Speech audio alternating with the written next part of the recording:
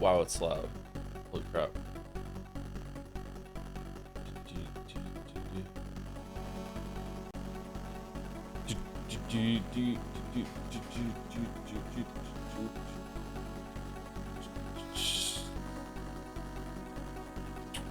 Sorry that we're starting late from your perspective. We're actually on time. It's just that I'm on Joe Sleep savings time, so the rest of the world hasn't caught up yet. So I'm actually right on time, but yeah, everyone has to just adjust their clocks.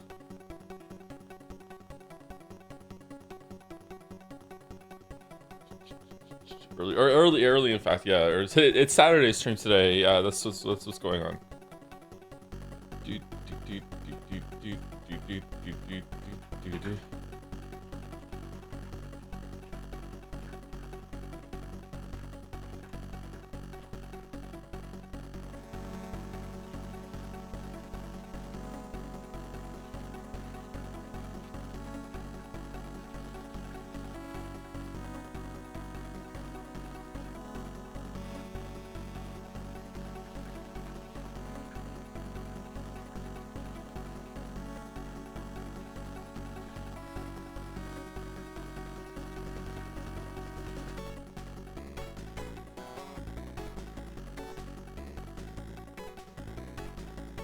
Forgive me, what is the name of the game?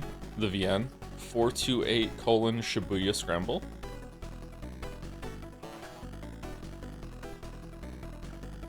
Yeah, I wrote it right, okay. Is there even a colon?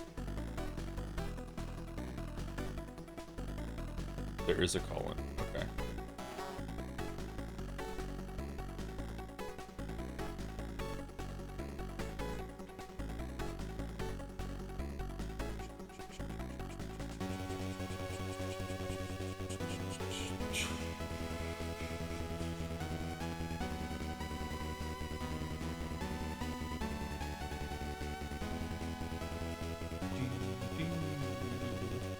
How can this shitty ass distorted music sound so good to me? Is it an age thing, or do most people think that the like old era gaming music has a lot of charm to it?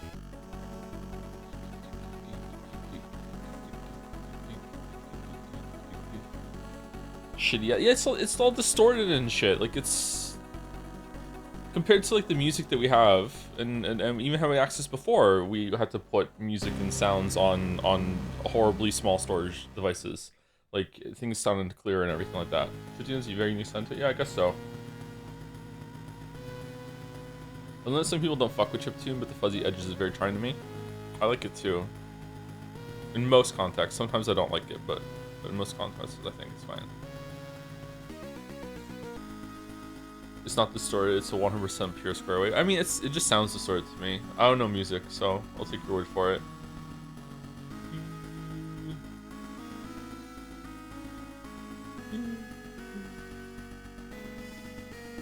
Twitch dashboard is shaming me for being a loner. They're like, bummer, you've had 0 collaborations this week. Like, wow.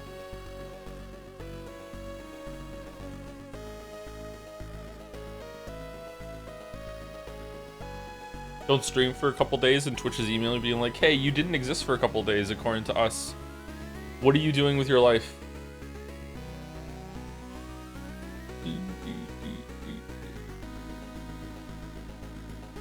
I'll go on my way to listen to old video game music at high fidelity. Peak, I'm afraid. Peak, it's peak. Twin Snakes is still happening, right? No, it's just not mentioned in the stream title. Yeah, that's just Metal Gear Solid 1 to me. We're gonna do Twin Snakes. I don't know. I still haven't decided what we're gonna do. We'll see how we feel about doing both routes of Metal Gear Solid 1 before we go to Twin Snakes. We'll see. It might be good to have the full experience. It wouldn't be that long. It'll be a comprehensive playthrough of the games. I also don't know if we're gonna do original, like actual straight up original Metal Gear Solid 3 or Sustenance. Are we doing Metal Gear Survive? Also haven't decided yet. I would like to revisit Metal Gear Survive. I played it for about an hour, and I thought it was interesting. It was kind of awkward to play, but I didn't think it was horrible.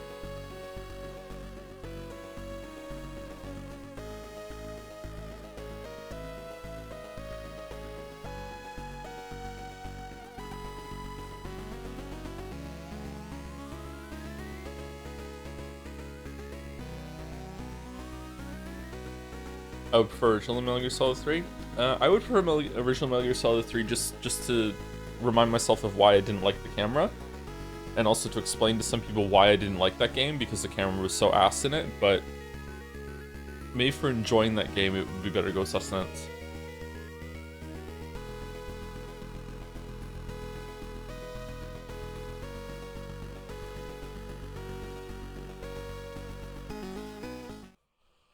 Oh.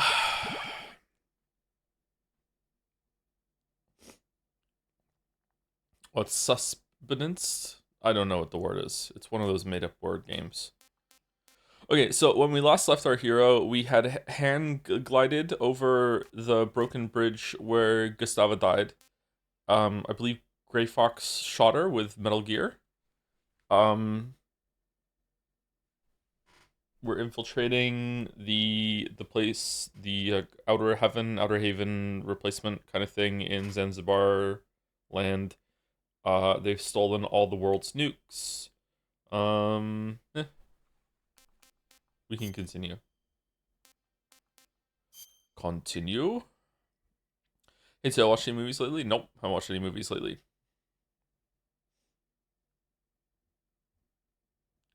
You can switch camera types in Metal Gear Solid 3 Sustenance stuff? Okay. When did Sustenance come out? It was a couple years ago. Years after the original, right? Can't carry anymore.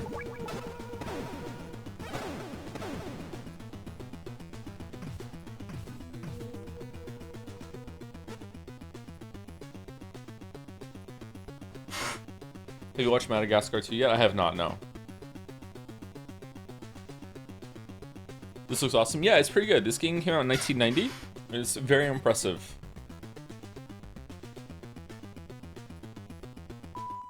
It's very much like Metal Gear Solid. Do your kids like Scooby-Doo? I don't think they've ever seen Scooby-Doo.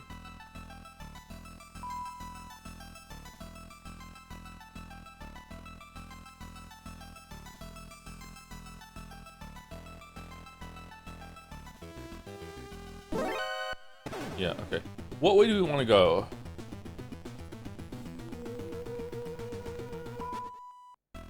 It seems like you could have gone to the right before you got the key card from going to killing the boss to the left at the end of stream. So you should probably go to the right first, explore that, then go to the left.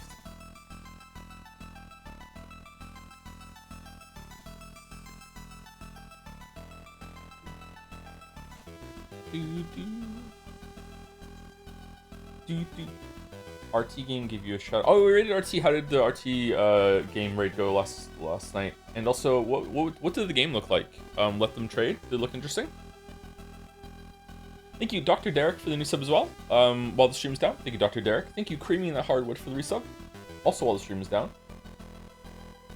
Thank you, Valkine, for the resub with a message Tom's 32 minutes ago trying to summon me to get the stream. Thank you very much. I was awake at that point, but you know, doing some pre-stream stuff. He said you only play anime games? Are Metal Gear Solid anime games? They kind of are, aren't they? Thank you, Pepsi Addict, for the bits. Joe, can you try and remember to call George during the boss fights for the boss lore? Very important to do this during the final boss. That's Campbell, Holly, and George too, thanks. Okay, I will try. Thank you, Super Deluxe, for the resub with the message gaming. Thank you, Fatal Cutie, for the resub. Can't wait to see Raiden, my favorite character. And we're going to talk a lot about Raiden when we get to Raiden. Oh, man. There's kind of a yikes moment with Raiden that I wonder how is it gonna land in 2025. Thank you to Sharpo Needle for the resub too. Are you gonna play Peace Walker? I don't want to, but if chat really wants me to and it's easy enough to access it on Steam or whatever, then I'll probably do it. Just to be comprehensive, but we'll see. Don't think I've ever caught a stream, but your YouTube content has me in tears. The critiques and analysis make you laugh that much? Or does it make you cry because it's all about games that you liked? I'm sorry.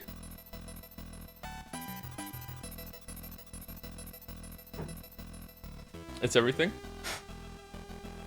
Maybe is this a lost chatter that thinks that my name is Avarice Retinas?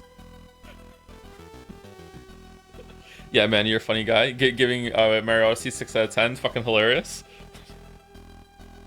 Are you gonna do Ground Zero so? Because you definitely have to do Peace Walker if you are. Ground Zero is the 2 hour long kind of tech demo intro before you play For Metal Gear Solid 5, right?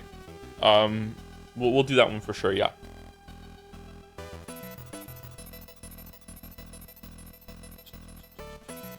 Are you gonna play Ghost Babel? Is technology really advanced for the Game Boy game? I don't know if I have access to that. If I have easy access to that and it wouldn't take too long, I would do it, but I don't think that that's gonna be a thing. I legitimately rewatch your critiques once in a while because your sense of humor. There's a decent amount of humor in the main channel videos. Yeah, that's true. Sometimes I get some funny jokes in. The Breaking Games content, the Star Wars stuff, the Hello Neighbor shite. I've watched a lot of them. They're so funny. I can't breathe. Yeah, this is a Retinas enjoy, I think. The Star Wars stuff, the Breaking Game, yeah. Retinas does some really good highlights of some of the runs that we've done. The Shadow of the Erd Tree video has banger jokes. That's probably the video that has the highest density of jokes to content. I don't know why, but I have a rule with jokes. When it comes to jokes in the scripts, I break this rule sometimes, but the rule when it comes to jokes for main channel scripts is that the joke cannot interrupt the flow of the main point. Or if it does, it has to also has to serve secondly as a really good example and to deepen the point that I'm trying to make. It has to provide some emphasis. If it doesn't do that, if it interrupts the flow and it doesn't provide emphasis, it's just like a Family Guy kind of segue that I'm just trying to be funny for a bit. I will almost always cut it. If I do keep it in, it's because I was being really indulgent. I couldn't help myself. So there we go. Yeah. The joke should also be funny, though. Nah, the joke being funny is, it's not important.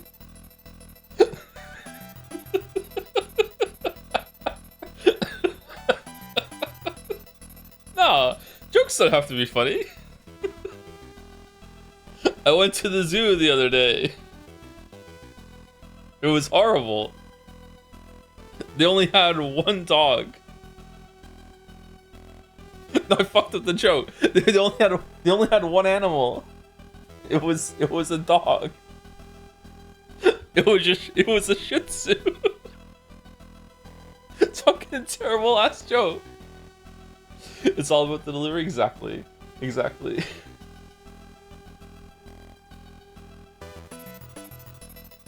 I don't get that joke. IMO. Because you're going to a zoo and it's a bad zoo, and the reason why it's a bad zoo is because they only have one animal, and then the punchline is because it's a dog, you can say that the dog is a Shih Tzu, and Shih Tzu sounds like you're saying that the zoo is shit. It is a shit zoo, but the dog is also a Shih Tzu, so it's a shit. Yeah. Oh, -2, yeah. That's why the chatter made an absolute banger joke. I can't remember which chatter it was the other week. Said that I played a new kind of doll the other day. It was about guess the animal. It was every animal was just the same dog. It was terrible. It was a poodle.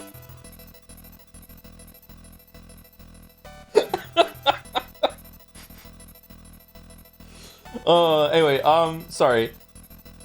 Yeah, so Peace Walker is possible. Thank you to Sonic Boom 65 for the resub. Any thoughts on playing Hades 2 once it's out of early access? No idea if you played the first. I did play the first. I even streamed it. I beat Hades a couple times. I would be interested in playing Hades 2 to see what it's like, but it's not on the cards just yet. But maybe for a stream or two at some point, we will do Hades 2. We'll do Hades 2. We're never gonna play the game. Have you beaten Grohl yet, Mayo? Has Grohl been defeated in your Silksong timeline? My boy beat Grohl yesterday. I think he told me it took him 17 tries.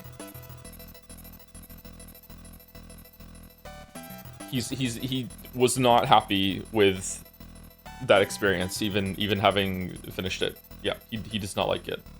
Did he find the bench? I showed him where the bench was. He hadn't found it, and he was trying. He was already 3 attempts in before I showed him where the bench was.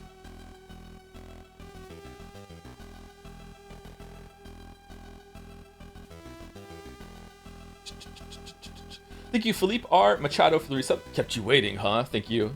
Sorry for keeping you waiting. Thank you. I eat random berries for the resub, and this is how my story ends. I ate some berries from a bush and got poisoned. I guess I'd never know what that score Joe got on that Friday Scrandle. Sometimes I get the urge to replay the David Cage games. I don't know why. To make different choices.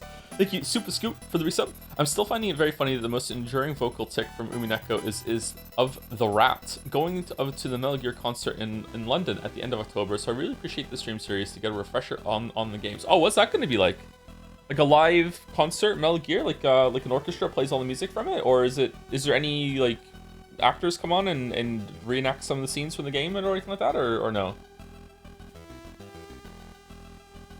You were right when you said Grohl Death Spiral could be the worst part of the game. If it happens to you, happened to me, worst part of the game indeed. Yep. Yeah, for sure. Yeah. What I don't like about it is that in the Souls games, in Soulsian games that have Estus Last Healing, there is an incentive to get better at the run back in order to have enough resources to fight the boss properly. Silksong doesn't have that kind of system, although if you use tools on the way back, I guess it could be that way. So to me, it's just a time waste. I don't know. I'm not really a fan of it. Soulsian, yeah, that's how pretentious critics like me say Souls-like. We say Soulsian instead. The run back in Silksong is really just too much for some bosses. Yeah, I agree. I think that a run back can work, and even if it's just a straight line, you do nothing on the way back. I think that a run back can work, and I think that it can. Like I said, I was speaking to this when we did Silksong. That sometimes it can be like a contemplative kind of like amp up or like a reflection period that's enforced, so you're not getting frustrated by just relentlessly beating yourself against the boss over and over and over again, even if it's just like a 10-second break. I feel like it can work, but almost none of them in Silksong work. I don't think it works. Thank you, Sabletooth, for the resub. Colonel, I'm trying to levitate over the pit trap like the Zanzibar land guards, but I'm dummy thick, and the weight of my ass cheeks keeps dropping me into terminal velocity. What do I do? Thank you. What is this dummy thick snake meme? Thank you, Sabletooth. Thank you, Cinnaminitastic? I'm not sure. One of those? Thank you for the resub. Thanks for all the streams. Good content to react to as I finished my PhD. Made unwinding a lot easier. Damn, congratulations on finishing or getting close to finishing your PhD. Not sure which it is there. I think it is finished from what I'm reading there. Congratulations. Joe, that meme is like 10 years old. Is it? I don't know the dummy thick snake meme. He doesn't know about dummy thick. I know about dummy thick. I don't know about the dummy thick snake meme though. Did it originate with snake dummy thick?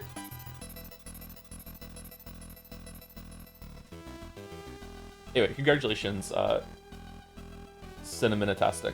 Cinnamonitastic, that's gotta be, it flows off the tongue. Cinnamonitastic. Thank you very much. And congratulations again. Thank you, Ketchup, for the resub. And that's the last on my list, so we get to play the game. Thank you, Joe, for bringing back and explaining my favorite joke for anyone who might not understand his genius, because I watched a streamer recently, and he only had one joke.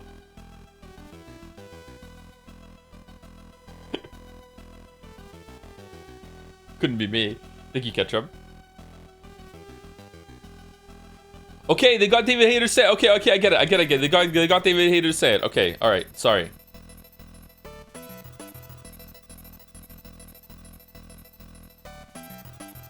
David Hayter seems like a cool guy.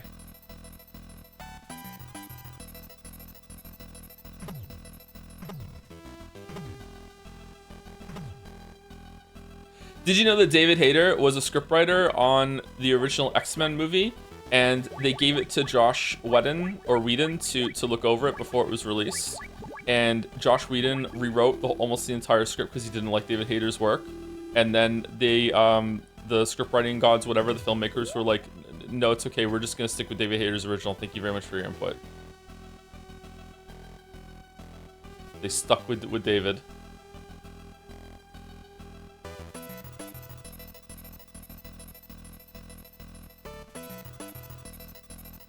He co-wrote The Watchmen as well. I quite like The Watchmen movie. It's not as good as the graphic novel, but I quite liked it.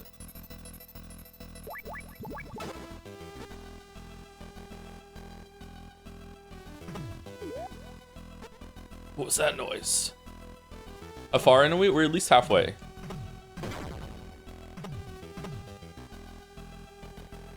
Have you seen the Watchmen HBO show? No, but I've heard it was pretty good.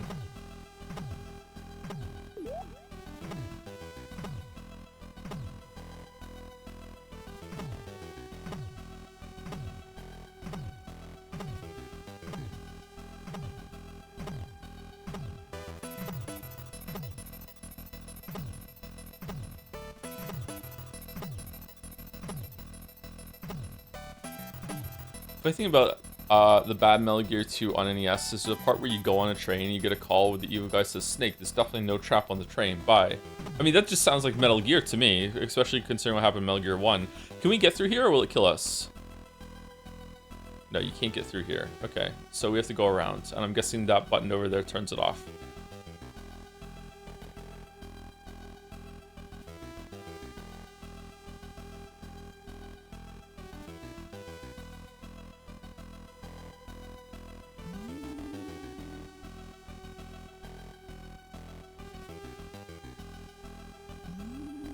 I've heard only bad things about the Josh Whedon guy. I don't know about him personally. I've also heard bad things about him personally. But in terms of his work and his writing, there has been some of his stuff that I've enjoyed, especially when I was younger. But he is, in my pet theory, directly responsible for all the air quotes Marvel shit that we have to put up with now.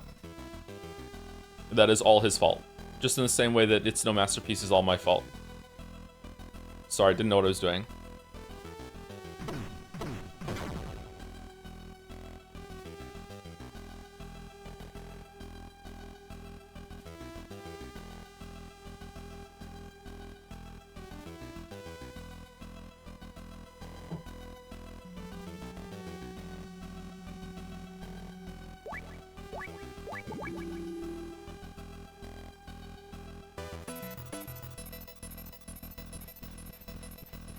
People hated Oppenheimer too. Yeah, I heard it was kind of like weirdly filmed, like it was filmed like a music video. I haven't seen it.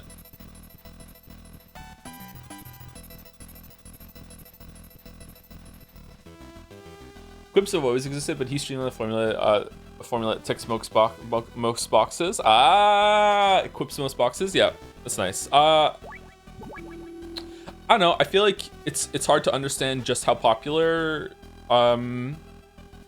Josh Whedon's stuff was for like early nerd culture, and how influential it was with a lot of writers that grew up in that time. This would be the writer generation that's just a little bit above mine, a little older than mine. I was never really into Buffy the Vampire Slayer, Angel, whatever the fuck else he made. I really like Firefly. That was the only thing of his that I liked. But Whedon used to have a lot of writers in the amateur writing crowd, because I used to speak to all these people, and a lot of them, like even successful writers that would work for like video game companies and would have their own books and everything, and they would look at Whedon's writing and they would be like, is it Whedon or Whedon? I can't remember. I don't even know how the fuck to say his name. And they would look at him and they'd be like, how does he do his character writing so well? His character writing and his dialogue is really, really good. And to some extent it is. They're true. Like the way that the characters talk to each other and the flow of the conversations, like he has that down better than most. But his problem to me is that almost all of his characters sound the same. Like if you read out some Buffy the Vampire Slayer lines in a vacuum without the character tags, you wouldn't really know who was talking. It's not the case in Firefly. I think Firefly does better. I think the characters are a lot more distinct in Firefly, but there are some times in Firefly where the writers will like sock puppet the character and make them talk like the writer wants them to talk. But that happens in most things. But yeah, I think that it's hard to understand just how egg, Sakimea, picked up egg. An egg taken from the biolab doesn't look edible, its use is unknown. Egg. Yeah, I think it's hard to understand if you didn't grow up in that era just how influential he was.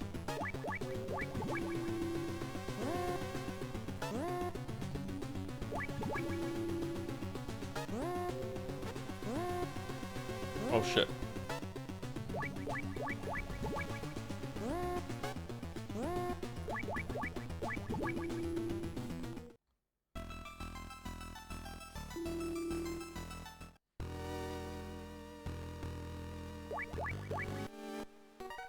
I mean, Joss Whedon has a housemate in solid gold at this point. I think he take a bit of criticism.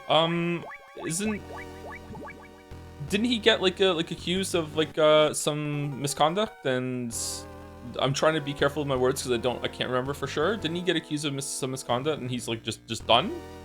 Like I thought that his career was over. When it comes to criticism of his work, like fucking go ham. Like that goes with anyone. Like go for it, yeah.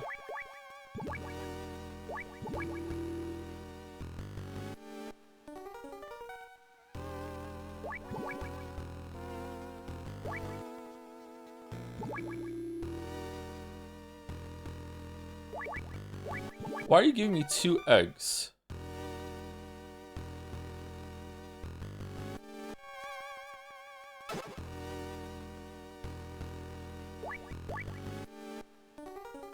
This one's hatched. What?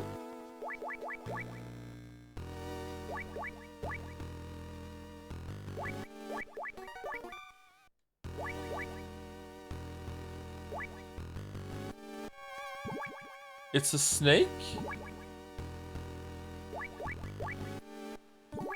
It's kind of neat.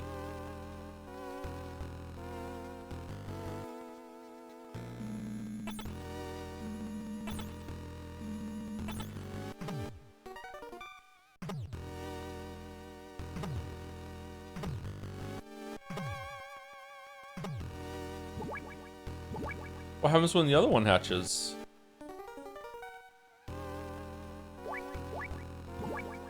Professor Helper.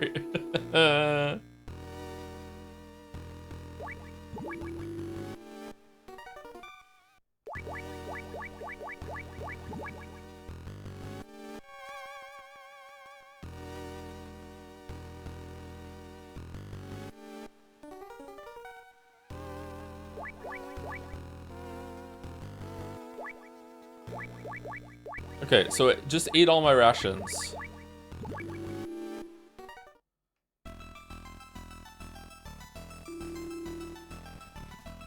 Is it gonna leave now? Is it gonna start eating me?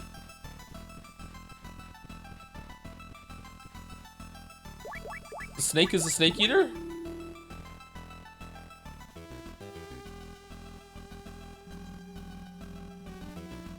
There's also the actor's personality coming through, changing how the character sounds. Nathan Fillion does a lot of work in making Mal his own. Yeah, that's also true. But I think that if someone like read the lines out in Firefly with just deadpan, I feel like you would be able to guess more accurately. Not all the time, but you'd have a better chance of guessing the character who's going to say it compared to any of the lines in fucking Buffy the Vampire Slayer, except for maybe I can't remember her name. The one from How I Met Your Mother. Maybe Willow's lines stand out because she was a bit more stuffy than the other ones. I was unimpressed with Firefly. I haven't watched it again in a while, but I really liked it when I was 17 or whatever. Okay, do I let the snakes out here? Allison Hannigan, that's it. Thank you.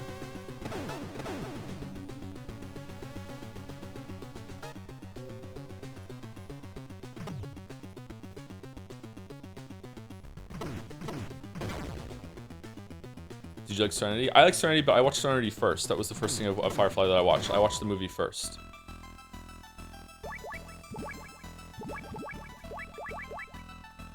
Owl?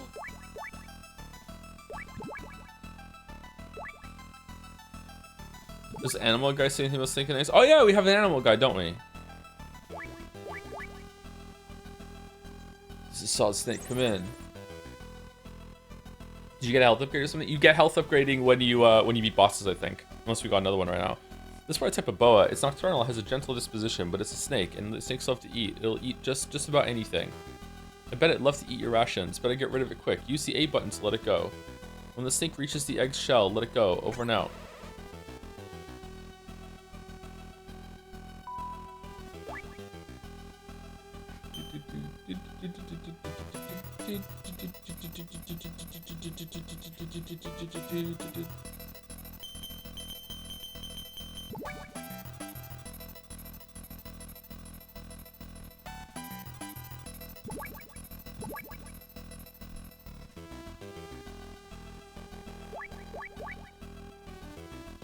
This is on snake, come in.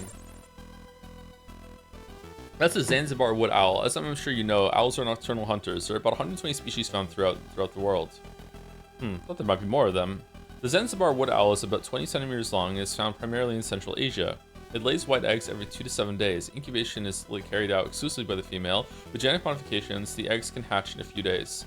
Because that owl is nocturnal and because it hoots right after sunset, people in Zanzibar land use it to tell the time.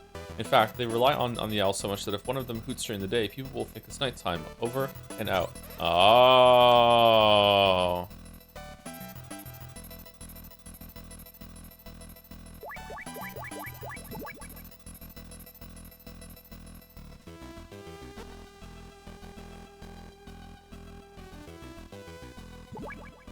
How do we get the hoot?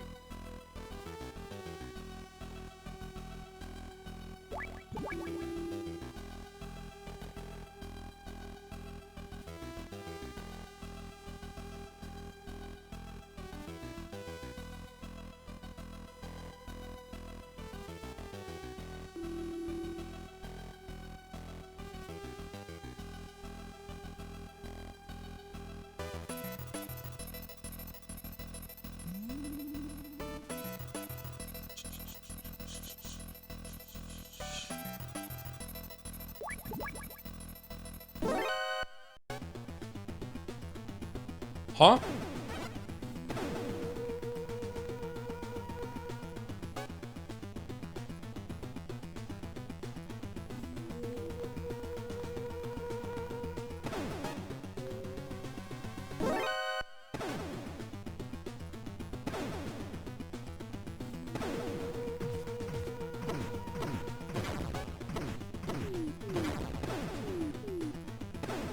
It's nighttime. It's nighttime. It's nighttime. The owl is hooting. The narwhal bacons at midnight, motherfuckers. Let's go. Come on. Let's go. Turn the fucking fence off.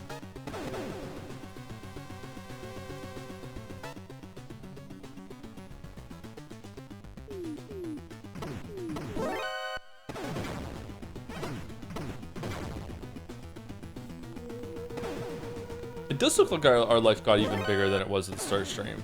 It's just in my head.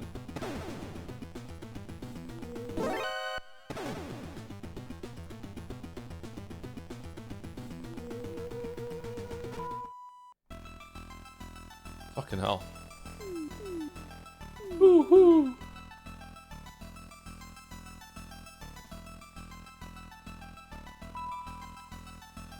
Woohoo!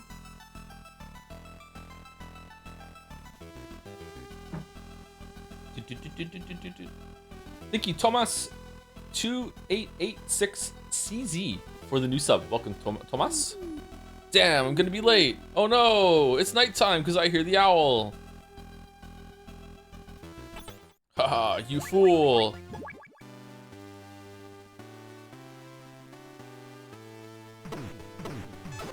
Man, he's having quite a day.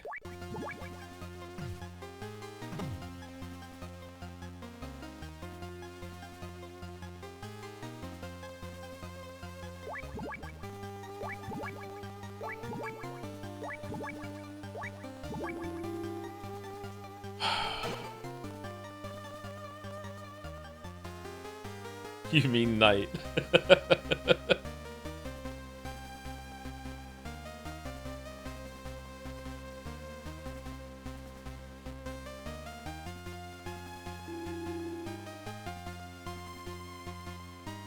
There's lots of rats in the jail. They steal all kinds of things and take them back to their nests. Grown-ups put out sulfuric acid to try and get rid of them. Really? That's extreme.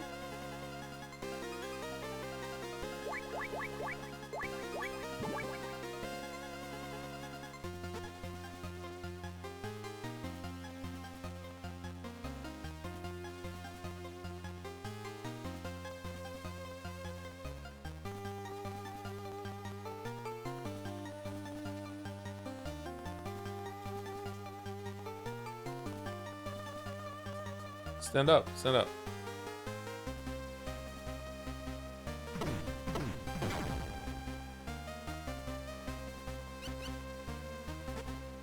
No. Okay, good.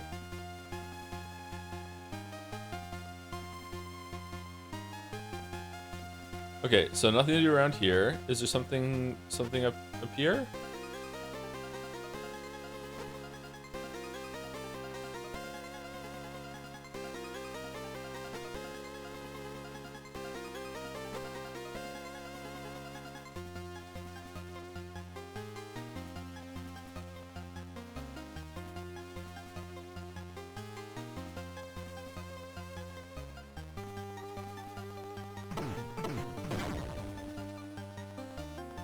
Okay, so guards definitely do respawn, even when you're in the same area as them. Okay, just not on the same screen, I'm guessing.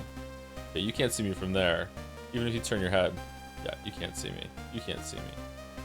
You can't see me.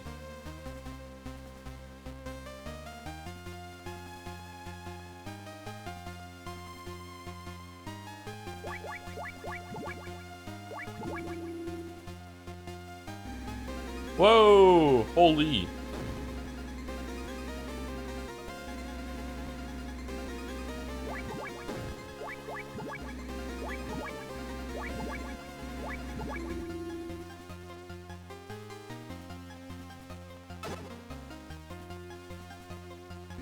Okay, this looks like it's going to the back of that hut. So what's in the other hut over here that we haven't gone through yet up there? Or is that the only way to get there?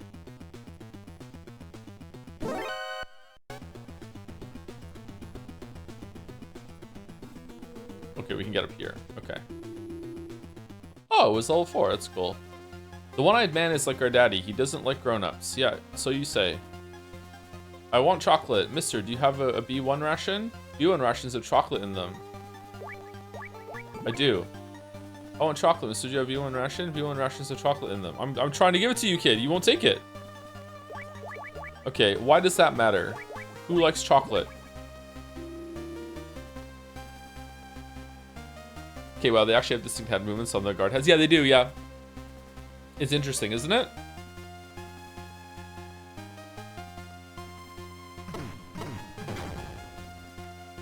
I mean, chocolate right now. What kind of chocolate do you have right now?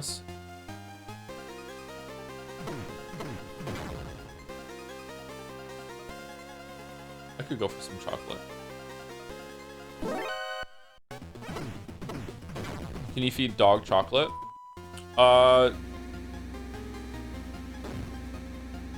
Chocolate is poisonous to dogs in high enough quantities, but anything is poisonous in high enough quantities. I think that it's not like an emergency if a dog eats a little bit of chocolate. I think if it's dark chocolate, then depending on how much they eat, you might be in trouble. But like if your dog like eats like a crumb of chocolate, it's like okay, like they might have an upset tummy, but it's okay.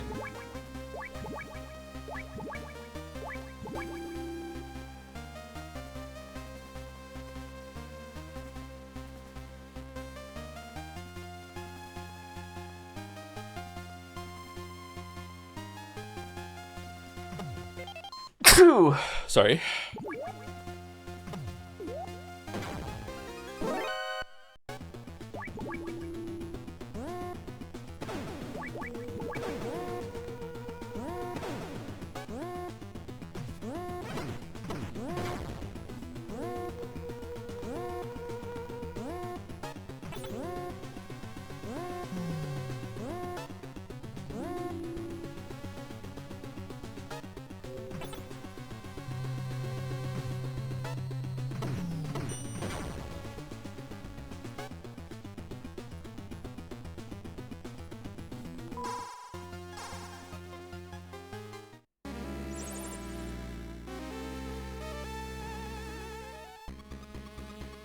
It's me, your #1 fan, Snake. Watch yourself. I know at some vets, if they need to put a dog down, they will give it chocolate first so they can enjoy the treat for one time only. Is that true, or is that a morbid joke?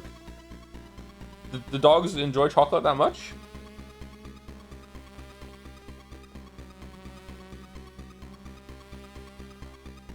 It's me, your #1 fan, Snake. Watch yourself. You've got company. Night Fright, the last surviving member of the Whispers. You know, the legendary guerrilla unit. DK Night Fright. He's wearing a state-of-the-art camouflage suit that makes him practically invisible. Not only that, he'll attack you with a gun that's completely silent. No one has ever seen his face. You know what you have to do, right? Lucky me, I've got a fan club. Use your ears, Snake. Over and out.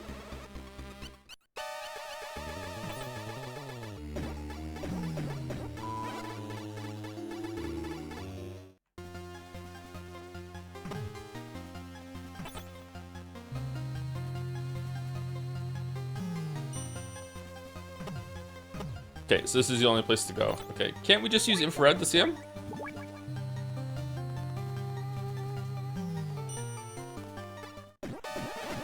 Nope. Okay.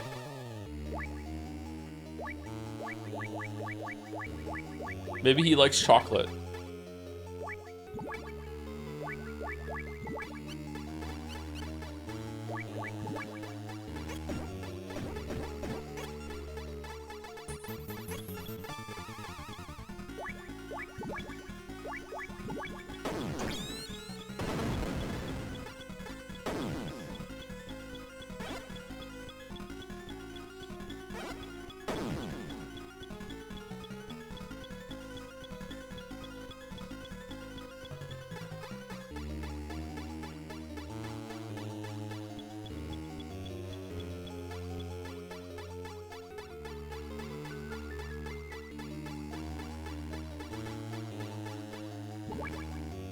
Where is he?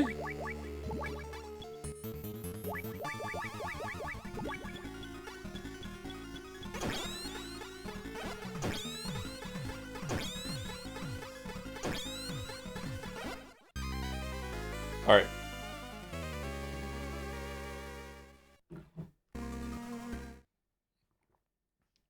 He's playing on the back difficulty.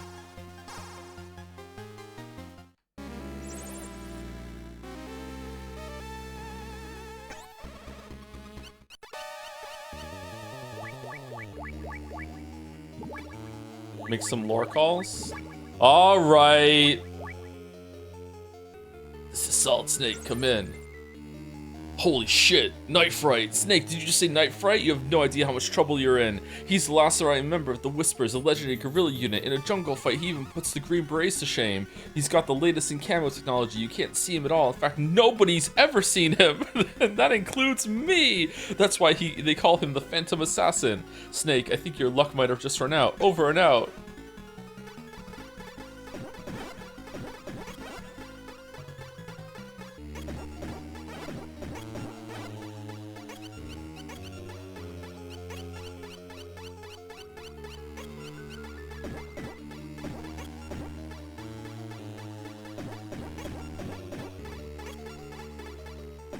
Me trapped in the lair after I have the bounty on Showdown.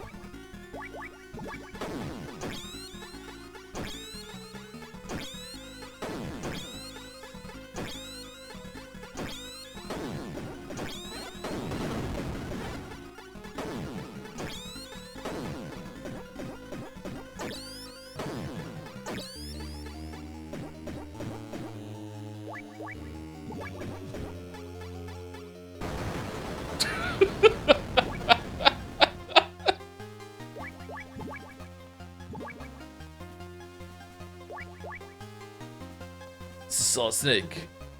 I lived.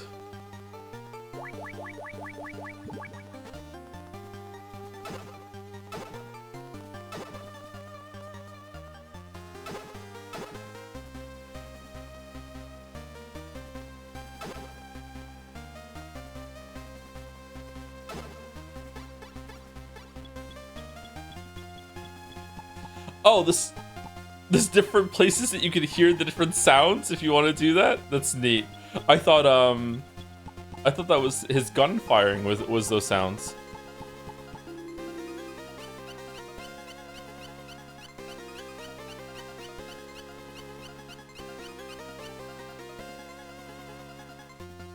No, no, no.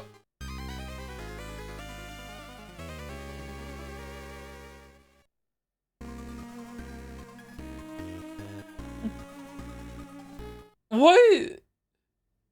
You melted in sulfuric acid? That's not how sulfuric acid. We have to fight the boss again?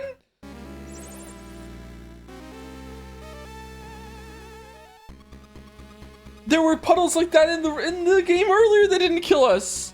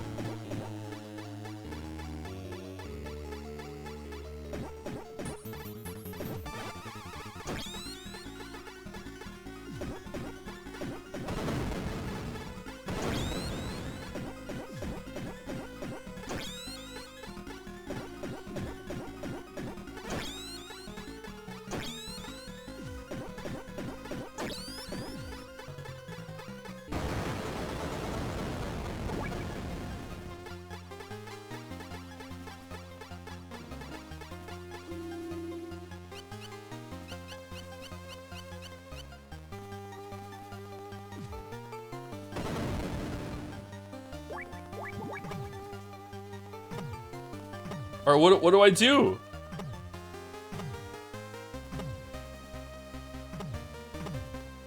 A quick B1 rations? What? So the rats will come and eat the chocolate?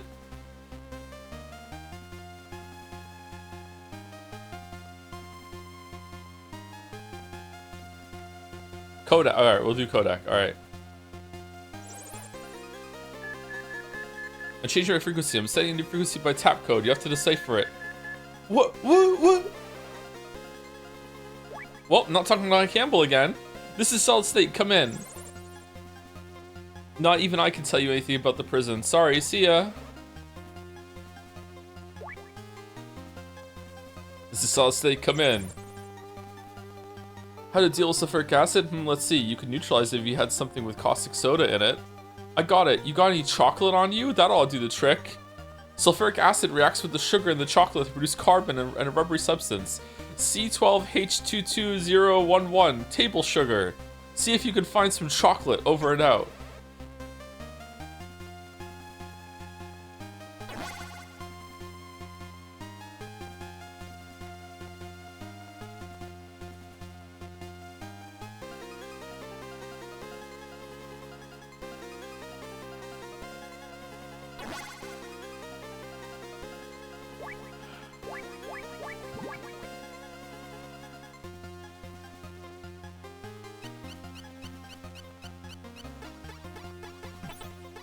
That's actually true, apparently.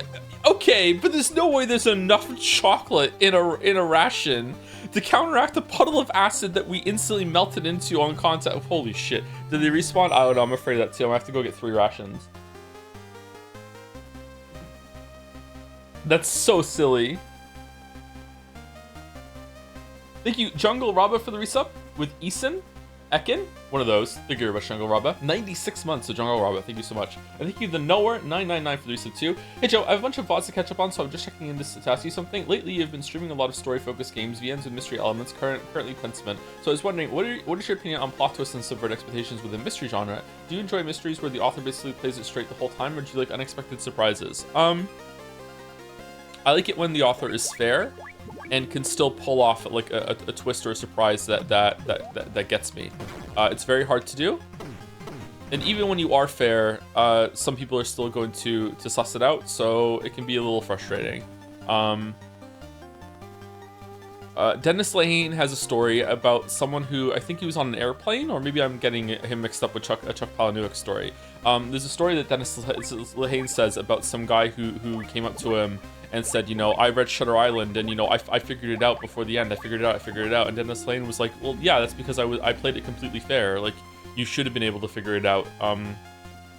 So there's some animosity between like creator and audience there, where it's like Dennis Lehane thought that it was a little unfair of the reader to think that they had done something really smart and successful or impressive when he played it fair. He didn't rely on like cheap tricks and stuff like that in order to sell a plot twist. Shutter Island's pretty good, by the way. It's a good movie. It's a good book too.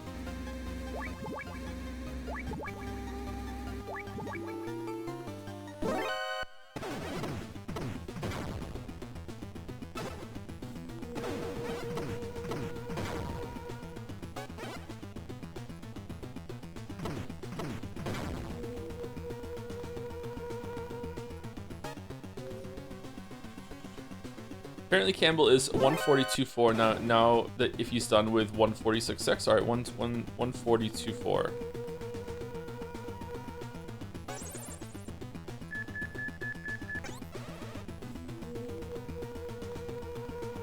Would you say Umineko's main twist is fair? Absolutely fucking not.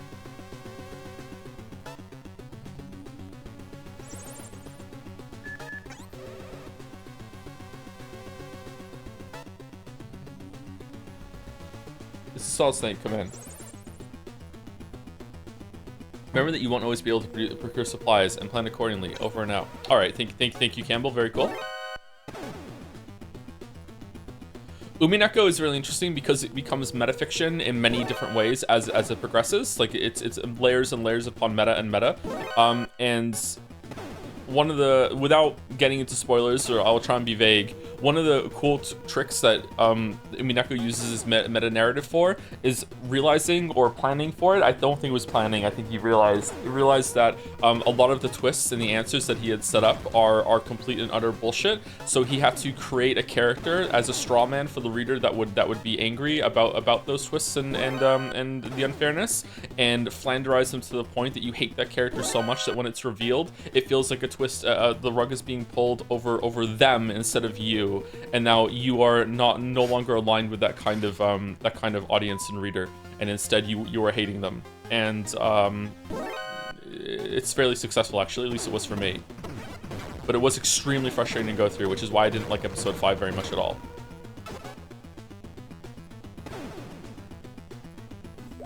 All right, we have 3 rations with chocolate on them. Okay.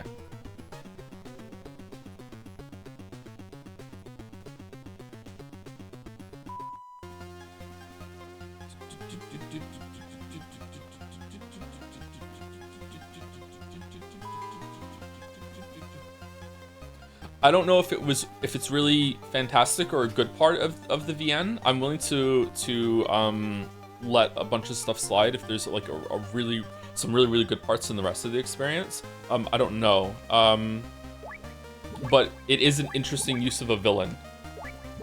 Like using a villain as a get out of jail free card for writing yourself into a corner is just like not just as a reader but as a writer too, was a really like interesting kind of use of that. Is like, wait, what? That's what you're doing? Okay, that's cool. But I don't know if a lot of people who are just readers and not writers, I don't know if they would appreciate it as much. Maybe they appreciate it more. I don't know.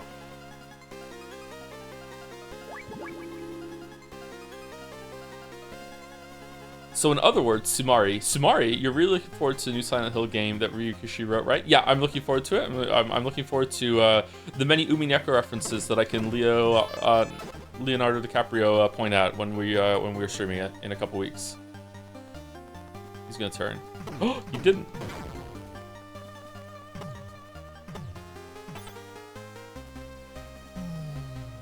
Thank you, Kiwi Miyawahara. Somewhere close. For the resub, chat, play La Mulana 2 and Josem Day. La Mulana agenda post every sub. I would like to stream that with chat helping me. I think that would be an interesting experience, but I think it would take too long and it might get boring for some people. But I would really like to get into La Mulana and see what they're all about. Oh, it doesn't come back. Okay, cool.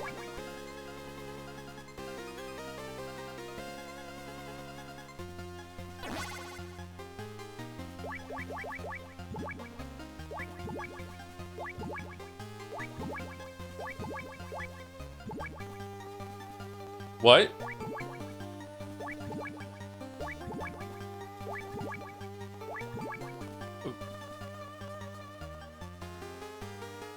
Huh?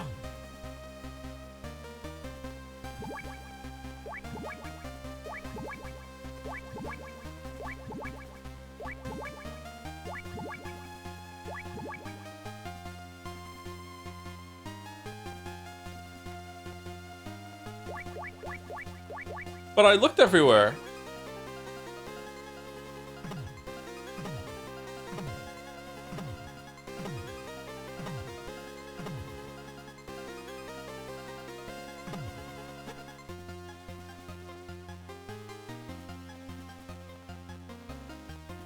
What's this thing on the map in the top left corner of this place? Is there like a crawl space that's just for rats that we can go into?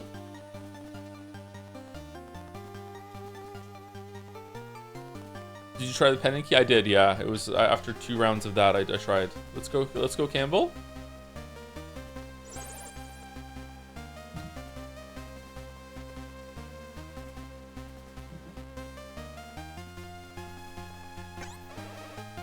No.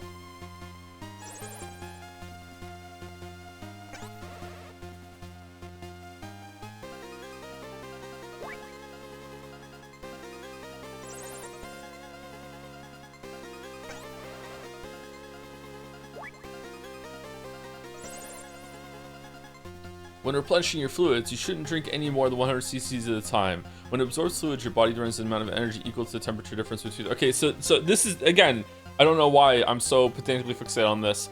It is true that if you drink like really, really cold water, then your body will use some amount of calories to change the temperature to equal to your body. But it is like a negligible amount. It's such a small amount. Like it doesn't do anything really.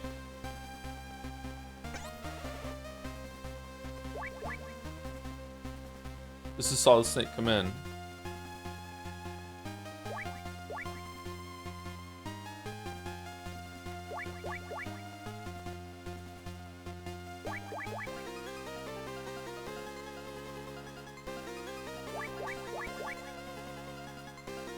Just Solid Snake. Come in. Okay, I don't know what to do. We need another card. It seems like there's something in the top left there. Let's see if we can blow up a wall.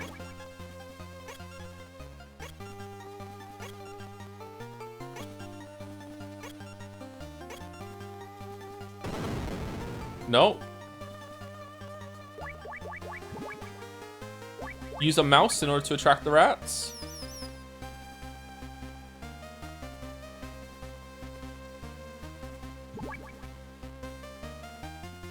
No.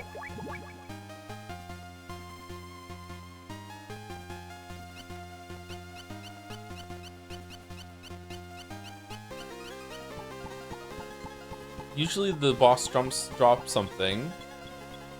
Card 9 is found in the field where Evil Jungle was? Oh. Did we just miss it? It's just in the grass and you have to go through all the grass to find it? Okay.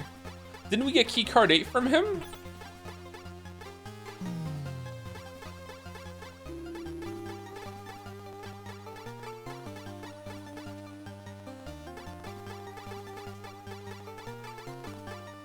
It only spawned after you killed this guy, apparently. What the fuck?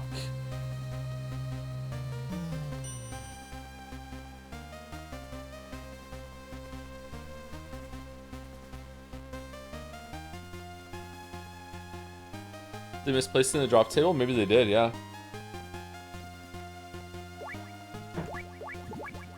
There's a codec call about it? Who do I have to call for it?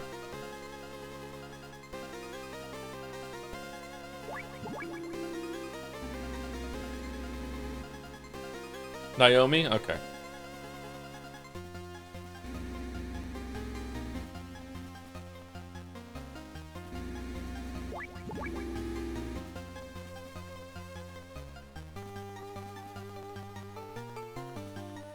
Anyone else share my horny experience of playing Metal Gear Solid 4 for the first time and being like, holy shit, Naomi looks like that?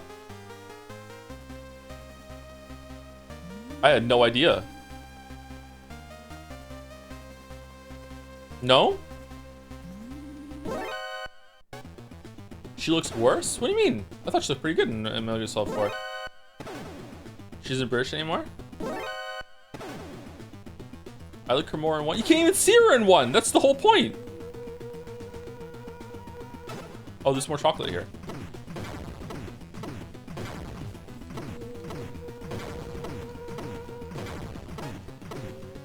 She's on the code. Yeah, blurry like you're looking through a virtual boy in green.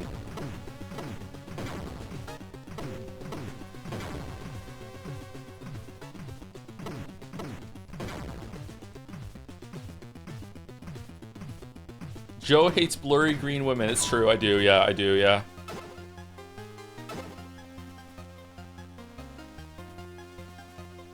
I dislike out of focus goblins. I do not like goblins when my glasses are off, yeah. Yeah.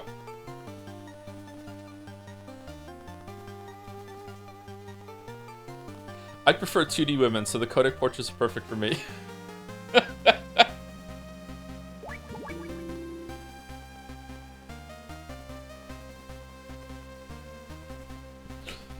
Okay, so we can see the key card, right?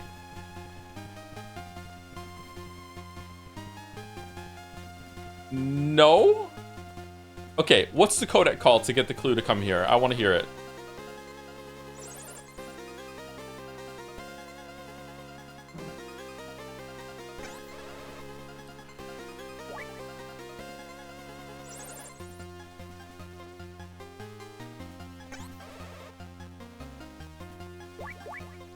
Naomi has 3D model in Metal Gear Solid 1 VR missions where you need to take pictures of her. Oh, I didn't know that. Okay. I didn't do the VR missions. Do the VR missions come with the version we have from Steam? Whoops.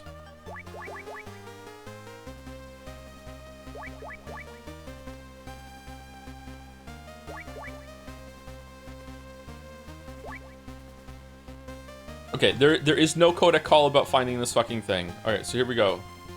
We're gonna start here and we're gonna work our way down. Alright, here we go. Dun dun dun dun dun dun dun dun dun dun dun. Picked up a grenade. I don't really mind something important spawning in the grass here, but it's spawning after you kill a completely different boss is fucked up.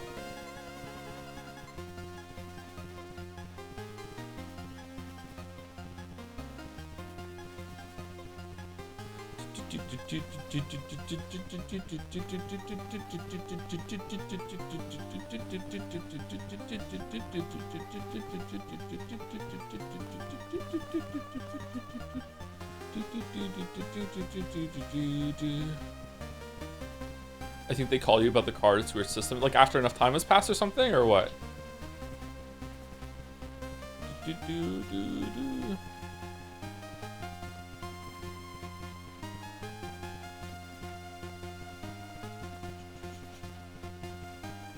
I memory hold mostly the objectification of women in Metal Gear Solid games. That's been fun to revisit. I think I've memory hold a lot of it too. I remember the horny pictures you can take in Metal Gear Solid 2, but the rest of it I don't remember any at all. So I guess we'll be having fun doing that together.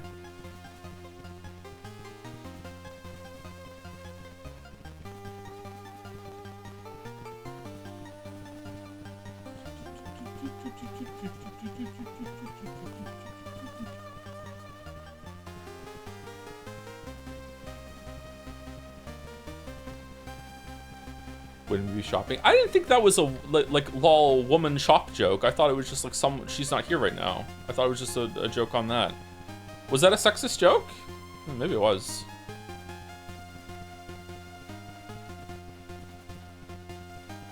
Okay, are you sure it's here, chat? I can't carry anymore. I can't carry anymore. Oh, it was in the last place that we looked. Okay, cool. Where's the combo card key that, like the blue card or whatever?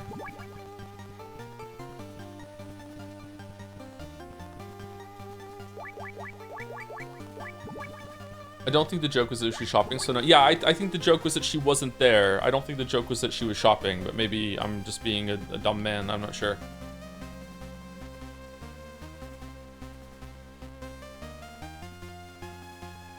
Do you remember the Beauty and the Beast unit in Metal Gear Solid 4? Oh, fuck. Yeah, okay. So the series does have a lot of objectification of women. I forgot about that. Okay. So, I memory hold that, yeah. Oh, fucking hell. Oh, my God. Oh no, I forgot that happens. Fucking 4 times. Oh. Oh no.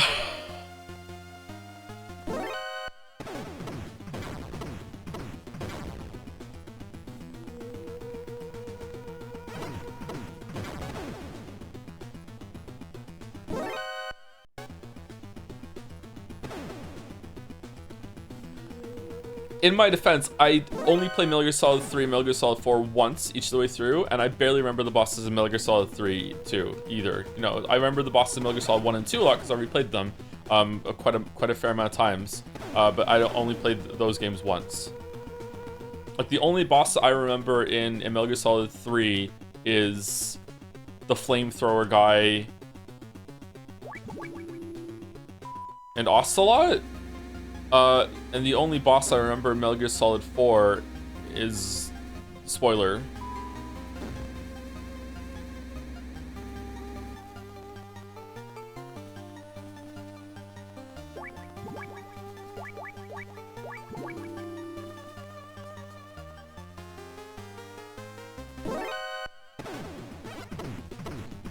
Can't believe you've forgotten about how dare you I'm an artist. I have no idea what you're talking about, so I've definitely forgotten that, yeah.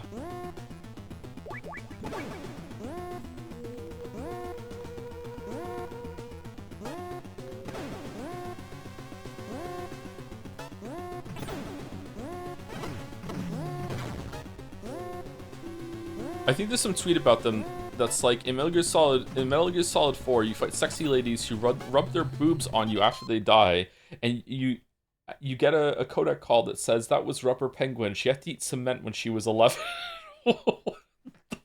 Fuck.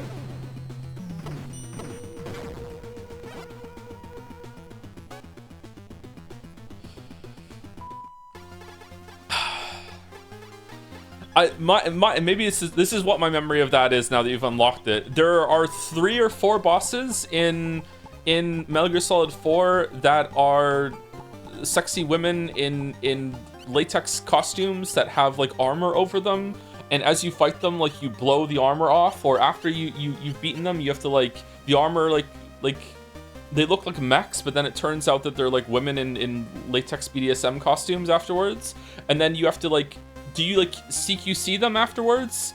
And then after you beat them, they go to like some weird virtual reality realm, and you get to do a sexy photo shoot with them as they die doing sexy poses as their life forces are gone away from them.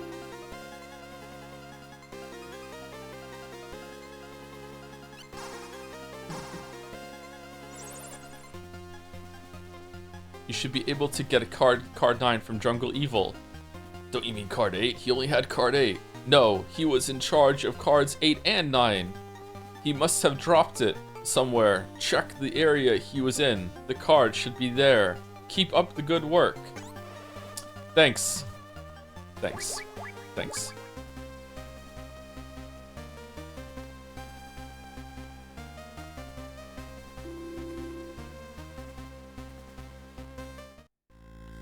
Ah, Snake, you're too late. He's already passed away.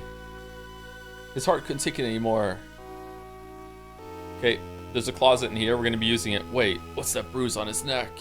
Not to worry, Snake. Marv may be dead, but the plans for Oilix are safe. Marv was a very careful man. He left behind a copy of the plans in case of emergency. He had a reputation as a video game enthusiast. He even used to have them shipped to him from the West every month. A few days ago, he hid some microfilm in the circuit board of one of his game cartridges. It was an MSX cartridge made by a Japanese company called Konami. MSX? That's the world's best-selling brand of computer, isn't it? Then he hid the cartridge inside that locker. Where's the key? I don't know. I couldn't get it out of him. I mean, he never told me.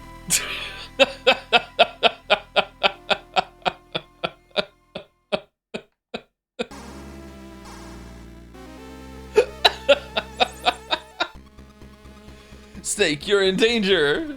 Holly, what's wrong? What's that part where someone gets stabbed right in front of fucking Leon in Resident Evil 4?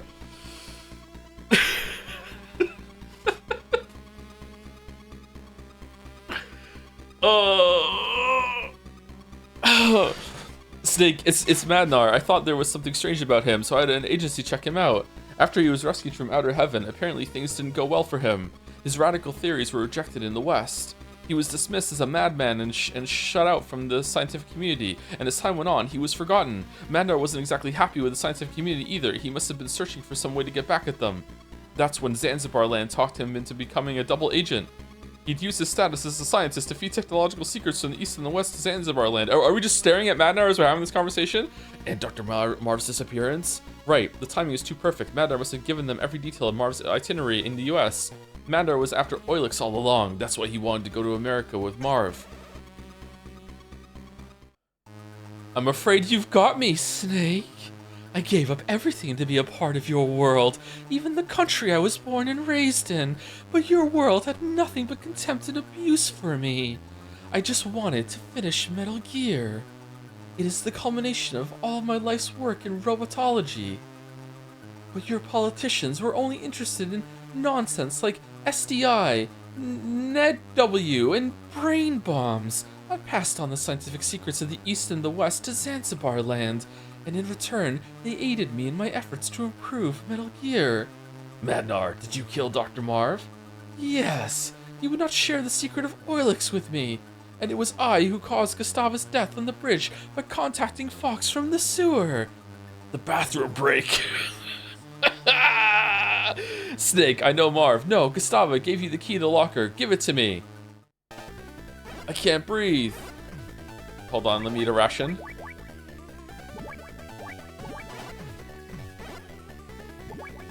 Let's put a mine down. I can't breathe.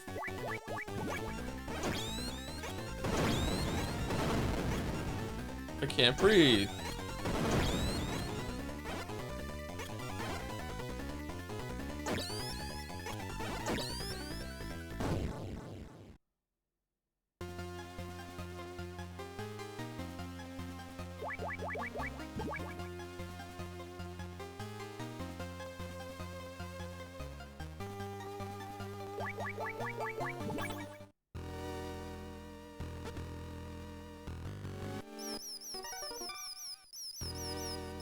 Oh no, rats. What?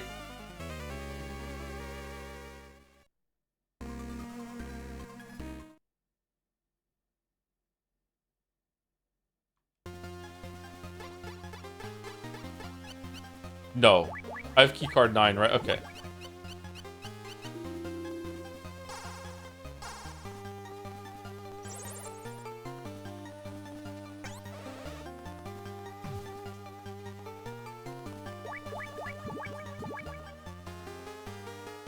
Miss cheese. Oh, do I just use the ration with cheese in it? Shit.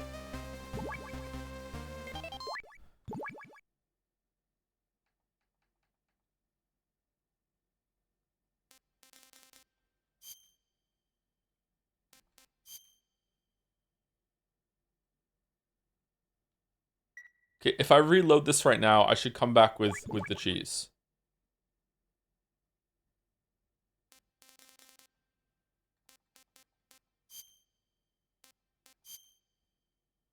Load.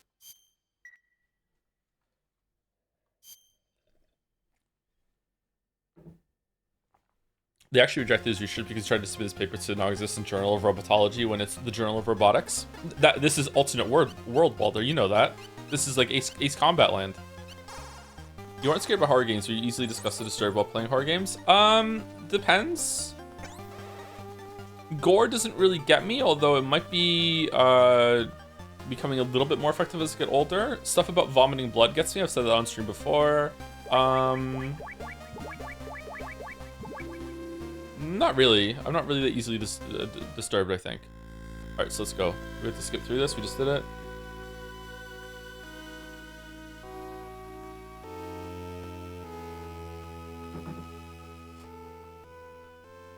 Man, Holly calling right now is just wild.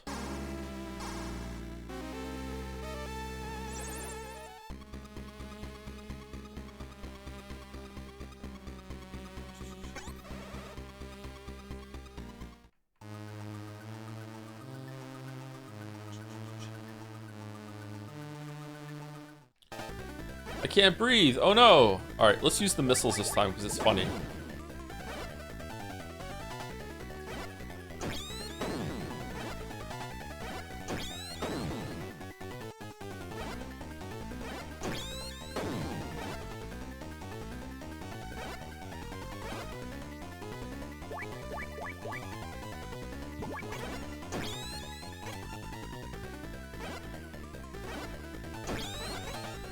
No. How are you eating a ration when you're being choked out?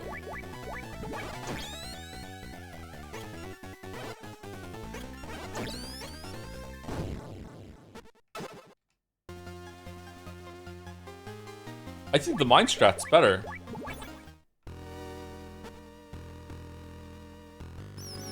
All right, let's call the animal guy.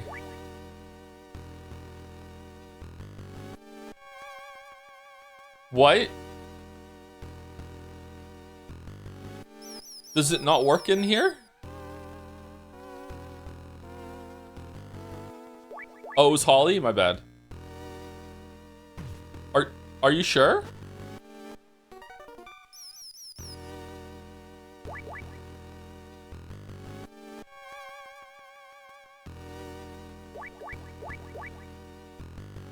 I clicked on Castler. Oh, that's also the wrong person. Okay, that's why. Okay. Well, that sounds like the highly poisonous Zanzibar hamster. Whatever. There are 1,183 different species of mice in the world. Hamsters are rodents belonging to the mouse family. They grow to be about 25 to 28 centimeters long and are found across northern Eurasia and in Iraq. That variety was probably bred to be a house pet. House mice are very cautious creatures. They won't come out of their nest with humans around. Their favorite food is cheese. That's it, cheese. You can use cheese as bait. Do you have any on you? Too bad you're not here. I just ordered a pizza myself. Over and out. Okay, so it's good that we reloaded for the cheese. What do we do then? Do we just use the cheese and we just like... And now they... I don't want to do the fight again? What do I do? Do I just like... Do they follow the cheese?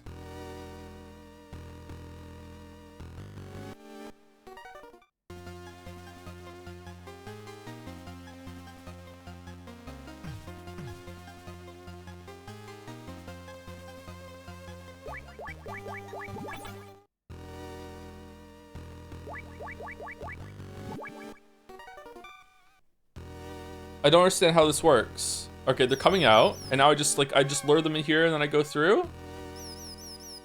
Oh shit!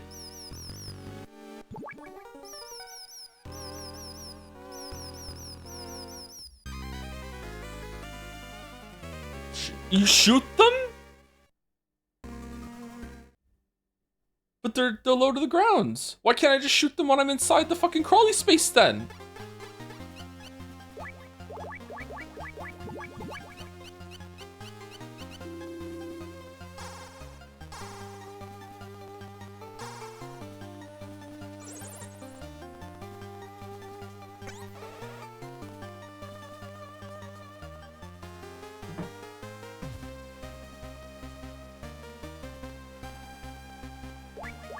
You need cheese to expose the weak point? Okay, alright.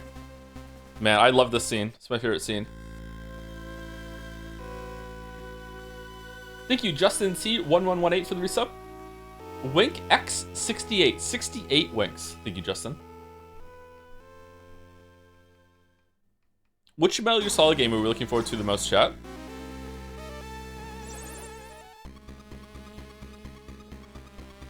Man, I can't believe I forgot all about the Metal Gear Solid 4 fucking softcore porn parts. Shit. What the? Who was that for?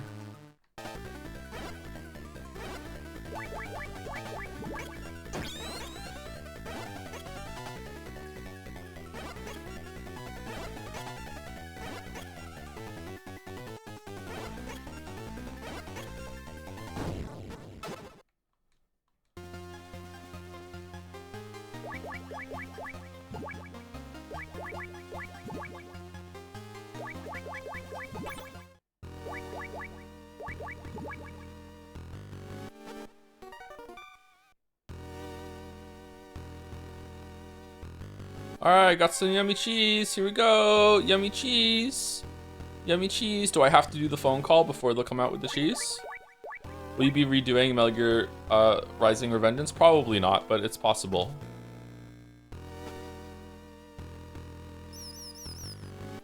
Yummy cheese.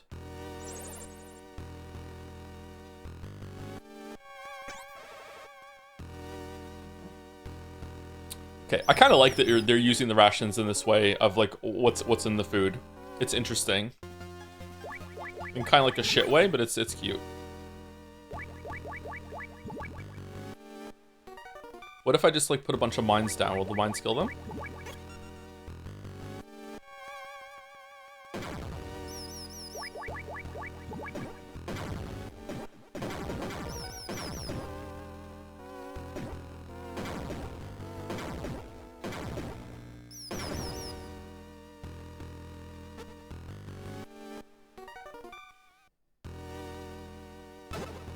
Picked up cartridge.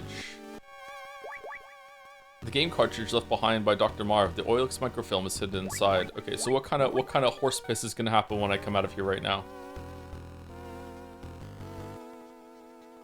I knew that Dr. Marv. Snake. Snake.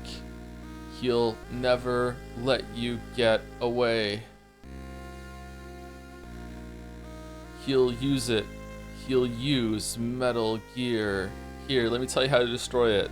I have one last gift from my daughter Ellen, who you're gonna marry. I'll tell you how to destroy it. Why? How to destroy the new Metal Gear. Try as I might, I cannot reconcile East and West in my heart of hearts. But Ellen is different, Snake. You must do this for Ellen, the daughter I left behind. How do I destroy Metal Gear? The armor is thinnest on the legs. Still, use grenades on the legs. It is the only way.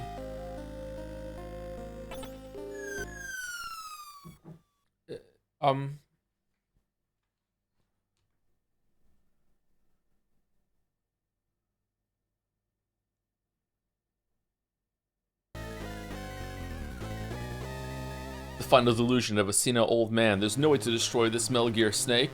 Shit, I skipped it. Fox, come and find out. Snake, go through the front door. Nah, I need to get some grenades first. Hold on.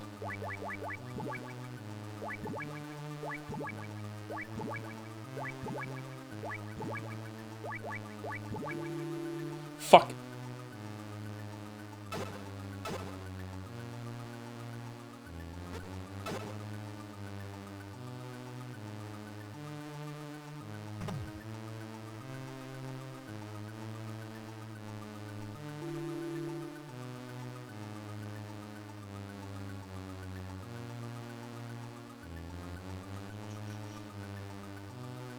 Do you want the photo shoots in Death Stranding 2 to be also be in tight suits, but his staff said no, not this time? I don't know.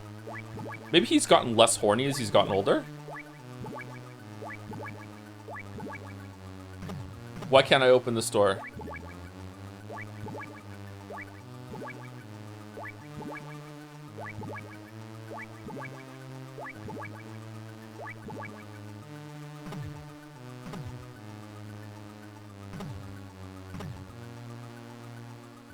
Metal Gear Solid 5 says you're wrong. Is Metal Gear Solid 5 as horny as Metal Gear Solid 4?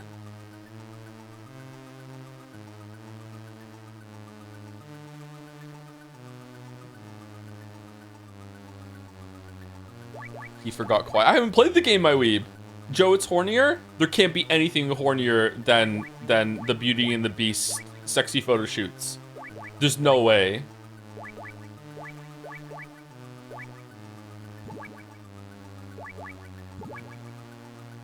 Oh yeah, we have to do the key card.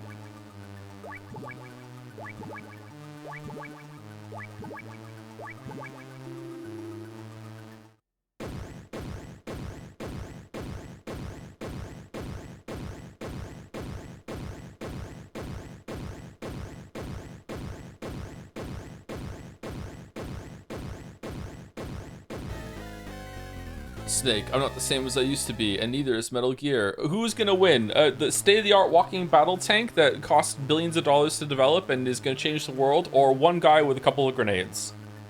I'll show you what fear really is. Prepare to taste defeat. Sorry, I gotta taste my coffee first.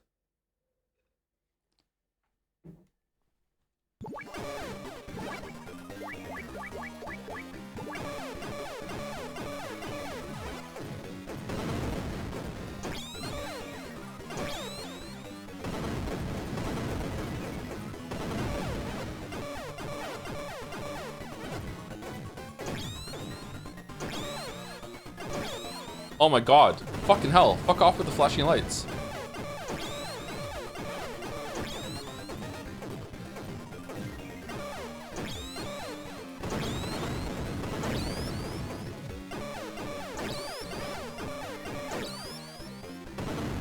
We didn't start the fire. Destroy Metal Gear D.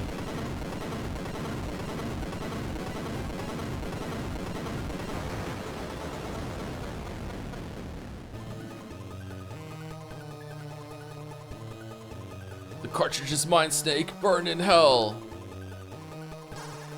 Why are we on fire? Why is everything on fire? What do you mean? Wait, Even in the menu, it's fucking going? Quick, the bucket! What do I do? Call, okay. Snake, your items are on fire. Throw away all your weapons and equipment quickly. Use the A button. If you need to know anything about mercenaries or enemy weapons, ask our mercenary expert, George Castler. He knows everything. He used to work for us as a military advisor. You can trust him. His frequency is 1493. We'll pick up the tab for the info. Just don't ask him about whale cuisine. Over and out.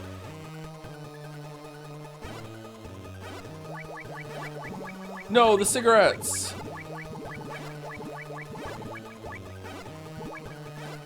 What else is on? Nothing else is on fire. Stop, drop, and roll. What do I do?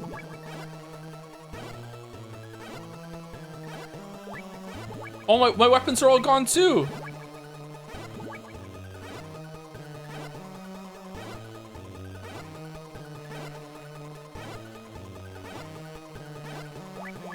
I have to get rid of these?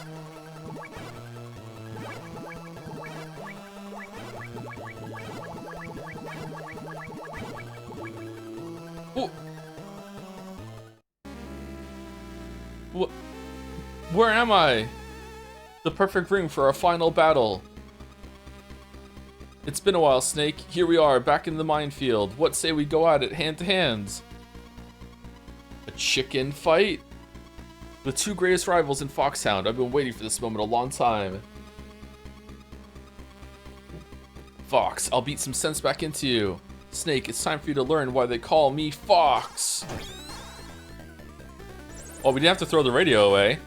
Gray Fox, real name Frank Yeager, former member of Foxhound. He was the last man to hold the title of Fox in the Big Boss era, decorated 5 times. Yeah, I know all about how good he is, better than anyone else. I fought with him. He's a cold-blooded hunter. He never lets his prey escape. Everybody in the unit respected him, looked up to him. When did you fight with him? That may be, Snake, but do you know about his past? It might help you out. 10 years ago, we in the mercenary trade knew him as Hunter. That's what Jaeger means in German. Back then, he was involved with some woman from the Eastern Bloc. Oh, no! He tried to get her to come over the fence, but it all fell through. Apparently, the West wasn't interested in taking her. That's when Frank started to hate the... He killed fucking Ice Princess? He killed his ex-girlfriend? What was that woman's name? She was an Olympic skater. Name was Gustava Hefner. Real fine woman. Movie star type. Gustava Hefner? Snake, if you manage to beat Fox, I'll tell everyone that Solid Snake is the greatest mercenary in the whole world and is also super cool and also bang Gray Fox's girlfriend before you beat him up. Over and out. What? Fucking...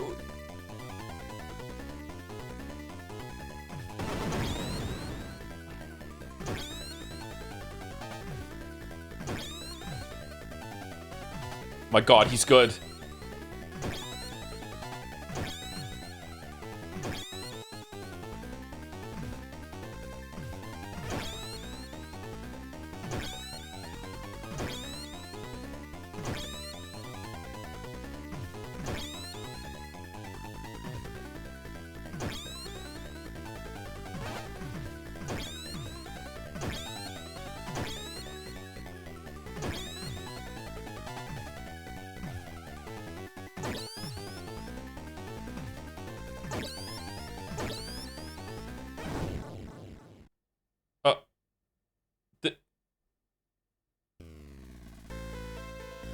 Snake, looks like it's finally time for me to give it the title of Fox. Fox. Why? I'm not like you, Snake. My situation is more complicated. Big Boss might have been just another CO to you, but he saved my life twice. This was way before I joined the unit. The first time I was a half-white living in Vietnam. It was after the war, and half-whites were being sent into forced labor camps. He saved me from that living hell, just like he saved all the children here. The second time was in Mozambique. I was being tortured as a Renamo soldier, and he saved me again. They cut off my ears and my nose. And this is your idea of paying him back? I saved you once. I have to save you a couple times more before you're on my side. No, you got it wrong. I hate war, just like all the kids here, but I need it. War is all we know. We can't make it in the normal world. We need the battlefield to survive. Big Boss gives us a place to fight. Conflict is in our blood. We can't deny it. I was born on the battlefield, and I'll die on the battlefield. All I can do is fight, Snake. All I can do is fight. Making people happy, making a woman happy is something I could never do. You mean...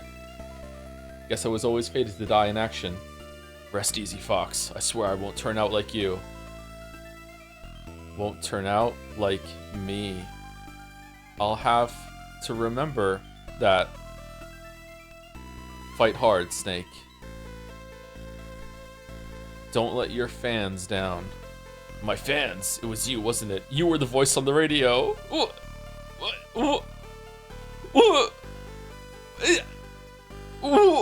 Why? Call it payback for being so selfish. See you on the other side, Snake. You won't be alone, Frank. Gustava is waiting for you. How do you know that name? Gustava. Thank you, Snake.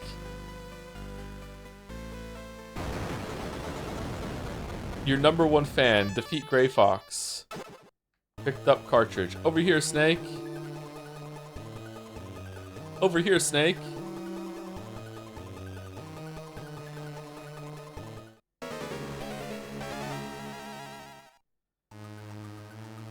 Big Boss, you're alive? Snake, hold on, they have the same voice. Snake, welcome to Zanzibar land. I knew you'd come back to me. I came to get rid of the nightmares I've been having for the past 3 years. The nightmares, they never go away, Snake. Once you've been on the battlefield, tasted the exhilaration, the tension, it all becomes part of you. Once you've awakened the warrior within, it never sleeps again. You crave even bigger tensions, ever bigger thrills. What a thrill. As a mercenary, I think you would have realized that by now. You care nothing for power or money or even sex. The only thing that satisfies your cravings is war. All I've done is give you a place for it. I've given you a reason to live. I never would have made you for such a hypocrite, Big Boss. You saw those children, didn't you? Everyone is a victim of a war somewhere of the world, and they'll make fine soldiers in the next war. Start a war, fan its flames, create victims, then save them, train them, and feed them back into the battlefield. It's a perfectly logical system. In this world of ours, conflict never ends, and neither does our purpose. Our raison d'être. Our raison d'être. So there's plenty of job opportunities, is that what you're trying to say? On the battlefield, you and I are valuable commodities, but back home, we're nothing but dead weight.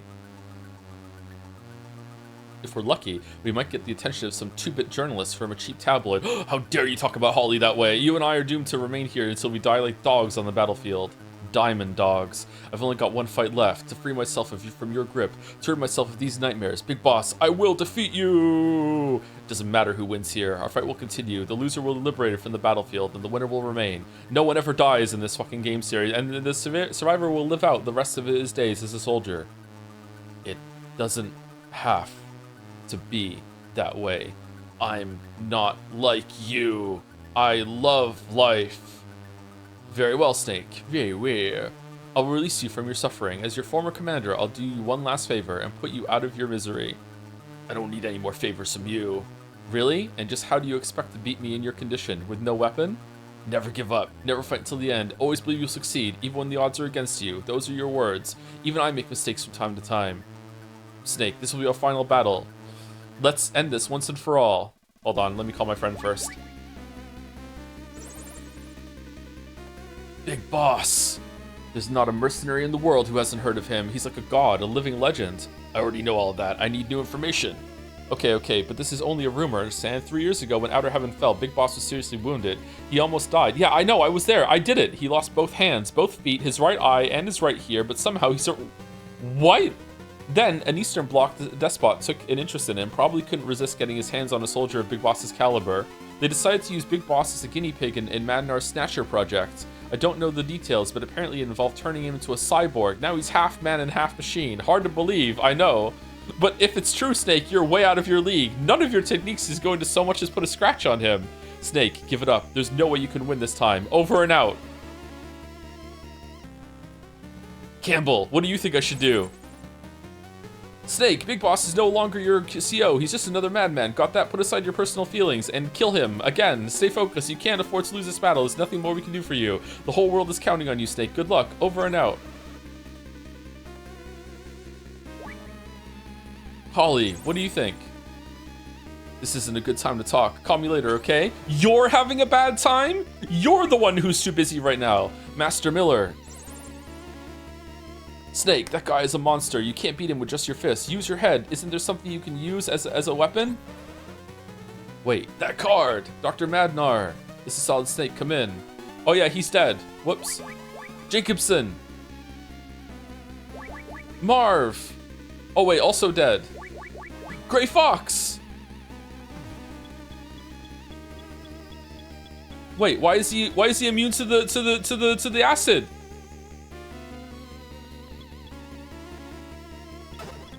All right, we got a chocolate ration. We can take some of the acid away.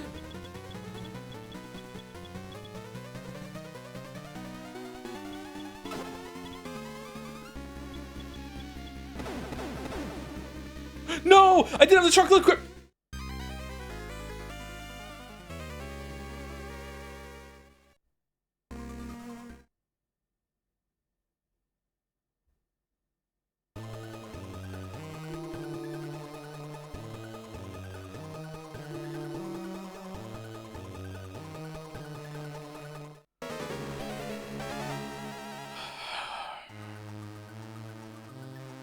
What a shocking turn of events.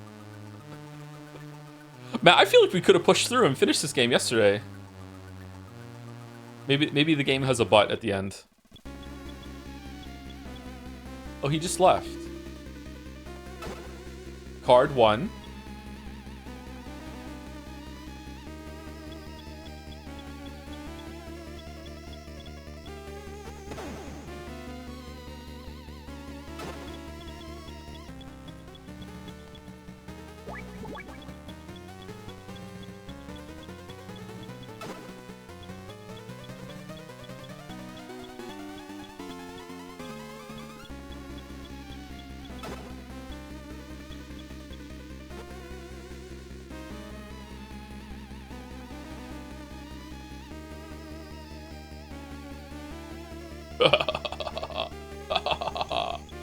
Still. No!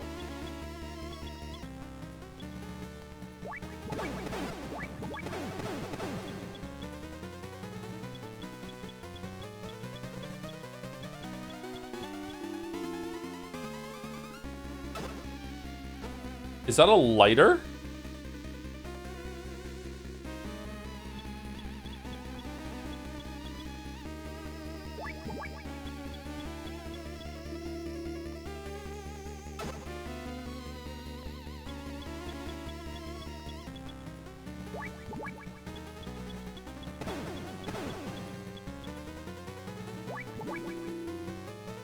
The final boss is fumbling with these fucking key cards. Okay, card 3.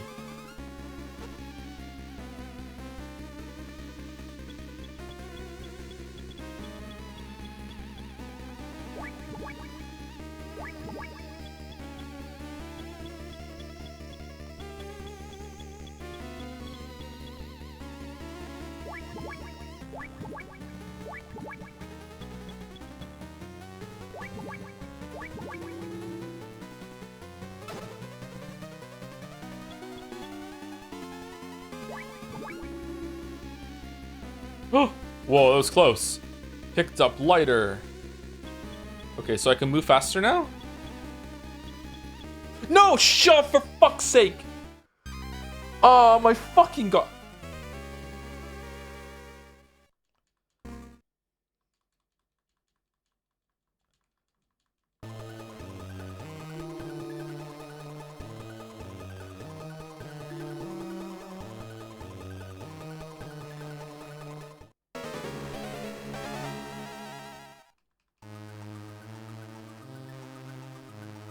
Thank you, Paramonata, for the bits. The other day in a game I was playing, someone said to someone else that they were useless, and the other person replied, useless, question mark, and everything went gray. I have no proof this was a reference to your Persona 5 streams, but I have no doubts either. Wait, what?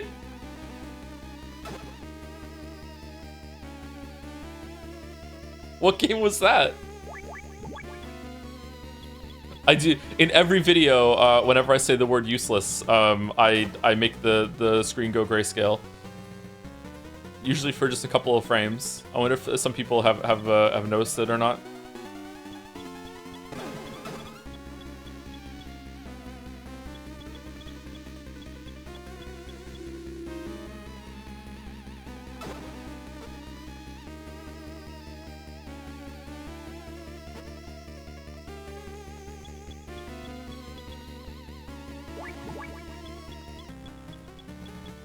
Wait, do they change every time? Is it random?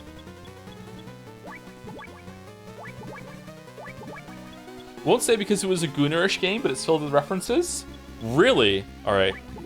DM me what the game is, please. I would like to know.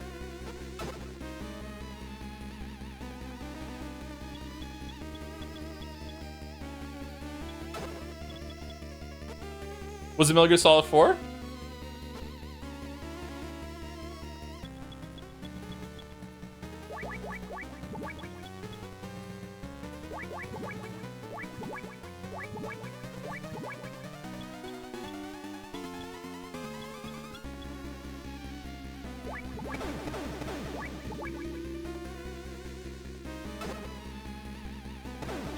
No. Okay.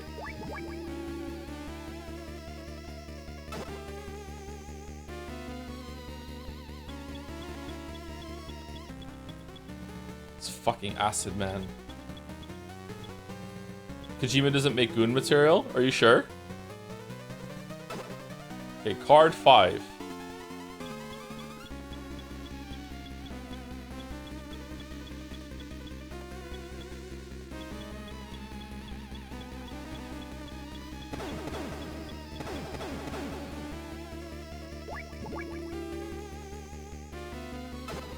Spray.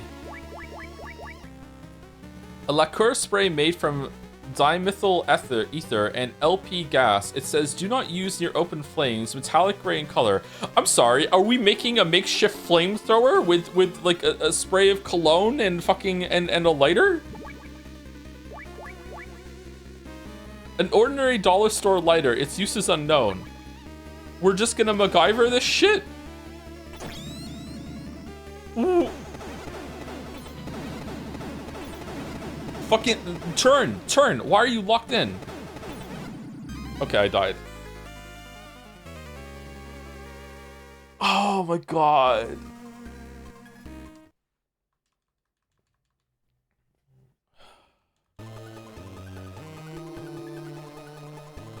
How are you so bad? Sorry.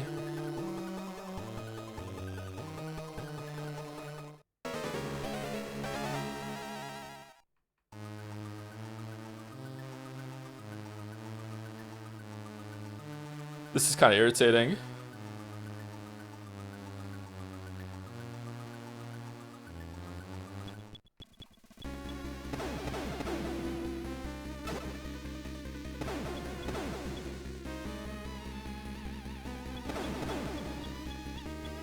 Why is the flamethrower blue? Because it's that hot.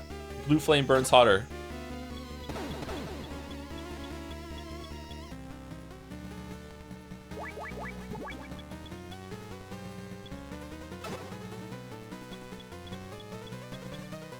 Okay, and we don't go here, we go over here, right? This is the sixth one? It's not. It's the one? It's the one. Okay. Alright, now we go here. Now imagine if this boss had a run back. I don't have to imagine. I recently played the hit smash indie hit fucking Hollow Knight Silk Song. One of the worst games ever made. It had so little content that they had to elongate it by adding a bunch of artificial difficulty fucking runbacks that are anti-fun and also anti-woke and also woke at the same time. It's fucking crazy.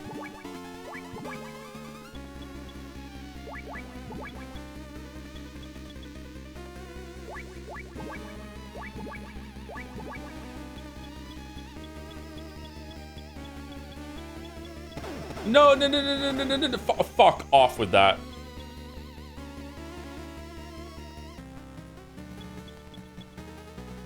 Did we try this door?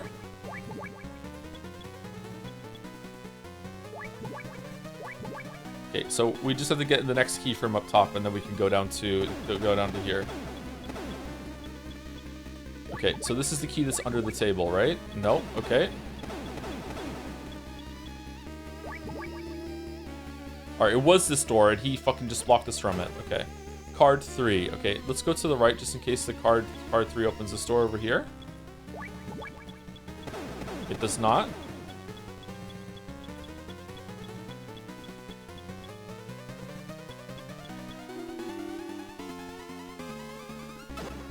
Okay, card 4.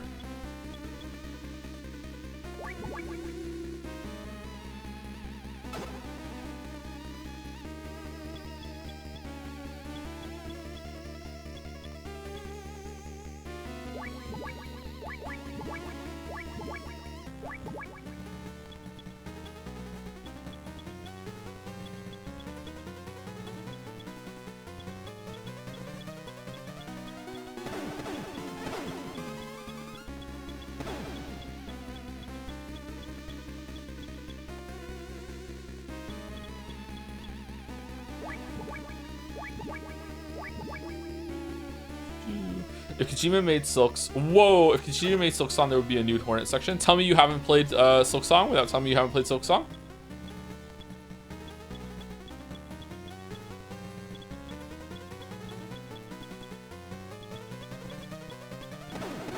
Fuck off, Big Boss!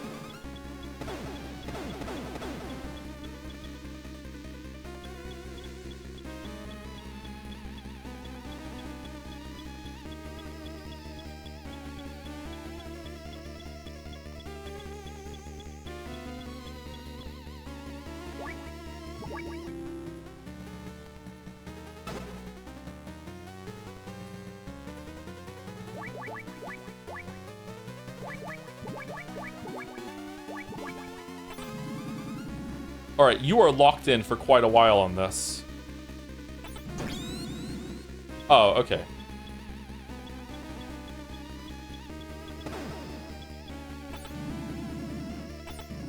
God, he's good.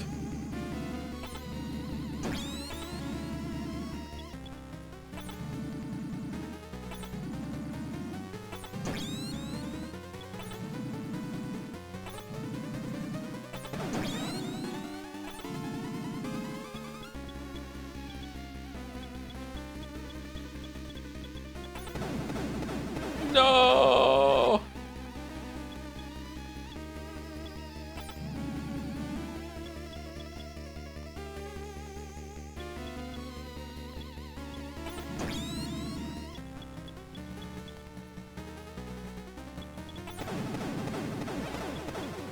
Wow, okay, this is actually what you're meant to do. Okay.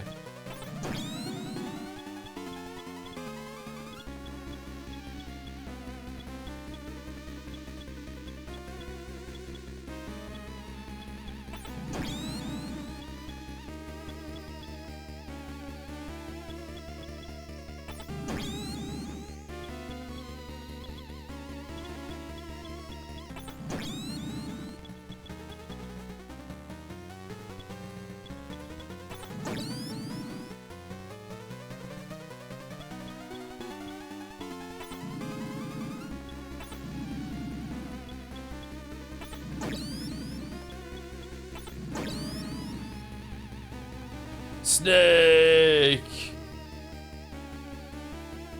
It's not over yet.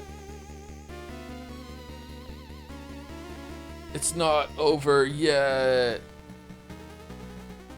It's not over yet. Snake, snake. It's over. Defeat Big Boss in Metal Gear 2. Alright.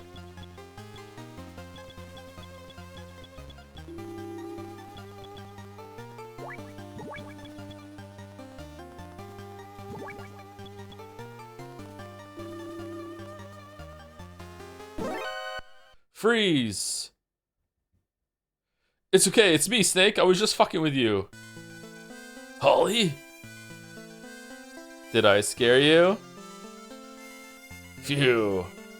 That was a close one. So, what's going on? What are you doing here? How are you doing? You said it yourself. Stay alive. We'll meet again sometime. Is this the same music you used for Gustava? So I did. Ugh, that uniform is too tight in the chest. Fucking hell, I feel much better now. Here, I stole this gun from the enemy. You can have it. Yeah, I could see how it'd be hard for a woman to use. Thanks. What? What are you talking about? So it's all over now, right, Snake? No, I still have one more job to do. You can't be serious. I'm dead serious, Holly. Snake, no, you can't. Heh heh heh heh heh. You want me to call you a cab? Oh my god, that wasn't funny, Snake. Colonel, I'm gonna eat all the nukes. This is Snake. Come in, Charlie. Hey, Charlie. This is Charlie. Go ahead, Snake. I've got the cartridge. I'm ready to return to base. Making my way to the rendezvous point now. Roger that. I'll meet you there. Any passengers? Just one. Blonde with a cute face. Sounds like a dream. Over and out. Holly, we gotta run as fast as we can to the rendezvous point. Think you can keep up? Is that a proposition, Snake? No? I'll take that as a yes.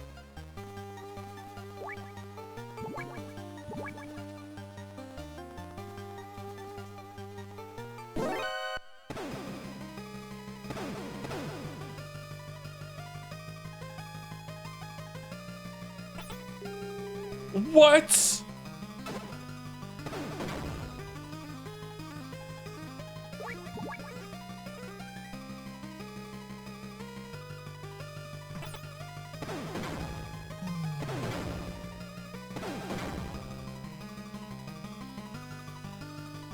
Down. No, up.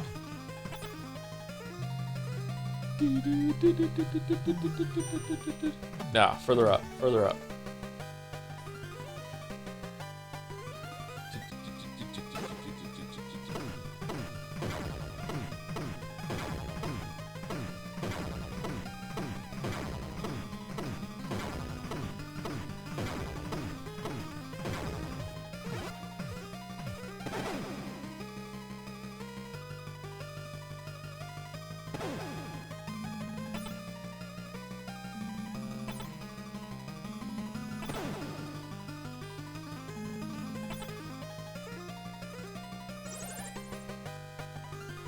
What the hell is taking you so long? We're gonna be here till Christmas.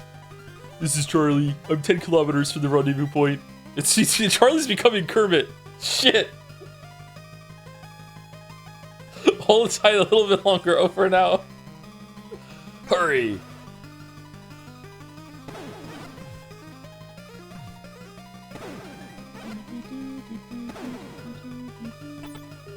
No! Why would there be a pitch?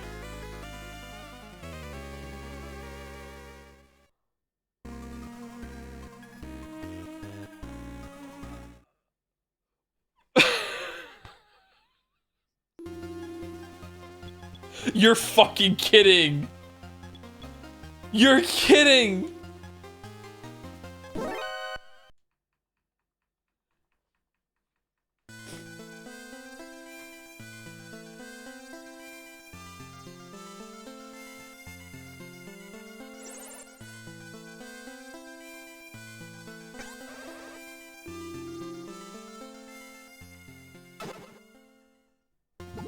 Do I have infinite ammo here?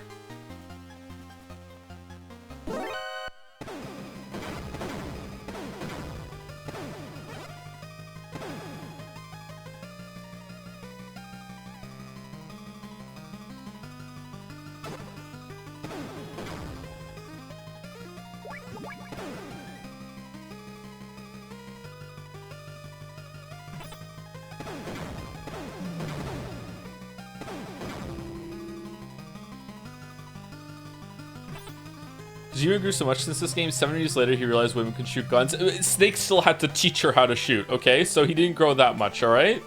My God.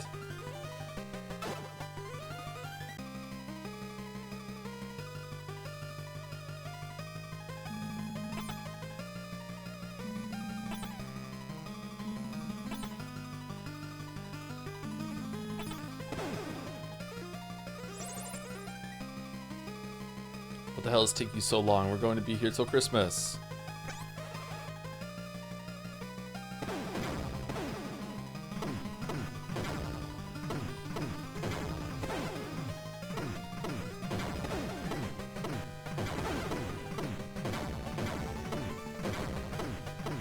Thank you, Talisman G1 for the resub. Thank you very much. 91 months. Thank you, Talisman G1. Thank you, Acer Sasha for the resub too. 47 months. Thank you very much.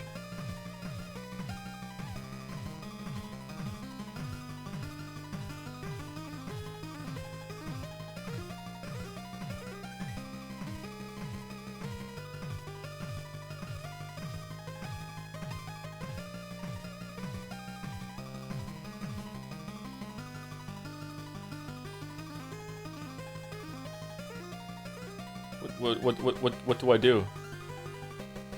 Do I have to trigger the trap?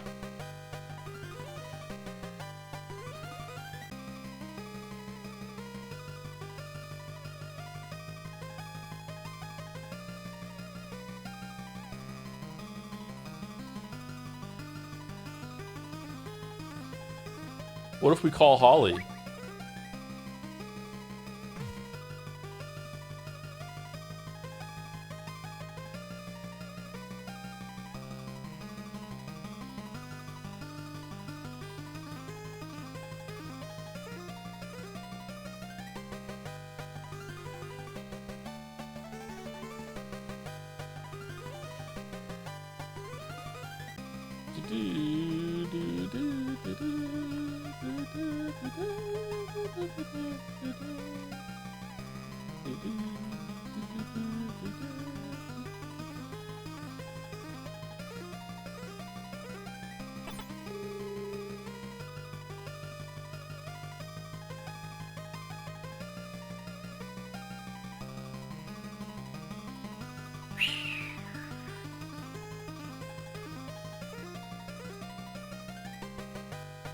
Oh, this is why they said we didn't have time to finish it yesterday. Okay.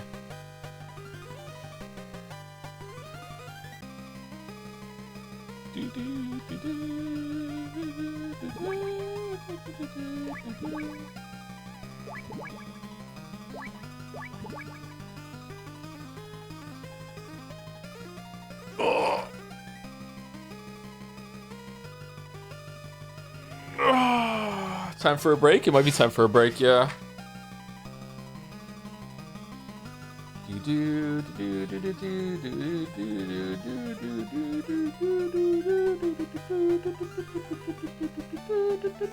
If God Home equivalent DLC takes 1 to 2 years, will you replay Silksong beforehand? I already am replaying Silksong, but like after these replays, I probably will wait until all the DLC is out and then have a good time going back.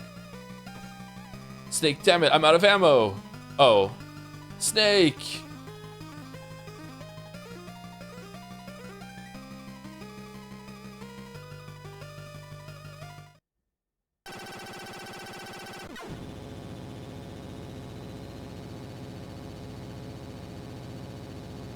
It's the chopper. We're saved.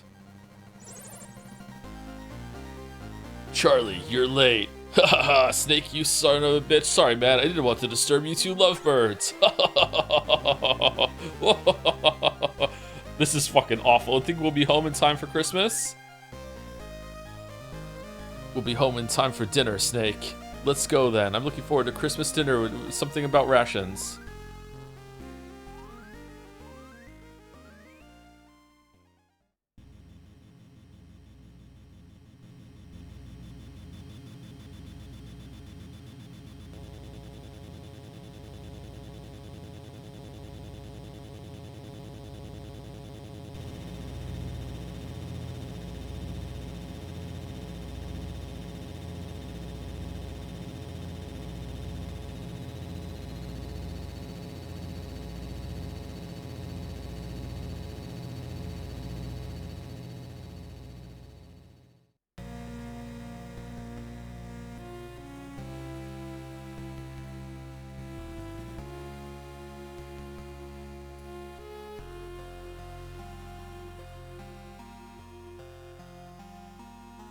Original staff. Game programming. Hideo Kojima. Hideo Kojima. Hideo Kojima. Scenario, Hideo Kojima. Graphic design, Hideo Kojima. Hideo Kojima. Hideo Kojima. Hideo Kojima. Mechanical design, Hideo Kojima.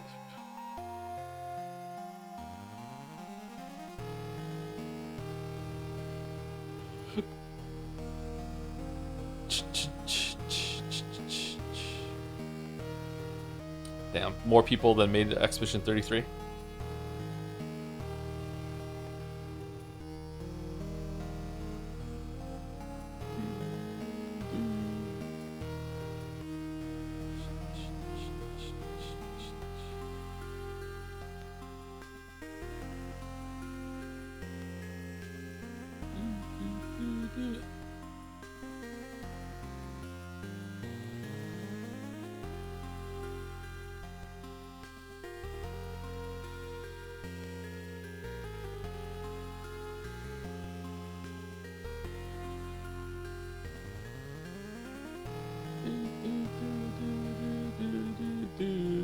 Presented by Konami. Do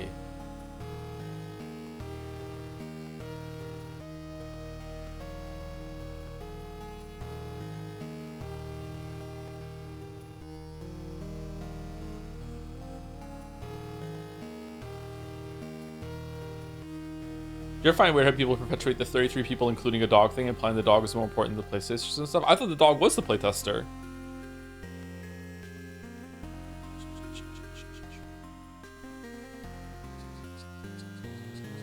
I mean, we have an example of like a game that did not have enough playtesting and it still turned out like functional, but it didn't have balance passage and stuff with Silksong. Silksong definitely needed more playtesters of different varying skill levels. I'm really surprised that Team Cherry has doubled down in an article they released, they did recently. And I'm also especially surprised that Reddit is starting to become a contrarian about it and be like, the game is not, I just finished my deep dive of the game and this is the first time I've checked Reddit in 2.5 weeks and I'm really surprised. The thing, this game wasn't that hard at all. There's nothing bad about it. And it's just, we're turning into like elitism in the fucking game now. It's definitely too, yeah, it absolutely is definitely too hard. Yeah. This is coming from someone that didn't find it too hard, and it was almost a perfect level of difficulty for me. Like I struggled with some parts, but most of the game was a pretty smooth time for me, and it was about that difficulty that I would wanted. If anything, a couple of the bosses could have been more difficult for me, and I still think it was way too hard for like general gen pop. But then maybe it's because I have like 3 kids and I'm seeing them play it. So I think that it's definitely too hard in terms of like it needs difficulty options or whatever.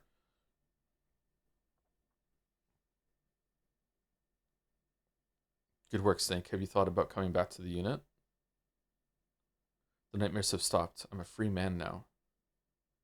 I see. That's too bad, by the way. About that cartridge, is it really the one Dr. Marv hid his plans in?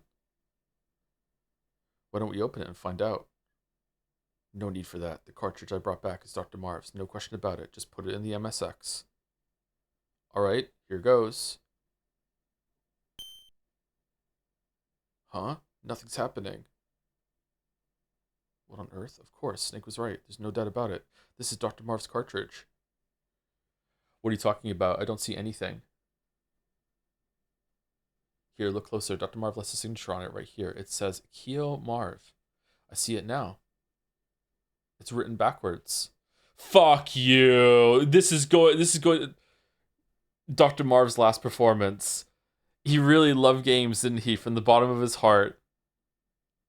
Dr. Marv was entangled in a pointless political game and it cost him his life. But the game he left behind will save us all. Right, Snake? Snake? Where'd he go? Colonel, Snake's gone! Snake? Where's he off to now? Snake! Snake! He promised to take me out to dinner. How low can you get?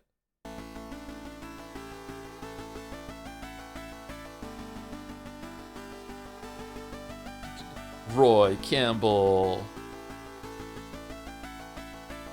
Is Snake canonically a virgin? Holly White.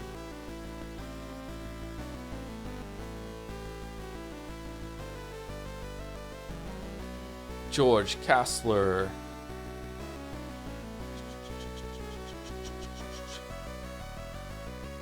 Drago Petrovich Madnar.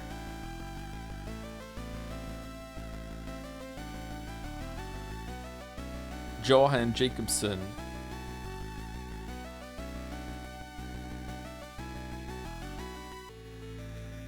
Master Miller.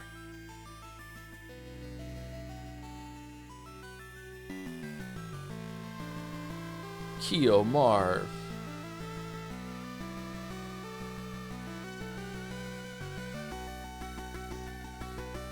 Frank Yeager, Gray Fox. I don't think he knows what sex is. He knows the masculine things to say, but he says them without grasping the meaning. Yeah, I think so too. That's a vibe I get as well. Gustavo Hefner.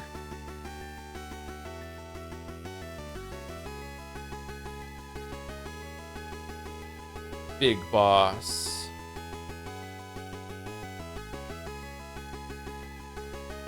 Helicopter.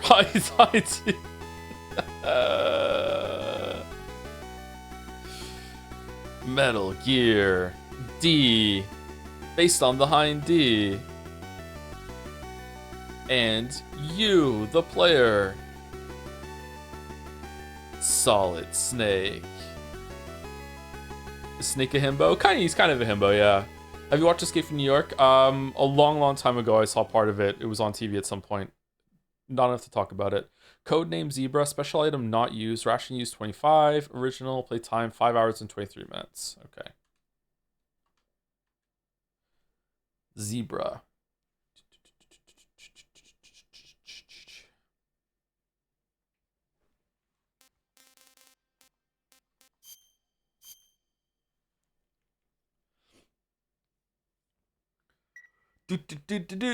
Someone during that conversation, when we were talking about Silk Song, said something about like what? I'm not being elitist. I'm just surprised, and I couldn't answer it because the game was on auto scroll. Like, are you going on Reddit and being like very performative and like blasting your opinion in all the threads, saying like, no, you're actually wrong. I'm really surprised by it, because there's two different things. Like going on Reddit and saying it in a public forum in that way and trying to fish for updates and shit like that. And defense forcing the game is what I'm talking about. Like, it's like clearly the game has some issues when it comes to difficulty, accessibility for people that don't play a lot of difficult games. So I would say that like that's where the comments are coming from. Like, if you are just finished the game and you're like checking what people think and you're surprised that they had a much harder time than you, then okay, yeah, you're allowed to be surprised. Like if you mesh well with the game or whatever, or like you had a pretty smooth time. But like going on and purposely like putting your hat into the ring of conversation on online forums and like going against it, and like Reddit is doing right now, is really frustrating, because the game clearly has some issues when it comes to that. Otherwise there wouldn't be a shit ton of people saying what they're saying. Like, you absolutely have every right and to say like, hey, I didn't find this game that hard, and I'm surprised other people did, because maybe like you have a hard time with games sometimes, or like with me, like I didn't find the game that difficult, but it's definitely a big step up from Hollow Knight, and I'm not going to go and invalidate a lot of people's experiences in these discussions right now and be like, no, actually you're wrong, and it is the perfect difficulty, and you just have to play the game difficult. Like no, like the game has some difficulty problems. Especially with Team Cherry saying that they designed the game knowing that it might be the first Hollow Knight game that some people play. Are you enjoying the Silk Song replay? You're not that far into say. I'm enjoying it, yeah. I like the game. It's a really, really good game.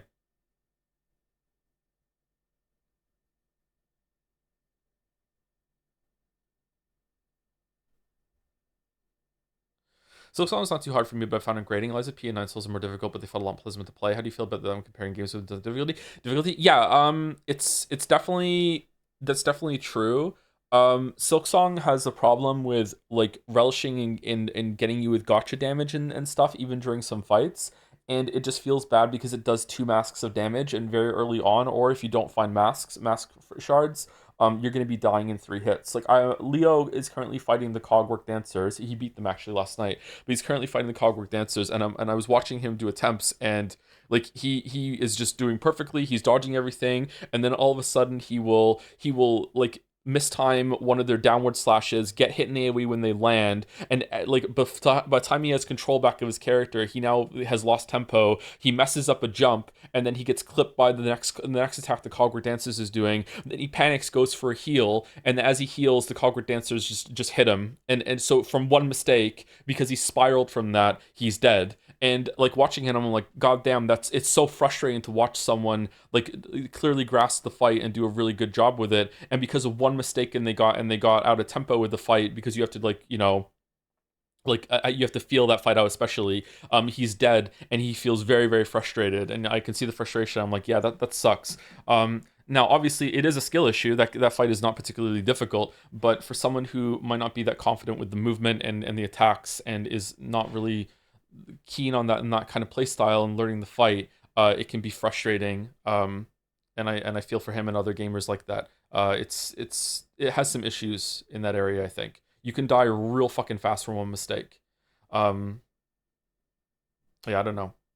Do you think reducing every contact damage to one would fix it? I think that there should be a mode as a band-aid fix. You have to do more things to it, but I think as a mode there should be a mode that makes it so all contact damage is one mask, or maybe even all damage except for maybe some of the very very end bosses is all one damage, just like Hollow Knight 1 was. It's really rare that an enemy will do two masks worth of damage to you in Hollow Knight 1. That might make the healing a bit more powerful, but the healing is actually, I think, I have to go back and time it. I think Hornet pressing the heal button has a higher commitment than one heal in Hollow Knight. I think you could hold the button and get one heal off faster than the Hornet gets the full heal off.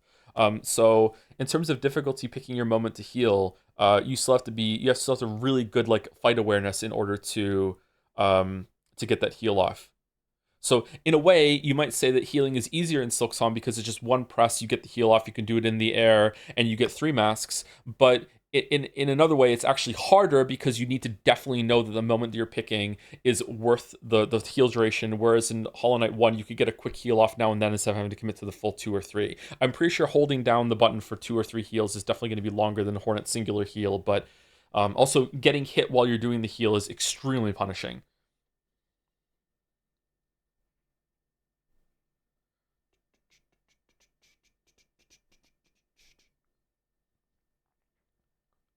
With Team Cherry saying they designed it to be someone's first Hollow Knight, what article are you referring to, by the way? Because the one I read that had something similar was quoting Team Cherry back from 2021. Not a recent comment double down, but so it reads like a change of direction to me. I can't remember where it was brought up.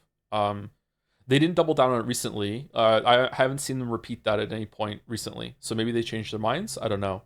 But the commitment that I saw in an article recently was them saying that they think the difficulty is fine because you have lots of options. You can just skip the boss, or you can find a way to come back later, or go get some power, or like just basically like use your tools, rethink your strategy, go get some mask upgrades, go get an nail upgrade. And they're right, you should do that. That is the options that you have. That's how you can use the options you have to change your difficulty select. It's just it doesn't go far enough, I think, for a lot of players.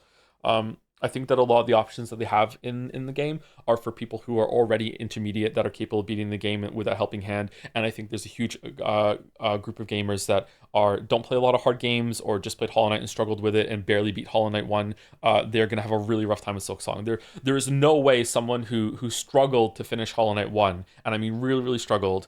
Unless they lock in and become a much better gamer, there's no way they're being the last boss in Silksong. It's just not possible. Silksong's last boss is on a whole other level than anything in Hollow Knight.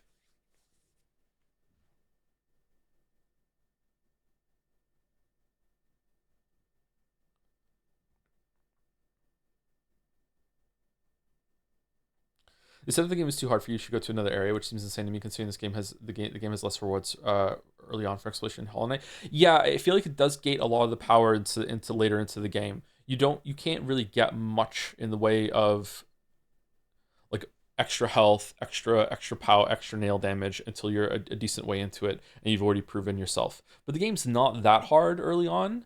Um, I don't know. Maybe I'm not sure.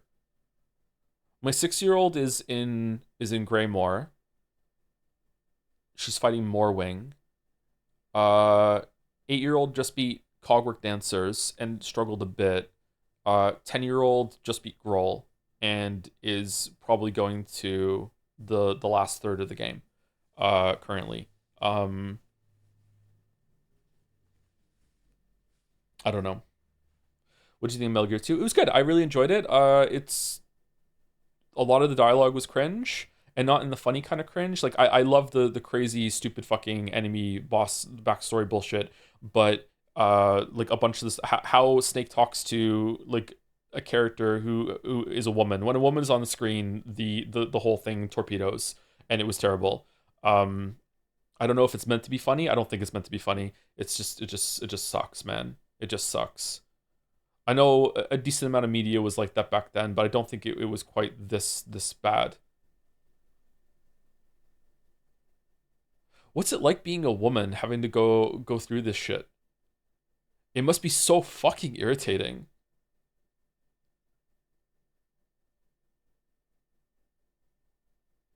Sucks, man.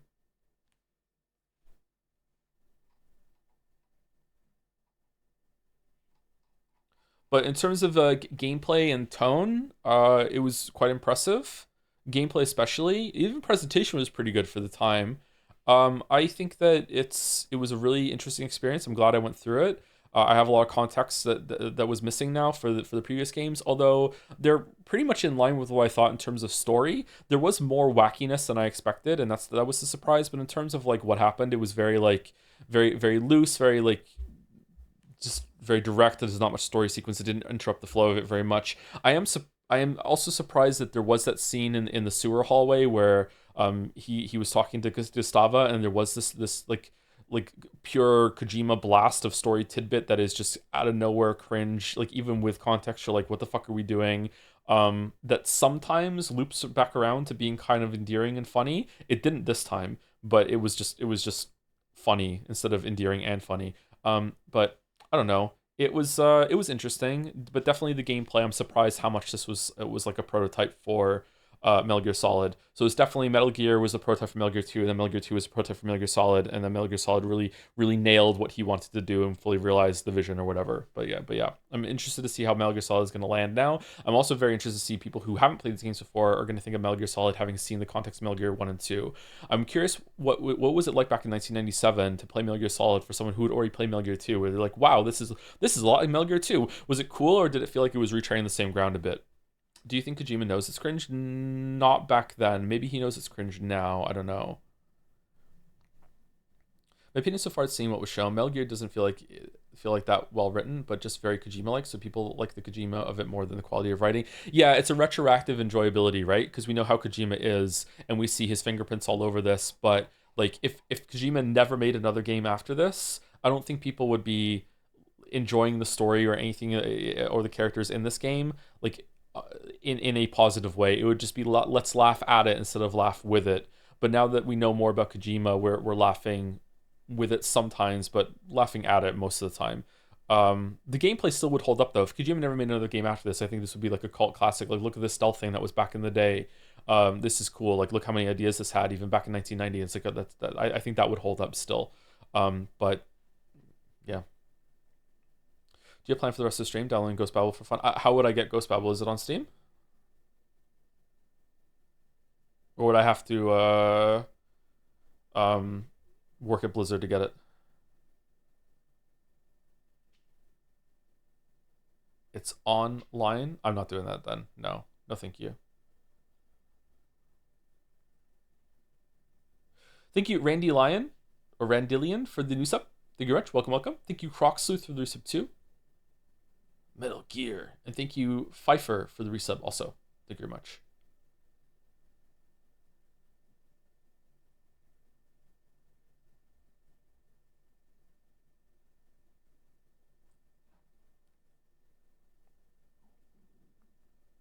I don't know, maybe Silksong's going to go the way of Elden Ring. When Elden Ring came out, there was a lot of dissent about it. There was a lot of discussions about how it was too hard, and the end of the third of the game, especially, was grueling in a very unfun, frustrating way. And when my video came out, it was actually really well received, and most people agreed with it.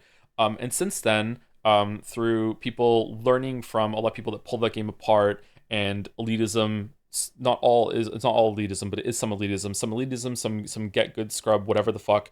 Opinions have changed on that to like, no, it was all just skill issues all the way down. That's not true. And a lot of the people that had those frustrations just probably just have not played Elden Ring again, and they haven't had to go through that gauntlet. And we saw it kind of resurge a little bit with Shadow of the Erdtree. Shadow of the Erdtree was better. I'm curious if the same thing is going to happen with Silksong now, where it's just going to be defense forced back into being like, no, it's okay, and there are no like legitimate problems or gripes, and it's just all on the player's side.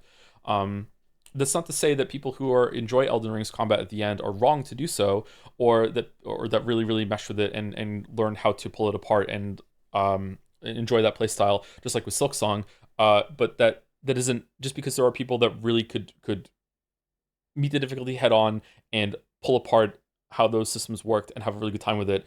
Just because they exist doesn't invalidate the people that didn't want to do that and that their frustration wasn't well founded or anything like that. Do you know what I mean? Like the fact that they found a valid way of playing it and that they've really enjoyed it, that's not invalid, but that also doesn't mean that the people who didn't like that gameplay are wrong too, right? Like more than one thing could be true at the same time. So I'm worried that that's going to happen with Silk Song. This time I'm on the opposite side of that. When I played Elden Ring, like I didn't struggle too hard, but there were a lot of frustrations that I had with Elden Ring when it came to attacking from neutral and all this other shit, and how the bosses felt like that they weren't that tuned that well. Like I really hated what's his name? Marikith? Is Marikith his name? I really hated Marikith, but I still killed Marikith in like 3 or 4 tries the first time I fought him. Malekith, sorry, Malekith. Like the fight that I struggled the most with on Elden Ring was Millennia. I died to Millennia for like a couple hours, I think. Like I still got it done in a decent amount of time, so it's not like it wasn't like ball crushingly difficult where I was like I'm like struggling so hard then getting salty, but I still felt like it wasn't a good kind of difficulty. So I was definitely on the side of people that thought that there should be some changes and it wasn't tuned all that well. But it still wasn't that hard. Whereas Silk Song to me wasn't that hard anywhere close to as difficult as some of the stuff was at the end of Elden Ring and Shadow of the Erdtree. There's like 2 bosses that took me over about an hour to kill.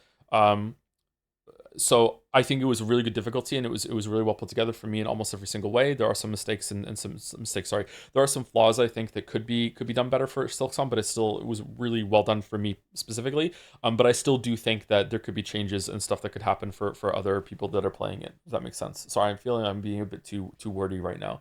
I feel like I'm on the other side of it this time, but I still think that there could be changes. You could play Unmetal maybe. It plays and looks like Metal Gear 1 and 2 and it's on Steam. Let's look at Unmetal.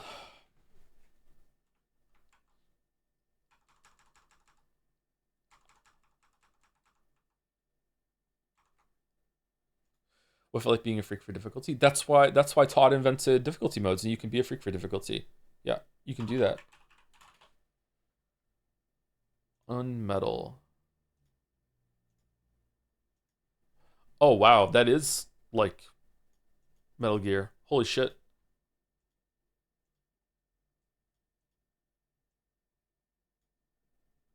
That's just Snake and Campbell, man.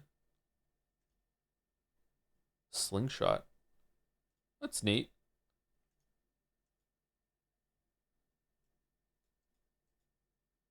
When did it come out?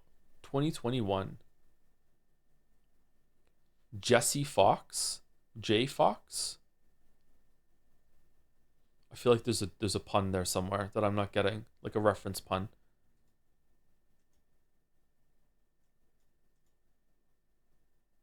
Gray Fox. J Fox Gray Fox. That's where it is. Okay. It's a lot of items that you can get.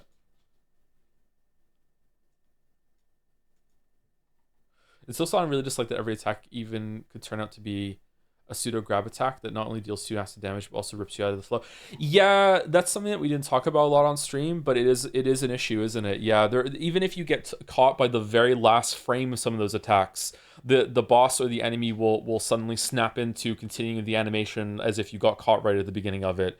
I don't like that. But chat disagreed with me on some of that stuff. I really didn't like that. If I was there was an enemy in Bilewater that does this huge AoE spray in front of it, and if you get caught right on the edge of that, you still take full damage as if you got caught in the middle. And I feel like there should be some sort of thing like, okay, like it only does 1 mask if you get caught at the edge of it. Like it doesn't feel right that a little crumb of this attack got you, and yet it does full damage like you felt the full brunt of it. Yeah, I wasn't really a fan of that. Same with like if you get hit by the edge of a grab, like a grab attack that snaps you in, maybe you should just get take 1 damage or get knocked away. But like I hate grab attacks. They never feel good to me. Anything that's like that moves your character deeper into it, it just feels awful. Dark Souls are horrible for that too, where if you get caught by the edge of the grab, or like your foot is in the grab box and you get teleported in, it's just terrible.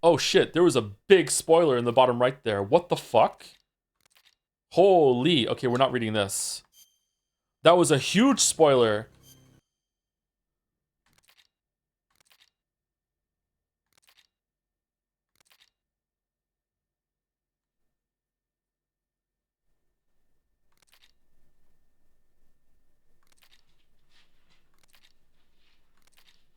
I mean, it says spoilers ahead. I thought it would be spoilers for just Metal Gear 1 and 2. I didn't think it was going to be spoilers for all of it. What was the spoiler warning?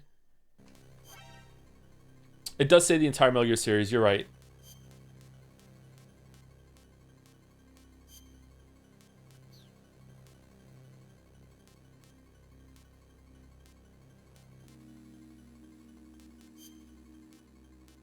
If I select the game, can I look at the manual? Online manual. View tap code info.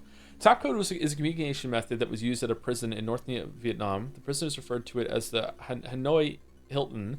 It is said that it was also used during the Korean War. The communication method involves tap ping, using some form of sound to encode messages. The sender would tap out a signal against the wall or floor or pipe based on the chart to the right.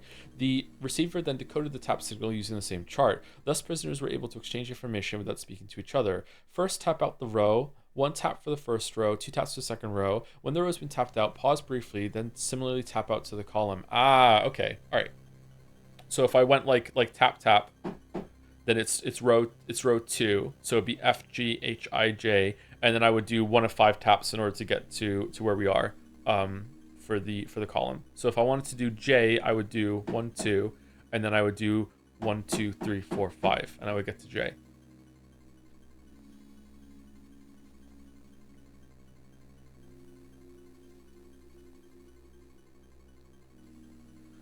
Those NES games are under bonus content? Where's the bonus content? I don't see it.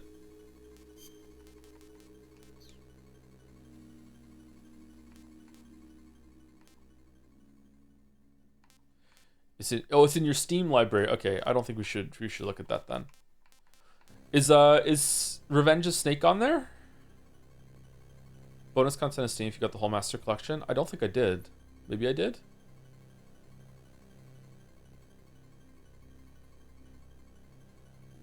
Do you think we're getting a lace game from Team Cherry 2032? I fucking hope not.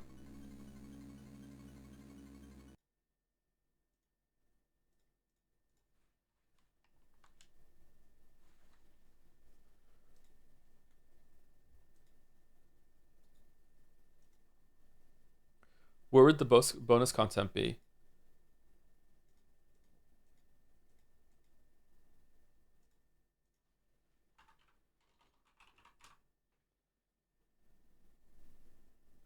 If I type Metal Gear into my library, I have Metal Gear 1 and Metal Gear 2 Solid Snake, Metal Gear Rising Your Vengeance, Metal Gear Solid Master Collection version, Metal Gear Solid 5 Ground Zeroes, Metal Gear Solid 5 The Phantom Pain, and Metal Gear Survive.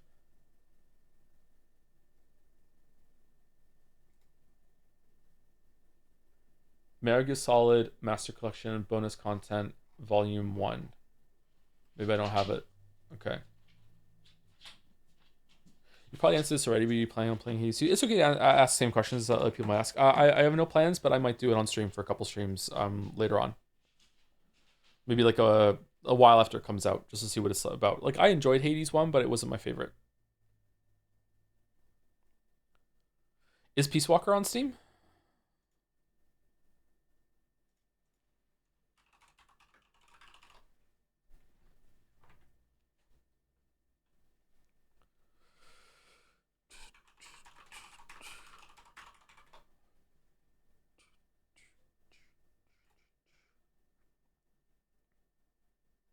Metal Gear Solid Master Collection Volume 1. Okay.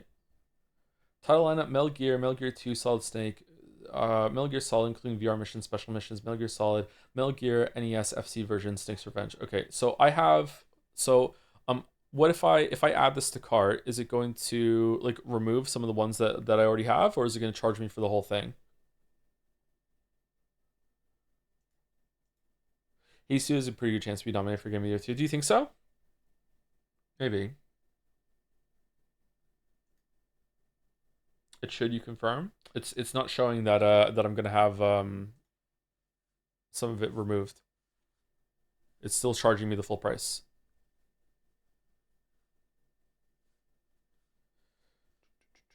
It says, if purchasing for yourself, you will not receive an extra copy of Metal Gear Solid Master Collection version, Metal Gear Solid, Metal Gear 2 Solid Snake.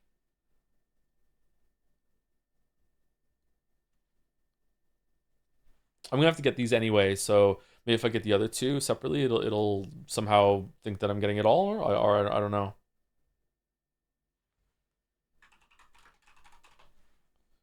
Metal Gear Solid Legacy, Metal Gear Survive.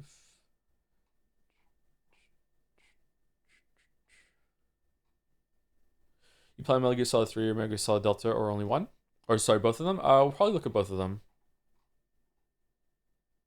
Sorry to be like all over the place. I haven't really decided what we're doing just yet. Bonus content is only part of the collection packages. So okay, we don't need to do it then. I don't think we need to do Snake's Revenge. It's not even canon, right?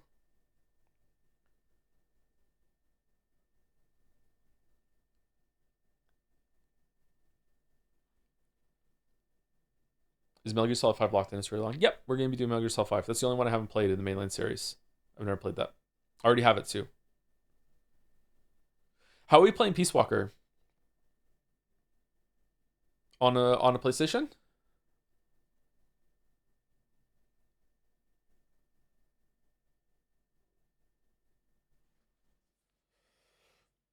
Okay, so I know we went through this before. Let me go use the bathroom real quick, and then we'll do our dolls, and then we'll talk about what we're gonna do. And maybe we'll find something else to stream for the rest of the day stream or whatever. But yeah, enjoy your black stream while I'm gone. Oh, thank you, Ulix 2015 for the new sub. Stream a new sub during this bowl. Thank you, Ulix. Ulix? One of those. Fellow Eula enjoyer, thank you very much. Anyway, be back in about 5 minutes or so.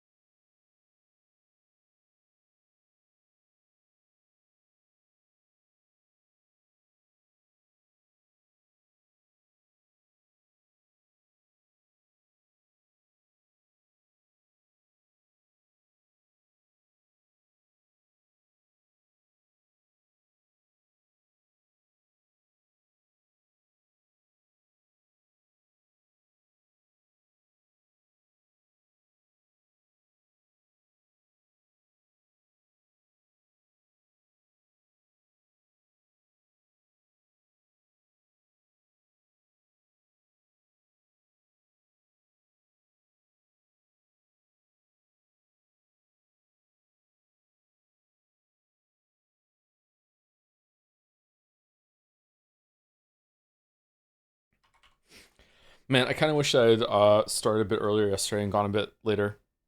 Added a bit on both sides of the stream yesterday. Never finished Metal Gear 2 one stream yesterday. We definitely could have done it. I thought that there was a lot more of the game left.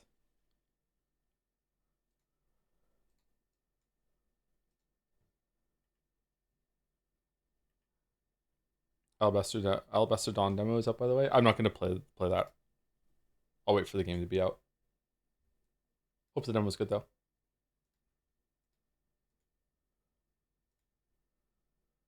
Okay, time for the dolls.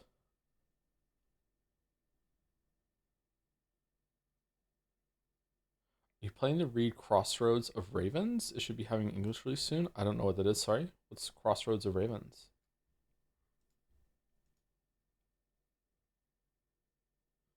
You should look outside. I've already looked outside. I've been outside today. I took Gatsby for a walk.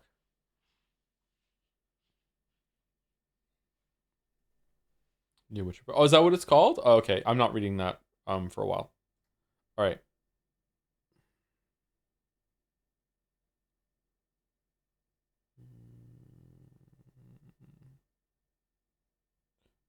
Outlast. Something like that. Outlast.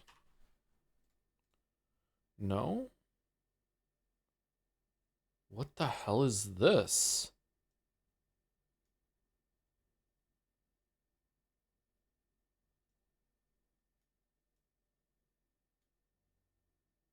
Oh, I played this game. I don't know what this game is called, but I played this game. Heart of Darkness. Yeah, this was on the PlayStation 1, wasn't it? I played this game, or I played a demo of it. This game was cool. I'm surprised it's on here. All right, this looks like a Street Fighter or a Tekken or something. Street Fighter 6. Nope. Tekken? Nope. Oh, okay. I know what this is.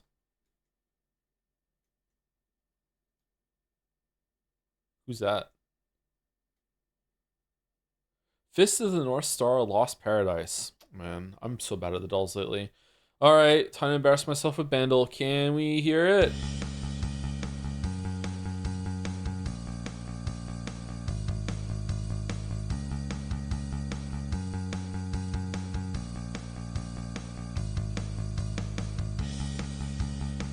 Okay, 2003, 500 million views, Easy on Par 2.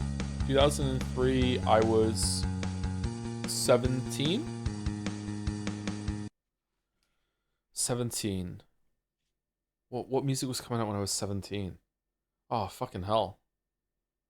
Near end of high school. Oh, shit. Okay.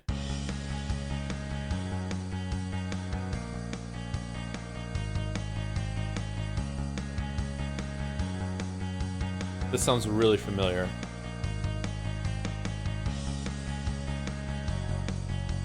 The Killers weren't a thing in 2003? Sure they were. Killers were around 2003, weren't they?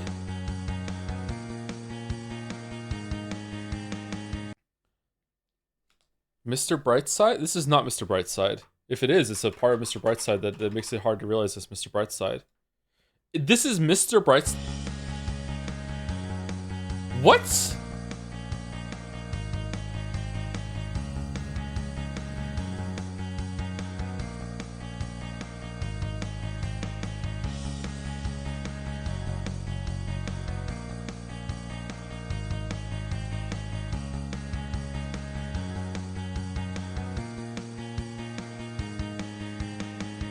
I don't hear Mr. Brightside at all in this. I hear like an Our Lady Peace song or something like that. What part of Mr. Brightside is so distinct that isn't in this part of the song then that I'm not picking up? Am I immediately going to hear it with the guitar 2 and 3?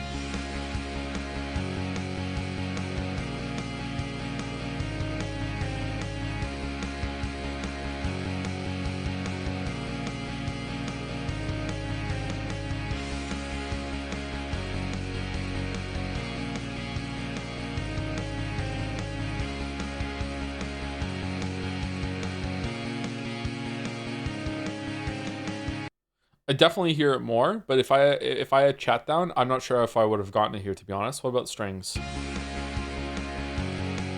Okay, now I get it 100%. Okay.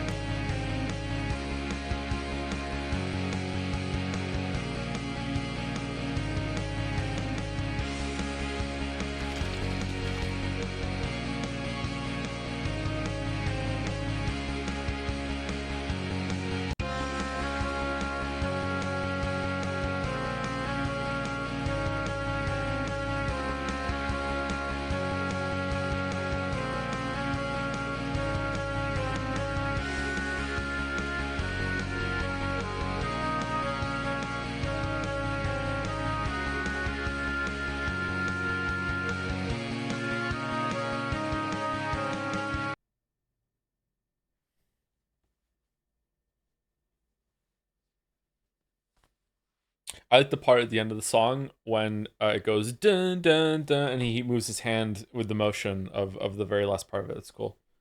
Isn't there like a what is it called when? Does this have a term? What is it called when a rhyme is set up for a word, but maybe they can't say that word because of like censorship or whatever? Maybe it's a lewd word, so instead they substitute it with a different word instead. Isn't there like a case of that in this song as well? What is there a term for that?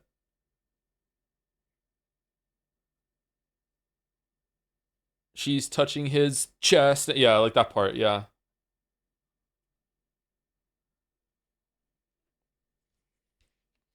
Radio. I don't think it's a radio edit. I think maybe they just don't want to be. They just want to allude to it instead of actually saying it. Maybe it's on their side. Like it's like they're they don't want to be too blunt. Euphemism? Is it just a euphemism? I'm not sure. Maybe leading rhyme is how I've said it. Leading rhyme is a good term. I like that one.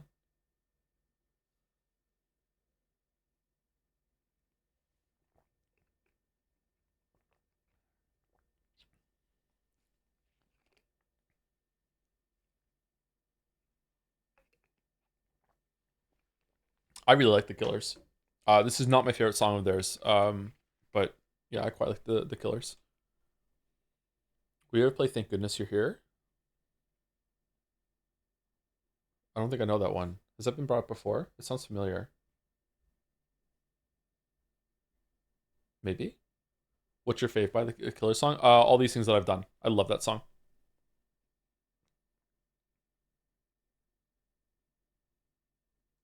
All right, Jodel. Okay, this is straight up the dumbest thing in the game so far. The fact that it's programmed to even heal over after it happens, just straight up the dumbest thing in the game so far. I honestly can't believe it. Okay, this could be anything. What the fuck is this? Programmed to even heal over after it happens.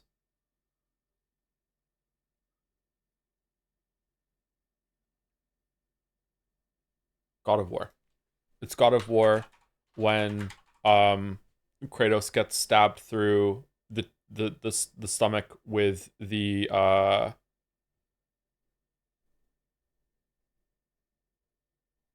of the rock. God of War 2018. Nope. Okay, it was after that.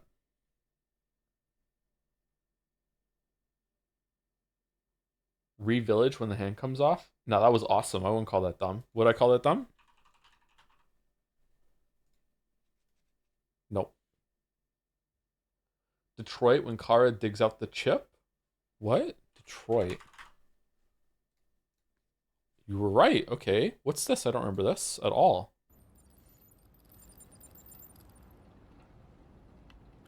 Oh, we're actually doing it.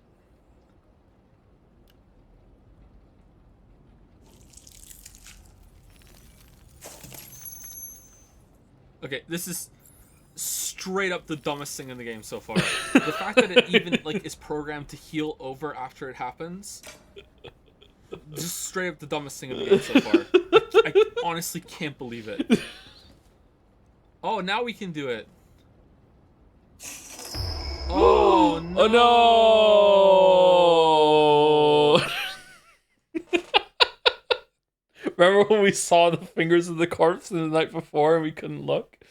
Steam Dull. All right, it's not me. I promise. Among Us. Yay! All right, Scrandle. So today is a Friday Scran. So I hope you all voted accordingly in your whatchamacallit,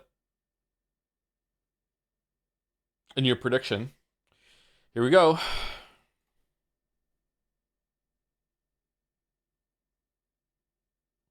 Pizza and beer for 150 versus the mini pizza on the right. Okay, both of these pizzas are edible, but one is more edible than the other one, and I think the right one is more edible. The pepperoni or whatever the fuck this is, the ham, looks a bit more appetizing on the left to me, but that cheese looks like it's liquid and it's gonna move around a little bit. So I would give it to the right a little bit, but I'm not like happy about either either of these pizzas. Um, I'm gonna go with left because it comes with a beer. What?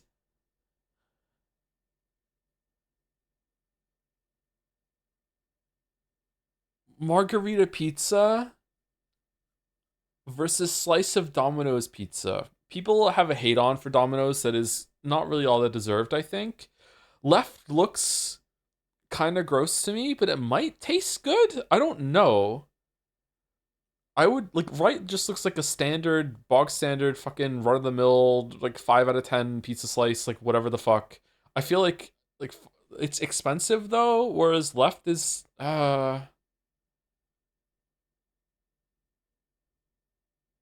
I'm going right. Okay. People agree that left is not that great. Okay. Pizza, this is very low versus oh man.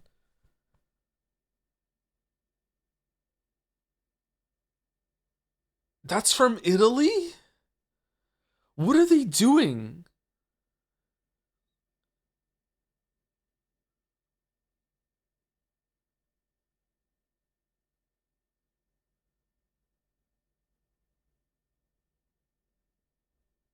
Is this the first pizza they ever made and they found it? I think left. Like maybe like I don't like left is gonna be like what like 29 and right is gonna be like 22. I feel like maybe it's left. Like I right what the fuck is going on here? I'm going left. Okay, fuck. 53?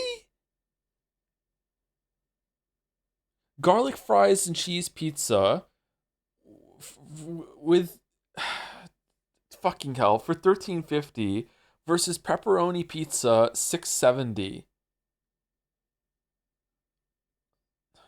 I don't like right. I do not like right. Left is really expensive though, but like you're getting a shit ton of fries with it too. I don't like okay, whatever. I don't understand how you fucking hell. Right is gross disease, but left has kiwi on it. I don't give a shit. Okay, fine. All right.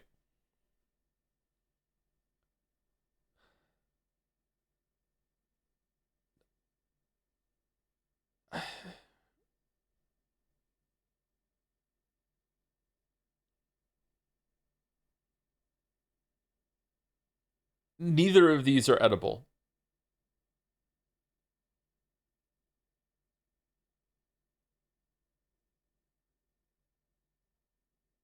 I'm going left. Okay. These are too high. I don't understand. I don't get it. I don't understand. I don't understand what's happening right now. The people have like their fucking pizza standards are so low, I guess. Pizza slice versus pizza and beer. What drink is this? I don't know this drink. Left is decent here. Like if they were both free, I would eat the slice on the left. The slice on the left actually looks fairly tasty, but for 15 quid with a Coors Light can fuck off. Right looks like if it was put in front of me, I would try it. Like maybe it's okay. I don't know what that drink is. What drink is that? Is that a beer? Oh, it says on there beer. Okay, so it's better pizza slice with worse beer versus better beer because there's no beer that's worse than fucking Coors Light with slightly worse pizza slice.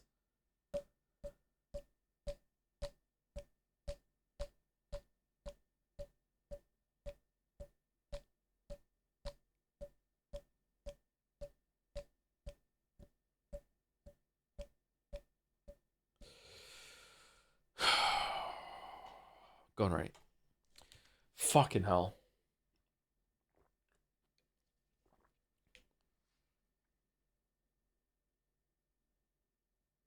Okay, so the one on the right is you versus the guy she tells you not to worry about. What the fuck is going on with the right?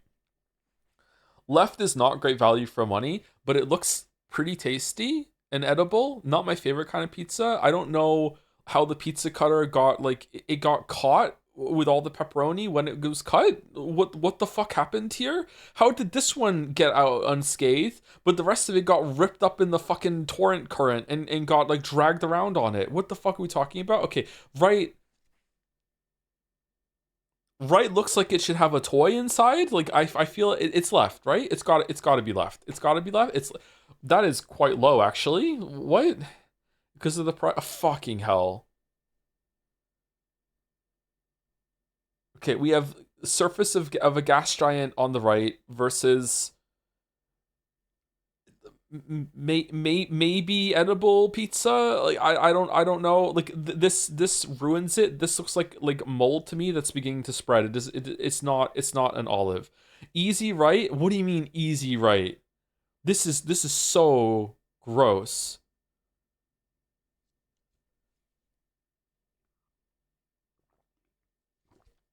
I feel like everything's a trap today. It wasn't. Okay. All right. Okay. Can we get a 7 out of 10 scran on Friday? I'll take it. Shit. Sicilian pizza slice, 10 pound 20 for a corner of this pizza versus pizza slice 2 quid.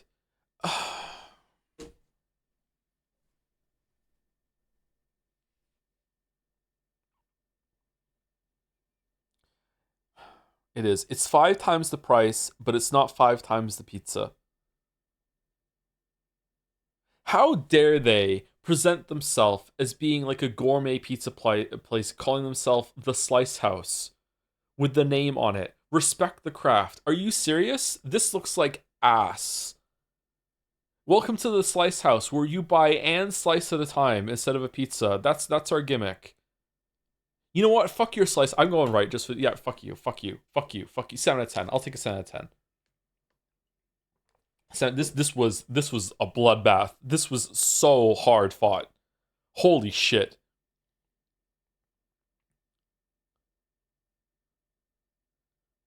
Is there a way to see how everyone else did today? Like they should have a leaderboard. I would like to see. Fucking hell. This was really difficult. Left doesn't look that bad. Scrandle is crazy. It was, but it's 10 pounds. If I was eating one of those two, I would eat the one on the left. If they were both put in front of me, I'm like, okay, I'll try the one on the left or try the one on the right. Like, yeah, it wasn't like. Sorry, when I said dog shit, the price was a part of it, man. It was a thick slice. You get a whole pizza for that price.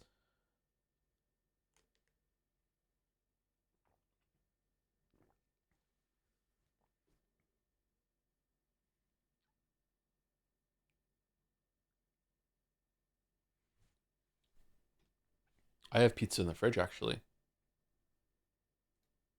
I'm gonna eat some pizza after this.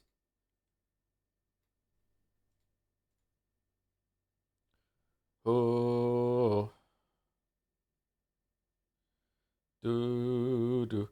Thank you, J Doll 113 for the new sub 2 while we're doing the dolls. Thank you very much, J Doll. Welcome, welcome, welcome. Are we playing anything else? I don't know. What do we want to do?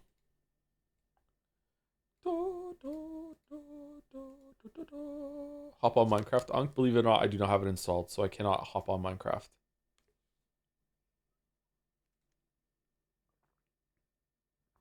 Play UFO 50 for old school vibes. Does UFO 50 have a Metal Gear like? Knowing Kojima might turn into to be canon at some point in the future.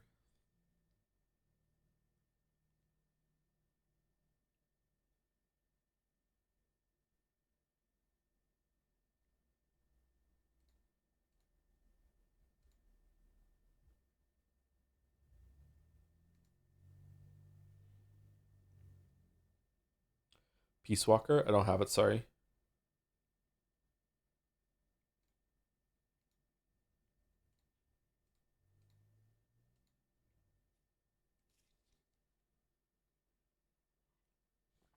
Could do a Hollow Knight critique rewatch. Oh yeah, we were supposed to do that for Silk Song, weren't we? Yeah, we could do that. I don't know if I want to. We could do that. How do I sound in the Hollow Knight video? Can I stand to hear myself talk in that one?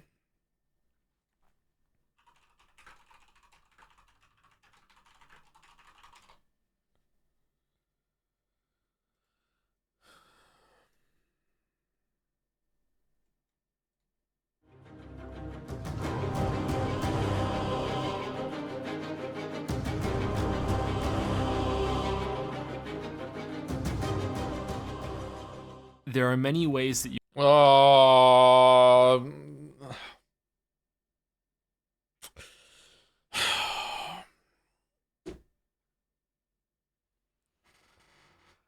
Man, I hate how I sound when I'm not on ×2 speed.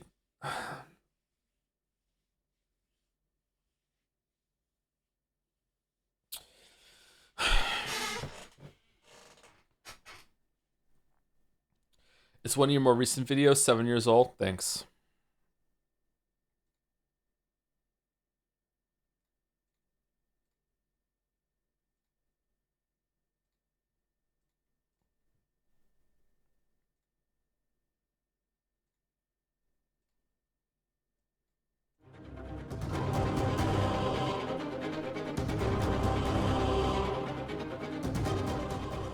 there are many ways that you can judge a game. That should be obvious because there are many ways that you can judge anything. Yeah, just shut the fuck up and get your own dick out of your mouth, fucking bozo. What the fuck are you talking about? All right, is it too loud? Is it too quiet? Or is it okay? Like, what are we doing?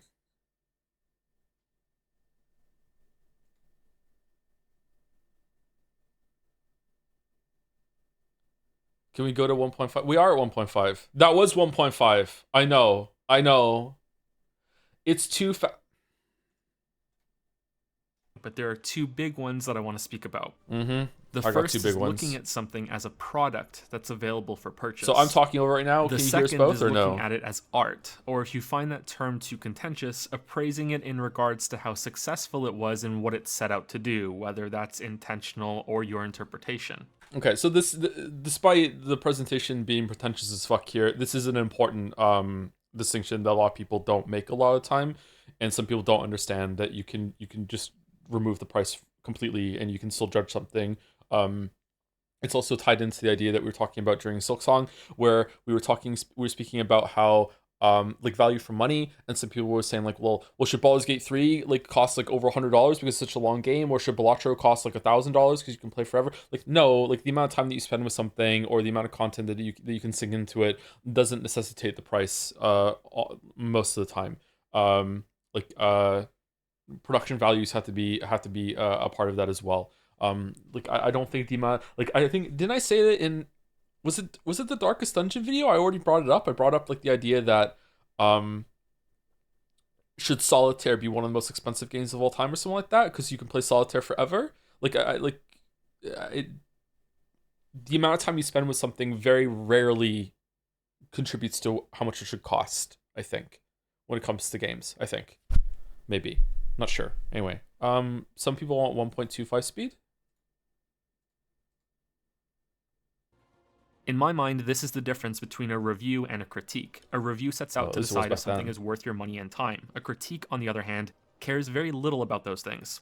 Instead, it's about weighing the strengths and weaknesses of something, divorced from any monetary value. Who the fuck is David Cassie? These are not hard, firm, or other erotic descriptions I put in front of the rules for either reviews or critiques. My videos especially bleed from one to the other, although I think I'm more on the critique side of things, and only like to mention value here and there. Enough of that though, why am I bringing this up for Hollow Knight? This game is exceptional in many ways. The biggest one, however, is its ratio of price to quality content.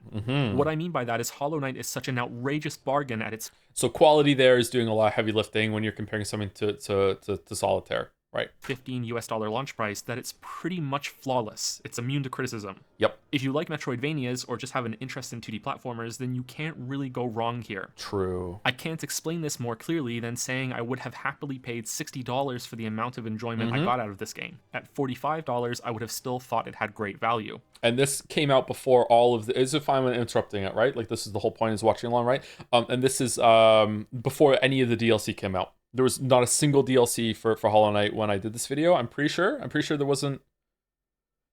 the Lifeblood one. I don't even think the Lifeblood one was out when this video came out. I'm pretty sure there was definitely no Hive Knight, definitely no reworked Nosk, definitely no Trader Lord rework. So it's even better value for money now that all the DLC came out. Yeah.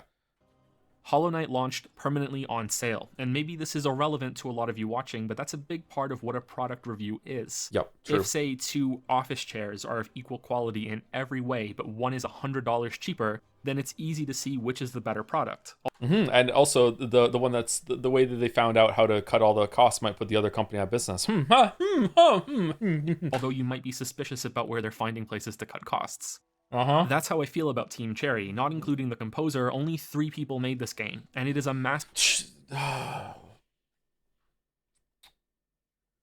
Okay, so that's not true. Sorry, that's not true. It's a game full of lots of enemies, upgrades, bosses, and a world that keeps expanding outward with new levels long after you're sure you've seen everything. It's that kind of experience, the Energizer Bunny gamified, because it just keeps going. Nice and line. If this is the type of genre that you like, you'll want it to keep going. Even when you are finally done with it, you'll want it to keep going. Past Joe's defense, who is a different person from me for reasons of accountability, in Past Joe's defense, were the people they had working on the game, were they in the credits? Or was it just the 3? Because I kind of remember looking at the credits to confirm that. I can't remember. Hope Team Cherry didn't shoot themselves in the foot with their launch price. And that's my spoiler-free, bare-bones review / introduction of Hollow Knight. And what do we think of this kind of review style? Where I feel like that this is the most standard thing or the consistent thing among the videos. That aren't like super duper long, although some of the super duper one longs have it too. I try to have like a mostly spoiler free kind of like mini review at the beginning until I get into like, okay, now spoilers happening, now I'm doing the critique. I think it's a pretty good system, right? Or do some people think that it's a waste of time? Like I like to have that at the beginning as a little teaser, and like without getting into the real meat of it. Most people seem to like it. Okay, good. All right, it's not a waste of time then. All right. Glowing recommendation to play it before watching this video. I can find a lot to criticize in this game despite everything that I just said, but that's only when judging it as art. As a product, Hollow Knight is a 10 out of 10. Okay, so pretty good intro, has a kind of a punch at the end. My delivery is not that great, and I wish the music had kicked in a little bit earlier instead of it being now. I think the music bleeds into the next scene, doesn't it? When I'm fighting Soul Master?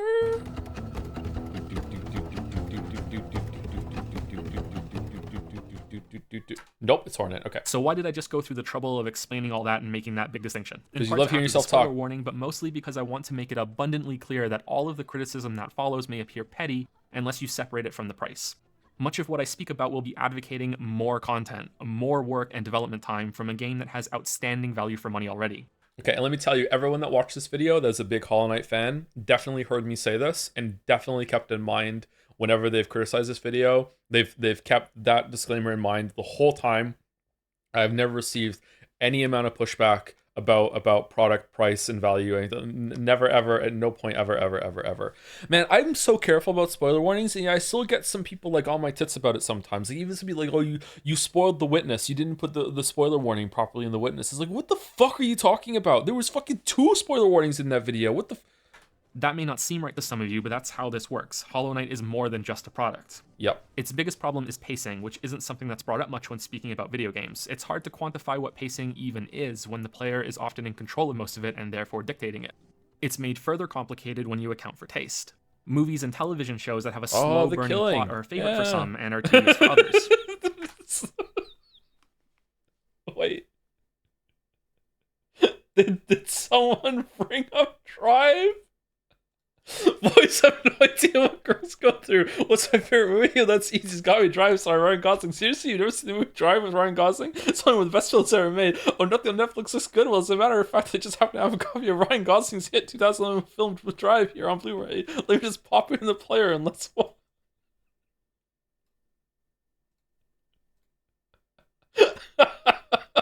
Books can show this even more if the author has a voice that benefits from a lot of observations and gradual, rich exposition rather than one explosive plot point after another. So these are just some of my favorite books and books that I like and I think are good examples.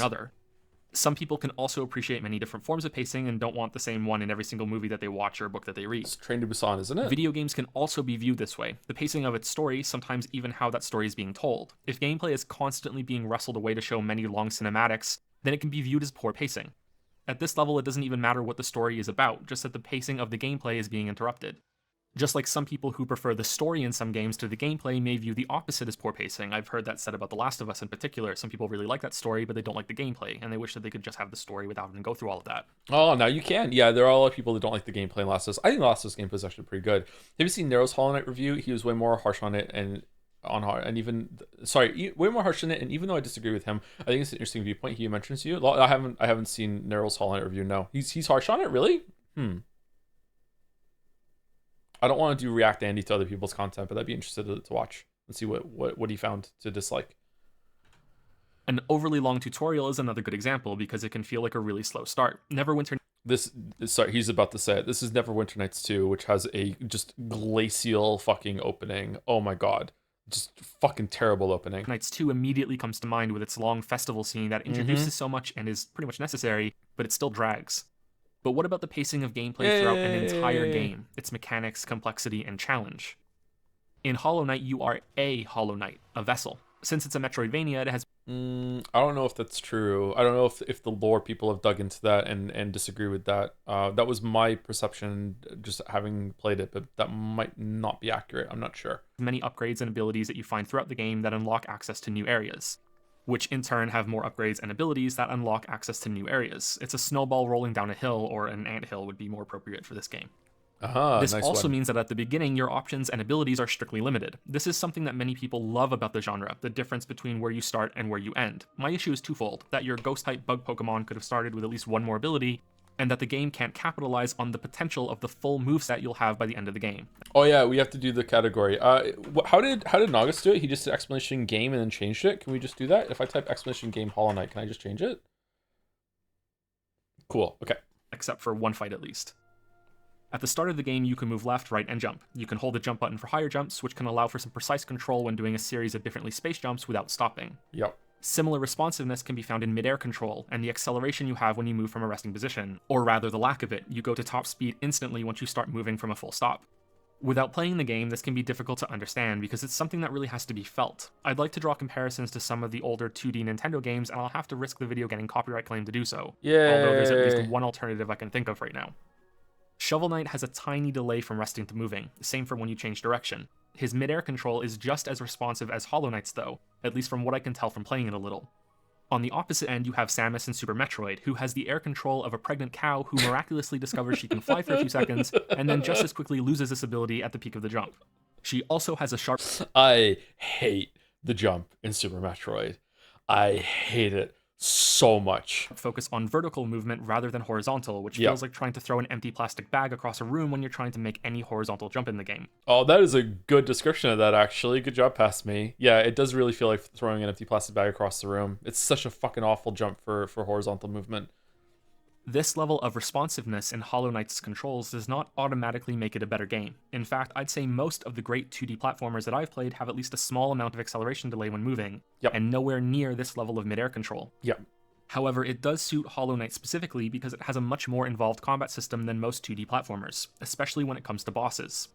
Enemy attacks come at you relentlessly and with very quick telegraphs, so you need to have a movement system that is just as quick and non-committal with its jump arcs. This is more true later on in the game when combat becomes more aerial in nature. In terms of offense, your options start out just as light as your movement. Your weapon is a nail, which I will from here on out refer to as a sword because that's functionally what it is. You can slash in 4 directions depending on where your character is facing. Left. Why don't you want to react to other people's videos? Can you say it's lazy and drama-inducing so people can quote that every time you react to one of your videos? Yeah, sure, yeah, you can do that, yeah. People can react to my videos, I'm okay with it, though.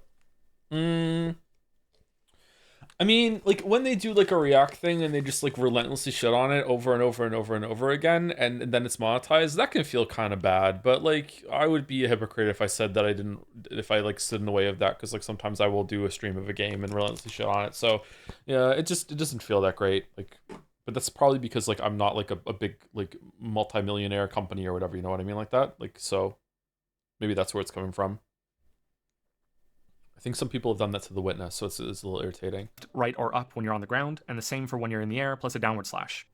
I think there are two things that Good are cuts important there. to note here. Unlike Zelda 2 and Shovel Knight, Hollow Knight's downward strike isn't automatic if you press down on the D-pad or Yeah. analog stick, depending You on have what to you're time it. using. This means it's something that you have to time in order to hit your enemies. It also means it's something you can mess up and land into them, taking damage instead. This may make it seem like Hollow Knight makes more demands on you when it comes to landing attacks, but the other difference here is that every slash in this game has a wide arc to it. Whereas in Zelda 2 and Shovel Knight, you have a slower stab that can be trickier to land. This is very clear in Zelda 2, which has many enemies with shields that can shift to block your precise stab attacks. I like this game. I think this game is pretty good. I like this kind of dueling system where you have to like duck and go back up and block the attacks and shit like that. I actually quite like this game. Which is something you can also do and creates a simple dueling system in that game. Yep. Shielded enemies in Hollow Knight, on the other hand, block your whole arc no matter what. You have to wait for a total opening or get above or behind them instead, or use magic. You also start the game with the ability to heal. You have a resource called Soul, which can be used to replenish your life by getting to a safe position and holding down the B button. To me, this shows that Hollow Knight was already willing to break the soft Metroidvania convention of starting you with as basic a character as possible. I wish they had gone one step further than this and included the dash from the start too. Did this motherfucker have 24,000 geo in that last clip? How did you get so much geo past Joe? What? I don't know this for certain, but I'm fairly confident that if you've played Mega Man X and then played it again sometime later, that you do Chill Penguin stage first. Yep. How chill could he be if he's trying to take over the world though? Never mind, the Penguin is an So the delivery on that was terrible. But that actually was an improv right there. That was not a joke written into the script. easy boss, but his stage also has the dash power-up capsule sitting out in the direct path you'll travel. I don't think it's possible to beat the level without using it and acquiring this upgrade. The dash is a core mechanic in Mega Man X, so much so that returning to the game with a new run feels off. Yep. Something is missing, like you left the house with only one shoe on. I'm never What? comfortable playing this game until I have that dash again to zip That's around a bad levels, line. and it would seem that Capcom agreed because they made it baseline in X2 and I believe every other X game after that. Yeah. Hollow Knight has a dash ability that functions near identically to Mega Man X's. For most players, it will be the second major upgrade they find, and the movement system feels neutered to me until that moment. I'd argue the ability to wall jump is also essential to the experience, but that might be too extreme of a suggestion. Much of the world opens up after you get that one after all. But having said that, Super Metroid... So something that's missing from Hollow Knight compared to Silk Song's movement is that I don't know, can you dash when you hold down the dash button and you jump, Hornet can go much further. Can you dash into that movement boost, or does it have to be you have to hold it down? I think you have to hold it down, right? And you can't do that in Hollow Knight. There's no momentum gained from the dash. Like, you still have the same jump arc no matter what, even if you dash into a jump or you jump out of a dash. You can dash into a long jump. Can you really? Are you sure? I thought you had to hold the button down in order to get the higher dash. Like, you have to dash into the sprint. So you dash and then you hold it down and then you jump, right? Whereas in Mega Man X, you can dash and you can jump out of the dash and you go much further. I've done it on short platforms all the time. Have you? Okay, maybe you can do it then. Was it just hard to do? Both work, but sprinting into jumping, you gain way more distance. Okay, so there's two different things going on.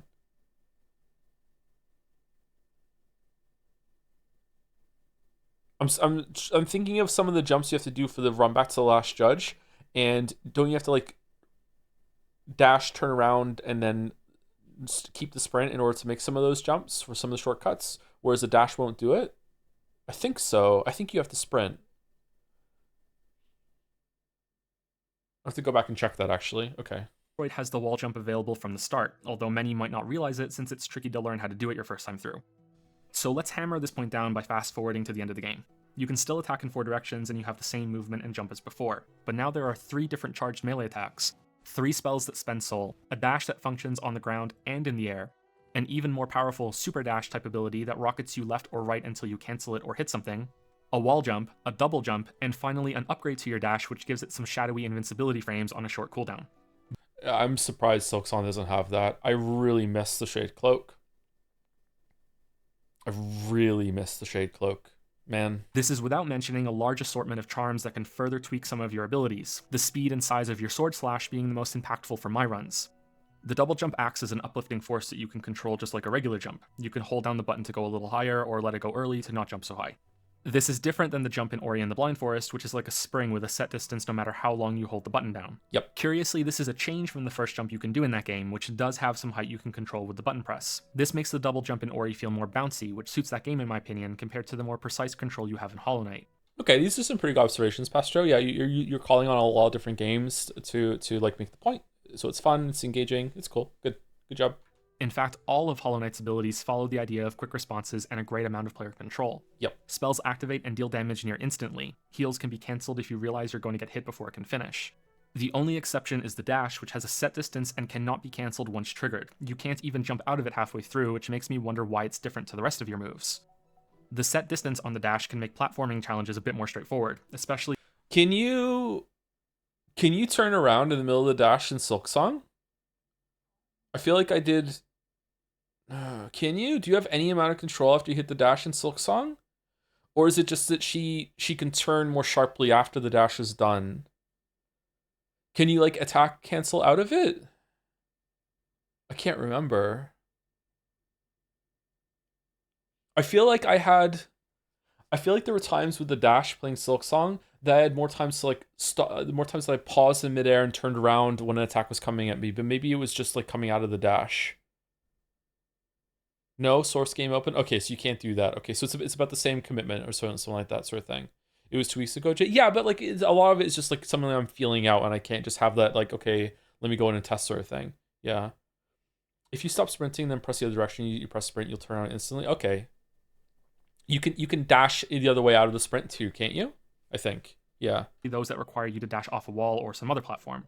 Maybe that's why it was chosen to function the way it did and that carried over to combat.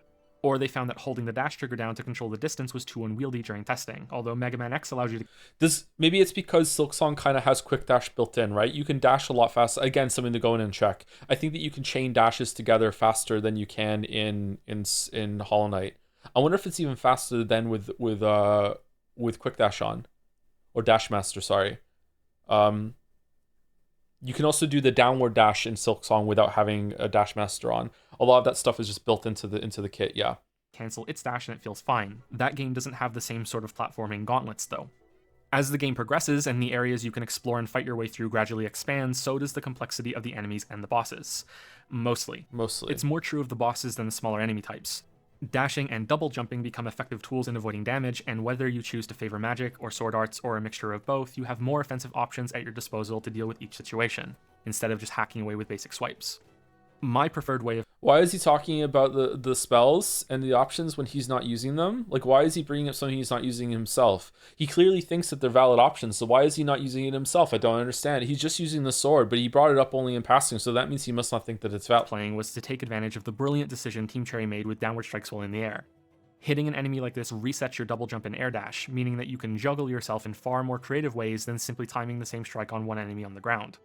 I found this combat system, particularly in the Coliseum of Fools challenges, to be deeply satisfying. You have a lot of movement options to get around, something akin to a combo system when trying to keep yourself in the air for as long. Oh, it's in this one. I thought it was in the DLC video. I don't know why I don't take damage here. This Primal Aspid hits, the first one just hit me, and then this one hits me too, and I don't know why I don't take damage. Possible. And yeah, this hits me. I don't... Did I like hit the projectile away or something? I don't know why this doesn't. Invincibility dash that why requires doesn't a bit hit of timing me to use between cooldowns. Once again, though, there are two main issues here. Up first is that it takes far too long to go from this to this. On your first playthrough, from the initial projectile upgrade all the way to the... Such an obviously fucking cherry-picked example of doing a really good shade cloak dash down, like, okay, alright, you think you're good at the game? Alright, fuck off. Double jump, you are likely looking at around 20 hours. This can be cut dramatically down if you know where you're going and all of the hidden routes between levels, but hey, that's any game really. The first run is what matters the most for these kinds of balance and pacing problems. I also wouldn't be surprised if some people finish the game without finding the shade cloak upgrade, which grants immunity during dashes. This isn't required to see the end credits. It is required for the real ending and to fight the real last boss, which is, incidentally, the only boss that requires you to have all the movement upgrades in order to beat it without taking damage. This means there is a long stretch of game time. Meanwhile, Silksong gates like a whole... Sorry, there's going to be some spoilers for Silksong. Silksong gates like a whole ass act, like, behind you having them all. So that's interesting. You don't really have much exploration to do after that, though. And the double jump doesn't seem all really that necessary, and you don't have the shake look either.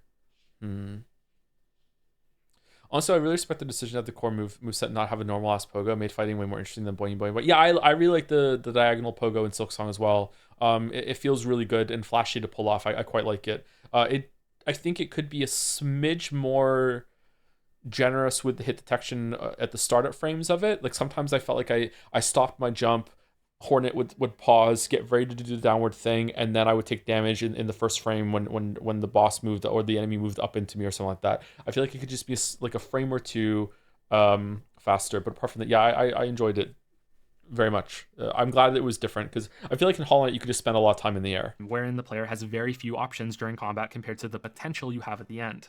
Things don't stay quite as simple as they are right at the beginning, but they don't get really interesting until you're close to finished. The reason that the Radiance boss can have much more demanding abilities is because, of course, you can't get to that boss without having all those abilities to unlock the way. Yep. And that's the key to understanding the other problem. Because the dash, super dash, and wall climb are the only 3 abilities you truly need to see almost every part of the game, bosses and enemies couldn't be designed around the player having all of them. You can still take advantage of them and fight most enemies in new ways if you do have all of these options, but there's clearly a limit on what they can do. The White Palace challenge is another example of this, but for platforming instead of combat. You can't unlock access to this place without having all the big movement upgrades. So these challenges can be safely built around all of those options, making them by far the most complicated and intensely designed platforming in the game by a gigantic margin. So this is really simple shit that I'm talking about right now, but it's crazy to me how many games don't realize it, or game designers don't realize it. Like there's so much content in a lot of games, especially games that give you a lot of freedom, that they can't build anything from a lot of their movement tools or a lot of their combat options. Like Breath of the Wild immediately comes to mind. Like they can't do anything with these systems because you can't guarantee that players have them, and they have ways to mitigate that though. Like especially with the shrine system that those games have, where there's like sectioned off content that is divorced from the real world. You could have it like, you could have your own separate progression that's in those areas. When you go into them, no matter where you go, you get teleported to the next one, so they could build off of it. They could have more areas that are unlocked by having items and powers that you need to prove that you have to get through, kind of like what Link Between Worlds does, but even that doesn't have a lot of crossover between all the items. I think that Silksong has an interesting thing with the axe breaking it up. So not axe weapon, you know what I'm talking about, axe, AACTS, having it breaking it up so you know for sure that the players have all of them. However, I feel like there isn't enough content that utilizes it all in Act 3, maybe. Or just not enough exploration in Act 3. But that doesn't mean I want the game to have more content, although more content's usually good. Maybe you could have got there faster, or there could have been more stuff left to do that you currently do in Act 1 and 2, and you could have left it for Act 3. Like, Okay. The only thing that comes close to this are the short jumping sections in the Queen's Gardens, because, once again, you need many of these upgrades to access that area. There are a number of solutions to this problem. The simplest but most time-consuming one would be more areas in the game that are gated like the White Palace. More endgame. So Silksong definitely does that with the harpoon ability. There are mountain sands,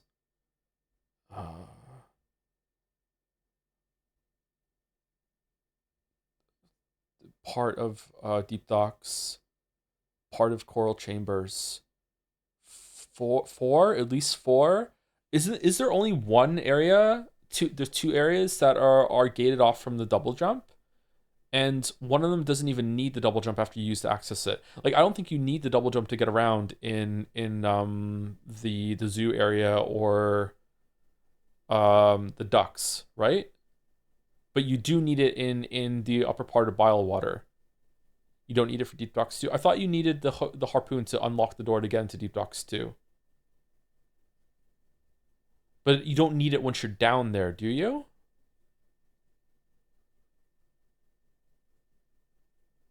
So Silksong definitely does more with having movement abilities unlocking an area later on in the game, whereas Hollow Knight does it with like double jump and wall climb, and that's pretty much it. There is some with shake click, but they're usually really small areas. Okay. areas that can incorporate all of your upgrades. I'm hopeful that this will actually happen in the future with more DLC and a paid expansion. The other possibility, which will never happen but it's interesting to think about, would be starting Hollow Knight with the dash and wall jump abilities as a baseline.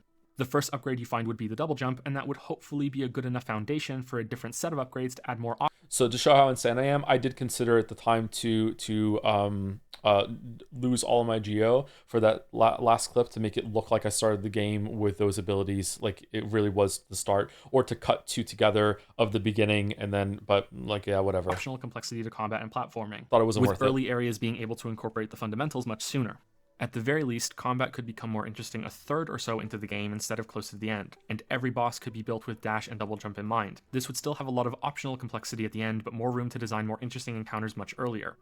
This is more of a problem. Yeah, they kind of did that with Silk Song. I feel like you get almost all the movement upgrades. Like, you do actually. You get all the movement upgrades and the combat upgrades that are built into the base kit fairly early on, and then there's a lot of bosses and content that you use them all. And when you do get the final movement upgrade, I don't think it's really used that much for combat ever, right? Yeah. Okay, so Silksong definitely did that. In Hollow Knight than Ori and Super Metroid because combat in those games isn't a focus. Yep. Super Metroid has a clunky combat system and knows it. That's why it gives you so many energy tanks for more health so you can tank your way through every encounter. Yep. Nice pun there with tank. Yeah, the Super Metroid's combat system is fucking trash. Ori doesn't even let you aim your attacks. You spam them instead while avoiding enemies because the game is more about platforming and movement, which is clearly seen in the bash ability, the gravity gimmick, and how the bosses in Ori are movement-based escape sequences instead of combat. Yep. Hollow Knight has the combat right there at the top. Next, Ori 2 was not out when this video came out, so I can only reference Ori 1, and so that was accurate. Ori 2 is much more combat focused than Ori 1. To exploration, an equal partner. It gets good, but it takes too long to get there. True. While we're speaking about Super Metroid and upgrades, I want to point out how much better I think Hollow Knight handles new abilities and unlocking areas. Super Metroid has something like locked doors blocking your way, and a specific upgrade is required to open it or to hook onto it, and then required to open the next one like it. Not all, but many of these upgrades don't do much outside of that functionality. They only have one real purpose. Some of Hollow Knight's upgrades also function in this way, but I felt that the majority that are used to unlock areas also expand platforming and combat. So as you're opening up the possible routes around the game's world, you're also gaining new tools to fight with and making it easier to get through earlier areas when you return to them. Yeah, Hollow Knight's This makes goated for backtracking more sure. interesting and convenient since you'll be exploring many areas more than once to find the previously inaccessible paths. Ori and the Blind Forest functions in a similar way, but I was surprised when I returned to the game again for this video that there's a lot less backtracking in order to complete the main questline than I remembered. It's a lot more linear compared to the freedom that Hollow Knight can provide after you get the first few major upgrades. That's not a bad thing, but it's atypical for a Metroidvania from what I understand. Let's talk about that now because we can finally be positive for a while. I played Hollow Knight 4 times. That may sound excessive, but just like with Prey... Fucking hell. Alright, so... that's the Steel Soul mode run there. 2 hours and 20 minutes. I think the top one is the first playthrough. What's the fourth one? Why do I only have 5 masks in Coliseum of Fools? Is that the one where I didn't upgrade my nail? I don't think I did that for... Did I do that for the Hollow Knight video? Or did I do it for... Or did I do it for the DLC video? I can't remember. What the fuck is the fourth one? Was that... Did I do no masks, no nail upgrade? Or was that no masks, but I upgraded the nail? What's the second one? Is that full masks on the second one? Is that the one I did the flower quest for? Because if that's the case, that's the only one I ever did the flower quest for, was the second one. I felt that there were enough decisions that the game warranted the multiple runs. Decisions in gameplay, though, not in the story. Plus, one of my playthroughs doesn't really count since it was a Steel Soul, permadeath, Fox-only, Final Destination speedrun that I did just to see if I could do it. It does help illustrate how efficiently you can get around the world once you're familiar with it, though. I think I did it in less than 3 hours, which is kind of slow. Why do I have more masks there than it did on the save file? The Steel Soul mode only had 5 masks, but I have 7 masks there. Decisions that I wanted to see and replay primarily come from how you Is there a charm that gives you more masks? Fragile heart. Oh yeah, the fragile thing. Yeah, okay. It must have been that. explore the world. I believe this can start off right at the beginning if you're willing to farm up enough Geo, the currency that Hollow Knight uses, to buy the lantern to light the dark tunnel to Crystal Peak really early. You'll be grinding out currency for a while, and I don't think you can do much when you get to Crystal Peak without some of the other movement upgrades, but you can do it, I think. The same goes for the order in which you go through the world once you have the dash and wall jump. I believe the intended point for the world opening up to most players is after they get the dive ability from the City of Tears. I think this because there's a boss you can fight shortly after acquiring the wall jump called the Mantis Lords. If this boss kills you, an NPC will appear during your corpse run and suggest that you head to the City of Tears to upgrade your sword nail, suggesting that the Mantis Lords are out of your reach at the moment, and you should go do something else and come back later. Does Silksong do that at any point?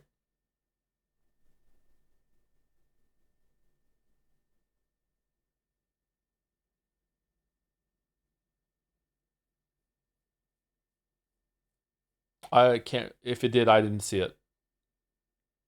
You can recruit NPCs to help in a fight for some encounters. Yeah, you can do that for Moorwing, High Halls, stuff like that. But I'm talking specifically: is there any point in Silksong where an NPC will show up on your run back and be like, "Hey, maybe you're not ready to do this. Maybe go do something else instead." You know, I don't think that happens, does it? Okay. If you go to... Nobody knows. Thank you, Pepsi Addict, for this, by the way. You can do VR missions so we can see Naomi. Maybe we'll do those on the Metal Gear Solid run next week. We're doing this right now, sorry. City of Tears and clear the boss there, then there are a lot of potential paths open to you all over the world. I'd guess that this is the point that most players diverge into the next area they visit being very different from others, from Crystal Peak to the Waterways, then to Ancient Basin, the Kingdom's Edge, or thinking of going back to the start and finding the Howling Cliffs. And it took so long to match all this footage up with what I'm talking about. Although maybe it takes longer for me and it feels more of a hassle because it's fucking maybe ADHD brain. I'm not sure, but it adds a lot to the video, I think. So on. There are a lot of possibilities, and most importantly, there isn't one that's clearly telegraphed as the next one like the game has functioned so far. You start off in the Crossroads, go to Green Path, then go to the Fungal Wastes, and then to the City of Tears. I think that's the progression path that most people are going to follow. How do I do that? Like, I know how I would do it now. How did I make it light up like that?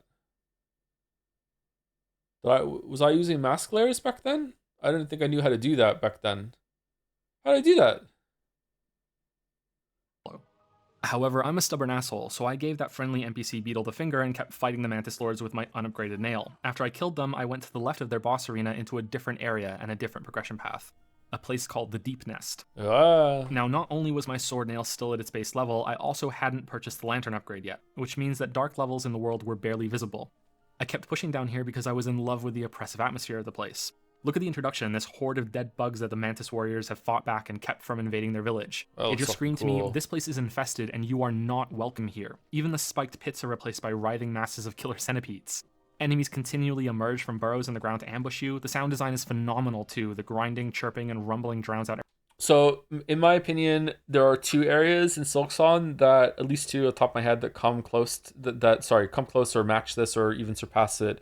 And I really like them, and that is the Underworks and Bilewater. I feel like Underworks and Bilewater have a lot of like atmosphere, theme, even storytelling going on. And the level design is working in tandem with that, and it makes it really, really cool and really interesting to explore. Bilewater is fucking frustrating, don't get me wrong. Bilewater is really frustrating, but I think Deep Nest is frustrating too. I think the frustration is the point. So I think those are really, really good off the top of my head. Everything else, and I don't think there's any music here either. Somehow I made it to a very long drop at the end of a dark maze of jumps and enemies. I landed in an oasis in the heart of the infestation. There was a bench, which is the game's checkpoint system, and I used it without thinking what I had just done, because now I was stuck in the Deep Nest with my raggedy nail and no lantern, with no way out because I couldn't climb back up the long fall that got me there.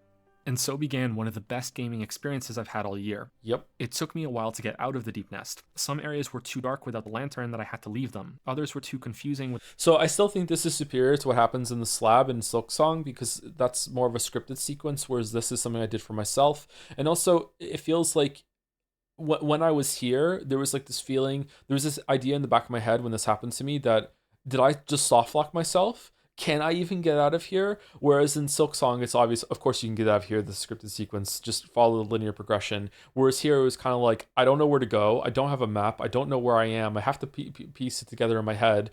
Like, I don't even know if I even can get out of here right now. Is it going to be really difficult to even get out? So like that was a much more memorable experience. Probably the most memorable thing that happened in terms of exploration in both of the games to me, actually. I quite liked it. But I do think that the level design and world design in some areas is better in Silksong, but this experience I had right now was really, really cool. Without a map. Hollow Knight makes you earn a lot of things that other games just give you, so the map system and even the pins to mark key things on it have to be purchased.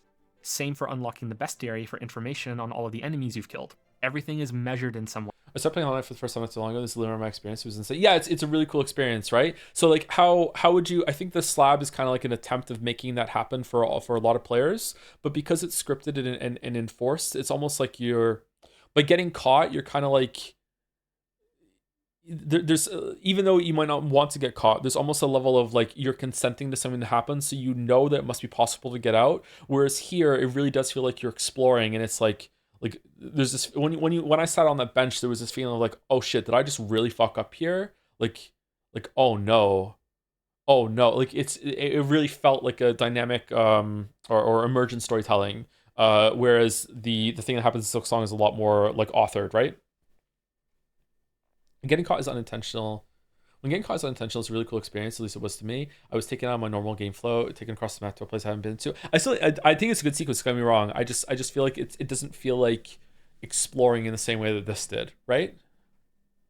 Breath of the Wild did something similar when I climbed a mountain. I think I spoke about it in that video. When I climbed the mountain that I didn't have enough of the winter clothes to do, and I really wanted to push through in that area, and I felt like I had gotten myself into a really bad situation through exploring, and I needed to fight my way out of it and make some really quick decisions, and I really enjoyed it for that. Collect enemy encounters, kills, spirit for your dream nail, upgrades, geo, fill in the map of each area, find relics, increase your health and soul capacity. To draw a map of an area, you first have to find the cartographer in the area itself. He's usually one. Excuse me, Joseph Anderson. You could also get pen and paper out and draw the map yourself in your fucking game-accompanied journal that you're keeping track of the show on Reddit later, don't you think? You don't need corner the first parts of the level, but sometimes he can be tricky to find or surprisingly deep into the zone. This became a little ritual. When I found a new area, I'd go hunting for the map beetle guy and be really happy when I heard his humming from far off. There are discarded pages you can follow like breadcrumbs too. It also meant that I didn't overly rely on the map either because I'd learn a bit about each area before I found Cornifer. And then I'd enjoy the completionist urge of drawing in the map. Yep. In the Deep Nest, however, Cornifer is scared and I didn't feel that urge as much in Silksong. Does Hollow Knight have better exploration than Silksong? I felt like I enjoyed filling the map out and piecing together how the areas flow together more in Hollow Knight. And I also don't think there was ever a part in Hollow Knight that made me feel like I had like solved the long-standing mystery through exploration is when I found the Blue Lake. Realizing that that bile water has been corrupted by that fucking aqueduct thing on the top right of the map. That was a cool moment of realizing that's the city just fucked these people over. That's neat. But I feel like that wasn't as good as the Blue Lake thing and having a lot of connections back. I feel like there was fewer of those. I don't know. I did enjoy the Silksong exploration, but I feel like a lot of it was just linear paths going back to clear exit and entry points. I didn't feel like filling in the map as much as I did. I didn't enjoy filling the map out as much as I did in Hollow Knight for sure. Huh. Okay. hiding near the entrance. He's not humming, there are no pages to find, so I missed him. I was also stuck in this area with no map. Not only did I have to figure out how all of these parts of the Deep Nest fit together in my head, I also had no reference for knowing how close I was to finding a link back to another part of the world. Now that I'm familiar with the area, I know that I came close a couple times to getting out, but on my first run, I was stumbling around in the dark for at least an hour before I found an abandoned tram station. Here I fought my way through some tough enemies to find a tram pass, which would grant me access to a tram that was still functional near the bench that had become my new home. You may think this is where the story ends, but Hollow Knight is more special than that. I went to this tram expecting it to take me back to the first proper area in the game, because I remembered a sealed tram car there in a station that I knew I'd come back to eventually. Yeah, so obviously if you know the game, you know that it has to connect to the exit station on the other side, but I hadn't found that yet, so I thought this was like a second fast travel system like the elevators in Silksong. So I thought the trams were going to connect in that way. I didn't think they were going to like physically have a sister station that is in the direction that it goes. So when I rode this tram and it took me to another new area, I had to stop for a minute while my perception of the game's world grew even larger. So I rode the tram again to the next station, expecting that this time it would be the starting area, and it was yet again another new level. This tram line wasn't even connected to the one near the beginning of the game. These places seemed more like endgame areas to me than the Deep Nest. That was the slithering evil that I already knew, so that's where I went back to, eventually climbing my way out of a deep pit and to a familiar area. I ended up going to a few other places before reaching the City of Tears because of this, and so my progression path through the game was very different than what I went through on my other playthroughs. Meanwhile, the experience I had like that in Silksong was when I used the key to get to Blasted Steps through Shellwood into Greymore before I went to Far Fields. Now that I've done another playthrough and I've gotten to Coral Chambers, I realized that that was very different than going through their Far Fields. Like there's a bunch of doors that I opened that are shortcuts on if you go the other way. Like I went through a lot of those areas backwards. It was very different. So all those levers I was finding and opening doors on my first playthrough, that was those were meant to be like achievements when going through the other way. Yeah. I consider myself very fortunate to have stumbled my way into this route because it made the game feel, quite frankly, magical. That there were still several new areas to discover after this pushed the game's world from impressive to ridiculously so. Ridiculously My guess so. is that most people will have a similar experience after clearing the City of Tears, and it's helped by how every area after the first introductory zones has multiple entrances. Even something as remote as the levels that sandwich the map, the Howling Cliffs and the Kingdom's Edge, have more than one way to discover them. Okay, so maybe that's why. Because Hollow Knight's not, Silksong's not like that because they're gating the entrance with some of the unlocks you get. There's more areas that only have one way in. They have another way out after you fought through it, but they only have one way in. So maybe that's something to hone in on. I think it's worth it so you can have the game build challenges around those unlocks that you use to open the door. Silksong seems to be more like Super Metroid then for using things to unlock the keys to unlock the only door into an area, but it still is like Hollow Knight in that a lot of those unlocks are used in combat and for platform challenges in a really cool way. Yeah. Okay. You can tell by my strange journey through Deep Nest, some of these entrances can be more difficult to find than others, but they still exist. What's further impressive is that these entrances can have their meaning altered depending on how you approach the area.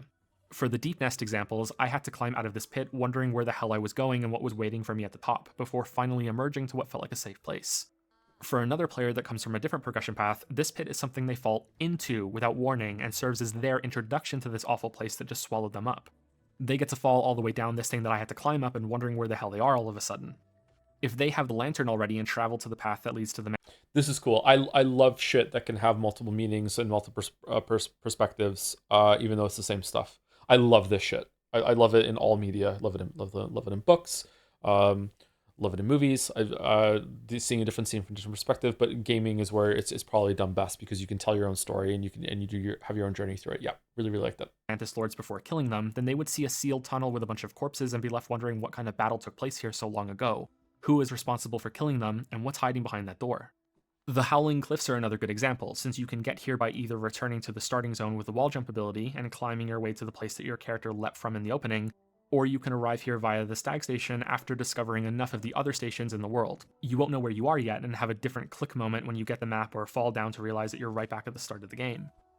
These moments can work in multiple ways, and I think that's something unique to the medium. It strengthens the experience for players no matter how they may explore the world, instead of forcing them to go through only one introductory path between each level, which players are more likely to miss if they're hidden. So Silksong does that for more areas, not all of them, for more areas. Okay, so it's definitely a big difference between Hollow Knight and Silksong. Maybe that's where some of the exploration woes are coming from, but that's not to say Silksong's exploration is always worse or even bad. It's still really good, but that's different. So that made me feel like this because I got captured during Act 1 when I didn't have much of the map covered, so seeing myself in a higher area with no idea how I got there was an experience. Yeah, there's something like that in Elden Ring too, with one of the teleport chests that immediately moves the map, makes the map much bigger. Breath of the Wild, if you put like a marker with your telescope really far in the distance, you check on the map, can have that experience too. Yeah, it's pretty cool. I like it. Thank you to Liquin for the resub. I see Joe is watching the best Kojima production. Thanks. And thank you Squeezins554 for some bits. I think the biggest disappointment for me in terms of exploration was the coral place only being a tower instead of a giant area. In the old trailers, it seems it was used to an actual area you could explore, which made me even sadder. Also, you're going to watch Grim God Home videos too? Yeah, we're going to watch the DLC one after this too, I think, and that'll be the end of the stream. Yeah, I think that I didn't watch the trailer, so I didn't have the disappointment, but I did was hoping for more in that sequence because I really liked the how that place looked. It was cool. Or that they're being guided too firmly to feel like they're actually exploring if they're not hidden. The unraveling of the bottom part of the map was one of the best moments of exploration that I had in the game. You go from City of Tears and descend into its sewers. Then you find a long lost ruin that's below that, below the sewers. Then there's still more below that. Yeah, so when Silksong was in development, I remember them saying at some point that they wanted an inversion of Hollow Knight and Silksong, that where in Hollow Knight you kept going down, they wanted Silksong to always be about going up. Someone in the chat saying ascend, they wanted that.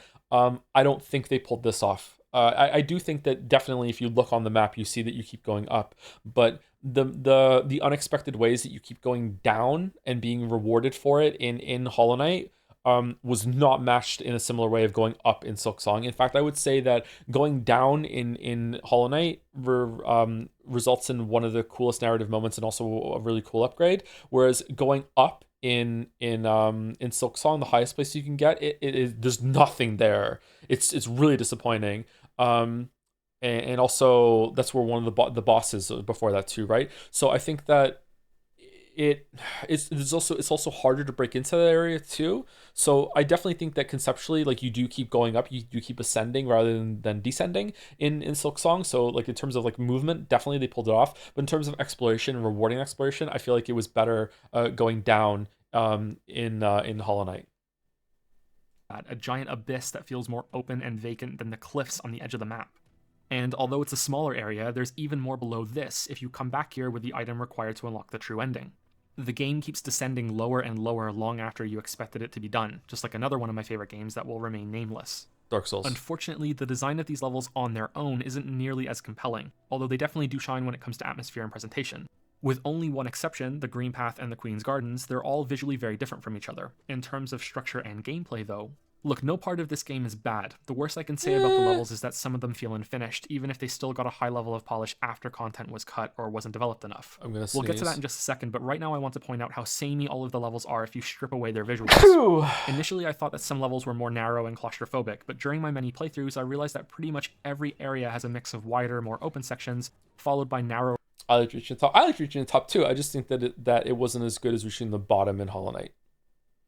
Paths and more maze-like routes. The game uses that basic structure and scrambles it in a different way for every level. Scrandles? This results in a soft linearity as you fight through each area. You can definitely feel lost, but once you understand each level, you can see that there is a mostly direct path from where you enter the area to the goal. Usually a boss or an upgrade that you're heading toward.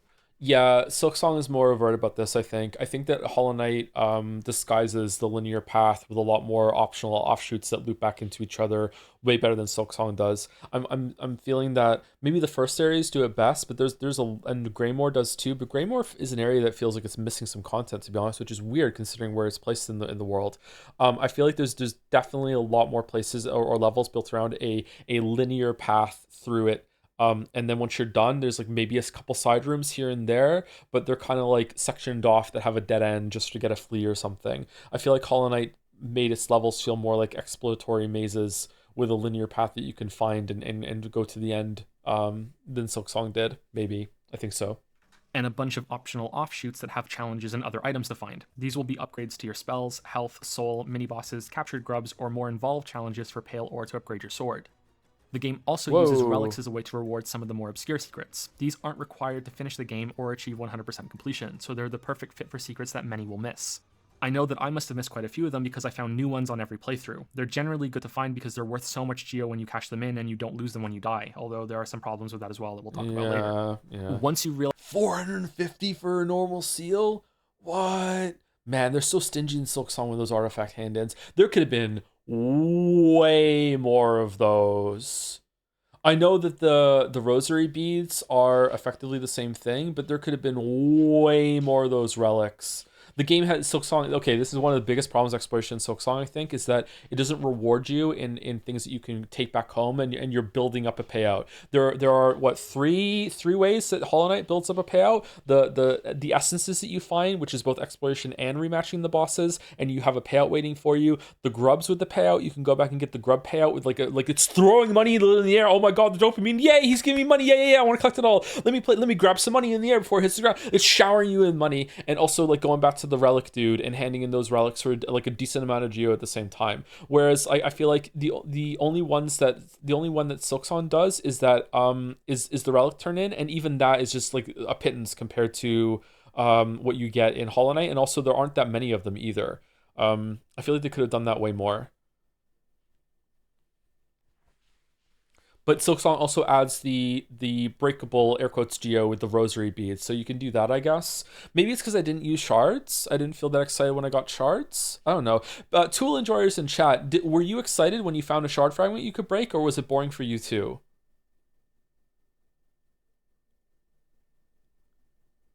No?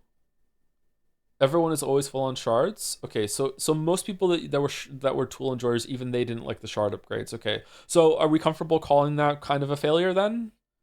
Like that's I guess it's good for emergencies. I don't know. It didn't really feel like a good kind of reward for exploration. Yeah. Okay. All right. The fundamental structure that the game follows, it can feel a bit formulaic. Probably not on your first playthrough, but definitely after that, or toward the end of your first one. What really made me realize this was playing Ori and the Blind Forest again.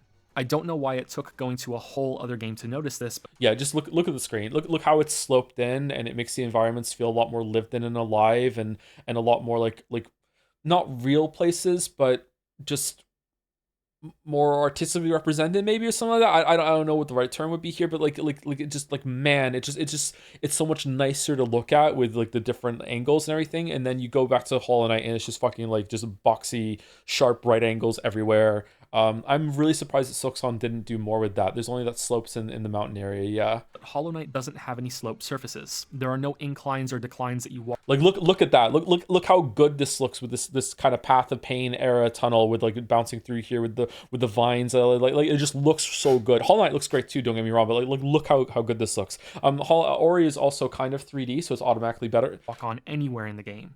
There are some sloped ceilings and yeah, this is a good example because it has the same kind of vines that are kind of giving the illusion of some slopes and rough edges here, but it's all really boxy at the same time. Like yeah, yeah. Walls to prevent you from climbing, but everything else is a series of rectangles and squares. It's boxy and grid-like in structure, which contributes massively to how familiar everything feels despite the visual differences in each area. Silksong has the same problem. Yep, I feel like it didn't bother me that much. But I think that there's a better version of these games that incorporates slopes and different angles that aren't 90 degrees.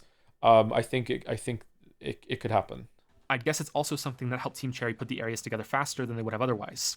To put it into perspective, even Super Metroid has slopes from way back in 1994. So does Mario 3 on the NES. You can slide on them to kill enemies. Where the different levels do distinguish themselves is with some sort of overbearing enemy type or an environmental hazard, and I don't mean the ratio of safe space to spikes, pits, thorns, or whatever else passes as a damage zone. Almost every level has something that makes them stand out, although not all of them are as developed as others. The Forgotten Crossroads begins this trend with the giant gome worms that require timing to jump or bounce over. This area also benefits from changing later when it's corrupted, which is something I wish had happened to some of the other levels as well. I thought it was an unexpected twist and it was really interesting. Does Silksong do this with like it's does each area have its own kind of hazard sort of thing? I feel like no. I feel like it repeats some of its ideas more. Some do? Huh.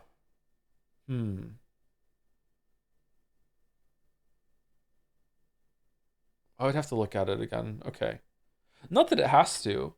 I kind of like Celeste's approach where stuff from earlier kind of gets mixed and matched later on with the main theme of the area. Silksong doesn't do it to that level for sure. Okay. Crystal Peak has the conveyor belts that you can both run and climb on, which suits the theme of the area nicely since these crystals were part of an industrial excavation effort. The Fog Canyon has the big jellyfish that demand either tight navigation to avoid them or quick reflexes to not get blasted by. Also does 2 masks of damage. This is the first thing in the game that does 2 masks of damage. I think it is, isn't it? Their homing corpses after striking. It's wild to think how scary these were when I first played Hollow Knight 1. And it's like, oh shit, the 2 masks of damage with the jellyfish. And that's just like, Silksong is like that all over the fucking place, man. The Fungal Wastes has some sort of bouncy mush. Big guy in crosscodes does 2 masks. Does he really? When he hits you with his big club, he does 2 masks. Does he? I don't remember that. Does he not do it on He doesn't do that on contact damage though, right? Only when he hits you? Room and a separate village for the Mantis enemies, where you learn to use the wall jump ability. This is likely also the first type of enemies that will give players some trouble if they don't have a lot of experience with the genre. We've already spent a lot of time talking about. Oh, there was a match cut there with getting knocked away. You blink and you miss it. What about False Knight? Does False Knight, if he hits you with his hit, with his club, is it 1 mask or 2? It's 1, right? It's only 1? It's only 1 damage False Knight? Okay. The deep nest, but it's worth repeating how much the area commits to its dense atmosphere. Enemies appear to attack you from many directions, reinforcing that feeling that you're out of your depth. Plus, there are a few sections with massive Garpedes, more advanced versions of the armored worms from the Crossroads. City of Tears has a focus on climbing in elevators and teleporting enemies at the end. The Hive has destructible platforms and rampaging bees that smash them. The Queen's Gardens has platforms that collapse a moment after you step on them, so you need to jump quickly from place to place. Greenpath and Ancient Basin are a bit harder to fit into this trend. Greenpath does have a theme of ambushing. Okay, so this part of the video is just kind of recapping what goes on in each area as an example of how they're distinct. It's also showcasing and serving as a reminder of what area did. I think it's okay. I'm maybe going on a touch too long, but I think it's okay. With, literal ambushes. Kind of funny to realize that. There are the fly traps that appear as well, but overall this area strikes me as the more standard one in the game. Probably to provide room to use the dash after acquiring it without too much getting in the way. It is one of the first areas after all. Yeah. Ancient Basin, on the other hand, only has the Maw Lurks to set it apart, which are neat enemies, but they only show up at the end, which is where I can begin to point out some areas that don't feel as fleshed out as others. Yeah, and Ancient Basin feels like a lot of levels in Silksong, and they're just bigger in Silksong. Like the linear path that you go around to loop back in to get the upgrade, it just goes on for a bit longer in Silksong. Okay. I think that having some standard, more mundane levels is a good idea. Not every place needs to be built around some core mechanic, but I'd be more comfortable saying that if there was more variety in how the levels were laid out, so there was more contrast. The Kingdom's Edge and the Howling Cliffs are both areas I like a lot, but more for their atmosphere and the tease of what might be waiting on the outskirts of Hollow Knight's world, rather than the gameplay they provide. Ancient Basin is the place you go through, not where you spend time. Oh, that's an interesting way of saying it. I might steal that. Yeah, that's I think that's a really succinct way of putting the difference between the zones. Yeah, okay. Cool. And I think there are too many places in Silksong where you just go through instead of spending time there. I think early on in the game, there are more zones that you spend time at. Yeah. Meanwhile, the sewers below City of Tears is the level I consistently forget exists at all until I arrive there and remember I need a key to get inside. The level design does succeed in one particular way that made me very happy: shortcuts. Parts of Hollow Knight's levels will remain blacked out until you find a way to get to them, or break your way through a hidden piece of the floor or the wall. This is cleverly taught to you in the starting area by placing a breakable wall next to a cluster of Geo that you want to attack, because you want the money. It's really early on in the game. You'll break the wall by doing so and learn how this works, and you have another chance shortly after this to notice another breakable wall to reinforce what you learned. There's more than one instance of this happening throughout the game too, so if you miss this lesson, or simply just forget, then the game has some natural reminders for you. I think it works really well. My favorite result of these dark areas on the screen is that you don't know. Looking at those, I think that the breakable walls in Silksong are more obviously broken. Like some of those, the first one had kind of some breakage in the rocks, but the other ones didn't. I think there are some breakable walls in Hollow Knight that are straight up like you can't tell unless you hit it. Whereas Silksong, I think in most cases, maybe there's some in the corners of rooms. Look at the upward slope here, right? So they have slopes in the ceiling, but anything you can walk on or fall into, there's not really going to be much in the way of slopes. Okay, yeah. So Silksong is more obvious with its secret walls in most cases, I think. Something is there until you come back around after exploring, so there will be many walls that you can only break from one side, usually marked with wooden supports that you destroy, to unveil either a shortcut or an alternative route back to the main path without. I feel like this was done much less in Silksong. I feel like Hollow Knight had way more break a wall, loop back around, have a breakable wall with a wooden support on the other side to go back in. I feel like Silksong did this sometimes, but I feel like Hollow Knight did it way more. I don't know if that's right though. Maybe if I added them up, maybe I'd be surprised that Silksong had more than I'm remembering. But I feel like Silksong had way more break a wall, go inside, and then just walk back out, motherfucker. Instead of having a loop back around and you're opening a side area. But maybe my memory's faulty. I don't know. So much backtracking.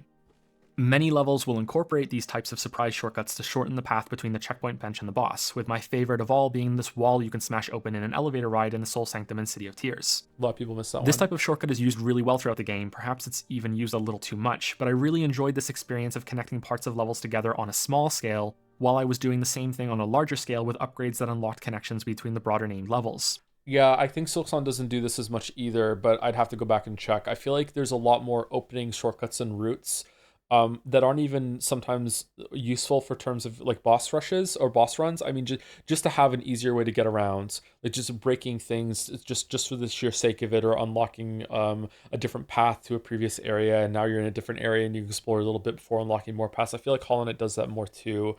I feel like Silksong's levels are, like, exist in isolation from other levels more often than Hollow Knight Zones did. But again, I'm not sure, but that's just how I feel reviewing this video right now.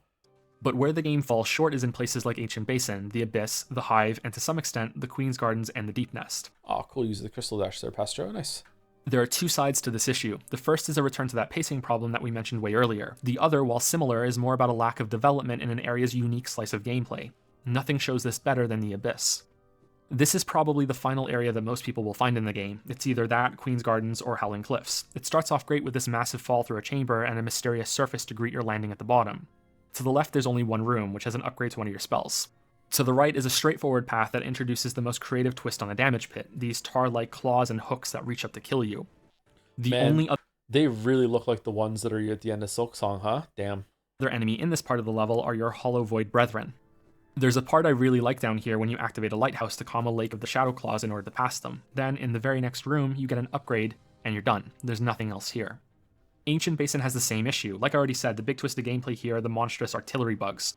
Once you're past them, you have a boss to fight in order to get an upgrade. Then there's a short optional offshoot that allows you to use your new ability for some hidden stuff. These two areas feel designed solely to give you a short trial and an upgrade, instead of being full areas that are worth exploring. Now in the case of Ancient Basin, I think this is fine. Shorter, more direct areas can be enjoyable and serve as more of a focus part. Oh, I'm writing a script in my head. No, stop it. Shut the fuck up. And No. act as a contrast to other parts. This area also benefits from the entrance to the White Palace being here, which makes it feel more substantial, even though it should count as its own level in my opinion. The Abyss has something similar with an incredible story moment that happens later in the game, but I think the area is a letdown because of how much potential there is in the interaction between the lighthouse and the Shadow Claw water.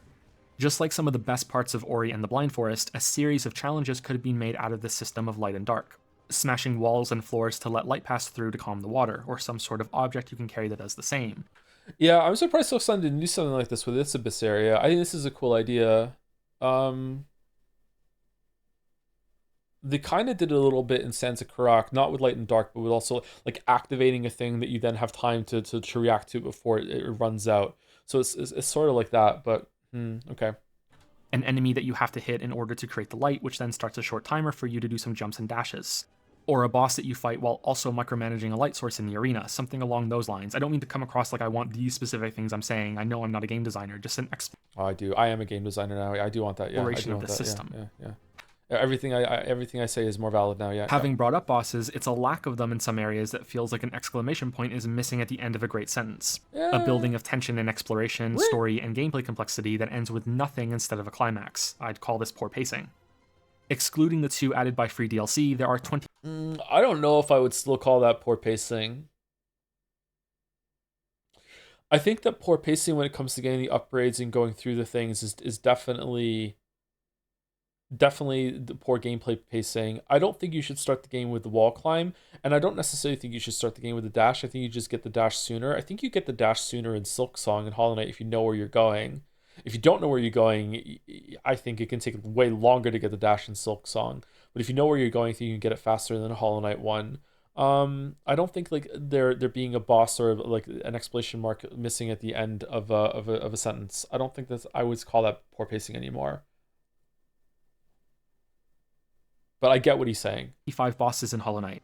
But similar to the residents of George Orwell's farm, all of these fights are bosses, but some are more bosses than others. True. Firstly, you fight some of these more than once. There are harder versions of the Broken Vessel, the False Knight, the repositioning problem right there with jumping into me, the Crystal Guardian, the Soul Master, and a handful of others. Some, like the Mother Bug in the Crossroads, feel closer to a mini-boss than full boss, but even here you have some judgment calls to make. The Fluke Marm looks a hell of a lot more like a boss, but it doesn't do much of anything really. Meanwhile, this fight against the Soul Warrior, which is a normal enemy in the Colosseum, feels like it's just one added move short of full boss status, a fancy introduction title, and his own series on Netflix. I'm not going to go through every fight and fire off whether they're really bosses or not. Laying down the groundwork for a solid discussion on that could fill a whole video all on its own. What I will say is that some of these fights are definitely more on the lore and atmosphere side of things. Umu, Nosk, and the Traitor Lord especially. That last one isn't even a boss if you complete an NPC's questline, and if you don't do that, it's simply a supersized Mantis fighter with the same moveset and just more health. And the amount of comments are like, what the fuck are you talking about? Because they don't know when this video came out. Okay. Please don't misunderstand me here. Some of the bosses in Hollow Knight are incredible. I had the chance to dig in and learn a lot about many of them during my 4th playthrough with no weapon or health upgrades. Oh shit, Even the man. Ghost set of Why'd you bosses, do which have that? their own theme of being spectral targets that move around while I think that Silk Song could have had these again. I understand that Hollow Knight had these as like a backer reward or whatever, or just like optional content or side content that was really easy for them to make, that just had a pinata that did moves. I kind of like the pinata that just does moves. I feel like they're easy to develop. You could just throw them in and experiment with some. Sometimes they're hits, sometimes they're misses, like whatever. I kind of like these fights. These fights were fun. Like I don't know why I'm becoming more Canadian as I say this, but like I feel like they could have done more of this. Fucking figure it out. a separate set of weapons and attacks are a lot of fun, and they feel like they were just bonus content that was thrown into the game. Yeah. There are patterns to learn and openings to recognize to deal a lot of damage. All of them are enjoyable because of this rhythm and flow, except for No Eyes and Marmu. This one's not enjoyable in the Coliseum in Godhome, but it's enjoyable here. No Eyes has the issue of spawning projectiles off screen, which if you're forced to use a dash to get to him or climb platforms, may end up colliding with you through no fault of your own as the screen shifts as you move. Now this is avoidable if you play very slowly and carefully, but I say that's a flaw on the fight since then it becomes boring. I disagree with this now. I think that you can actually, if your reaction time is fast enough, I think you can turn around. I think this is okay. I'm not sure. I think it's okay. This game does have this problem sometimes, but I don't agree with this about No Eyes. I think you can just get through No Eyes pretty quickly. Because you have to wait for him to teleport to a safer position. Yeah, I think you can find the safer position. I don't think I think you can make this happen yourself. I don't think you need to wait as much as Past Joe thought here. Fortunately, a trend I noticed with some of the teleporting enemies as well, even though I like them a lot, or those that can spawn Oh wow, the telefrag there. Holy from shit. the floor. Because dash has a set distance and cannot be cancelled after use, enemies can sometimes appear on top of you with no chance to avoid it. Marmu has a completely different problem. She's boring. She curls into a ball and flings herself at There was a voice change session recording change there. Did you notice? you over and over and over again. You hit her away like you're playing a game of tennis against the wall and then continue to do so until the fight is over. This fight would be fine if it was one of the earlier ones you can find. With some more creative teleporting safely away from where the player can dash, I can see it being much better too. But this fight is the simplest of all of the ghost bosses, and yet it's in one of the final areas. This is in the... Oh yeah, it's in Queen Gardens. Yeah, Marmu's fine. It's just like there should have been a better ghost boss there. Yeah, Queen's Gardens was really disappointing for like a capstone of its content. Yeah. Queen's Gardens, which requires more upgrades than most levels do in order to access it. Like imagine if Queen's Gardens had a boss on the level of Carmelita. I feel like that zone deserved a boss like that, and it just doesn't. Even Traitor Lord today, I don't think it functions like that. I think that would have been a really good placement for a boss like that, this level would have really suited that sort of thing. Making things far, far worse, this is the only real boss in this whole level. I don't think Traitor Lord should count for reasons I just went into. It's just a regular mantis with a big health bar. This isn't the only area in the game that suffers from this problem. However, you may be thinking, Joe, you're not even a real dragon. Not every area needs to have a boss. And that's meant to be the you're not a real dragon. This is what you are in the background. It might come across as forced, and maybe for the Abyss you have a point. But for other areas, the issue isn't a lack. Were there fewer kind of like weird characters to find in Silksong like that too? I feel like that's true, isn't it? There weren't just hanging out. Some big guys to find and talk to? Maybe? I think there were more. Were there? I don't remember talking to very many people like that. I remember going into doors and talking to people in their homes, but I don't remember stumbling upon someone like that. So sometimes more weird dudes. It has more NPCs to talk to. I'm talking about like finding someone unexpectedly just chilling in the world doing their own thing. Treadmill guy, yeah, there's treadmill guy. Treadmill guy was pretty good. There are many hidden you haven't found. Oh, okay, fair enough. If I haven't found some of them, okay, that makes sense. Okay. Lack of content or the expectation that every area should automatically have a big fight at the end. It's that the game itself leads you to believe that it's building to one. Take the Hive. This is a secret level below the kingdom's edge.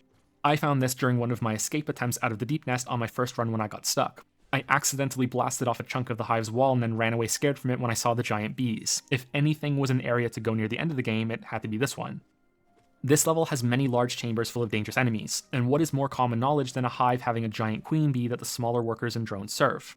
And sure enough, there is one. You enter a room at the end which reeks of an incoming boss. There's a ghost and this huge giant bee thing in the background, and you don't get to fight it. Oh, is that the bee that taught Hornet?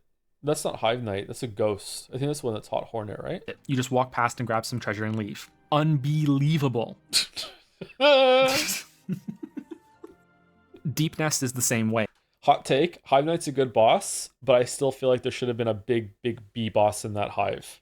I think Hive Knight should be like the mid-area boss for that one, yeah. Once you know the game is about a desecrated kingdom of beetles and bugs, insects and arachnids, what could be a better fit than a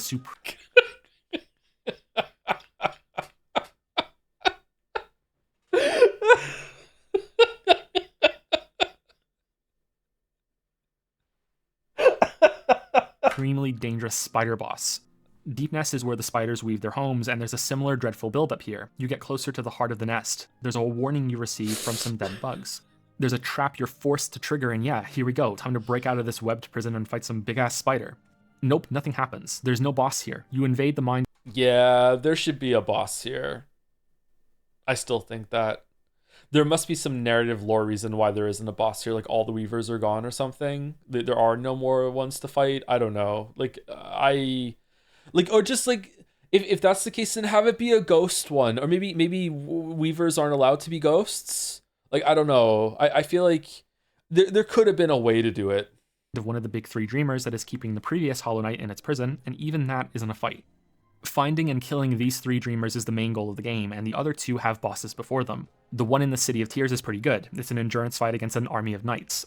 Meanwhile, the boss before the Dreamer in Fog Canyon only has two mechanics involving lightning, and a gimmick that requires you to wait around for another NPC to make the boss vulnerable for you. It's not awful, but it's not great either.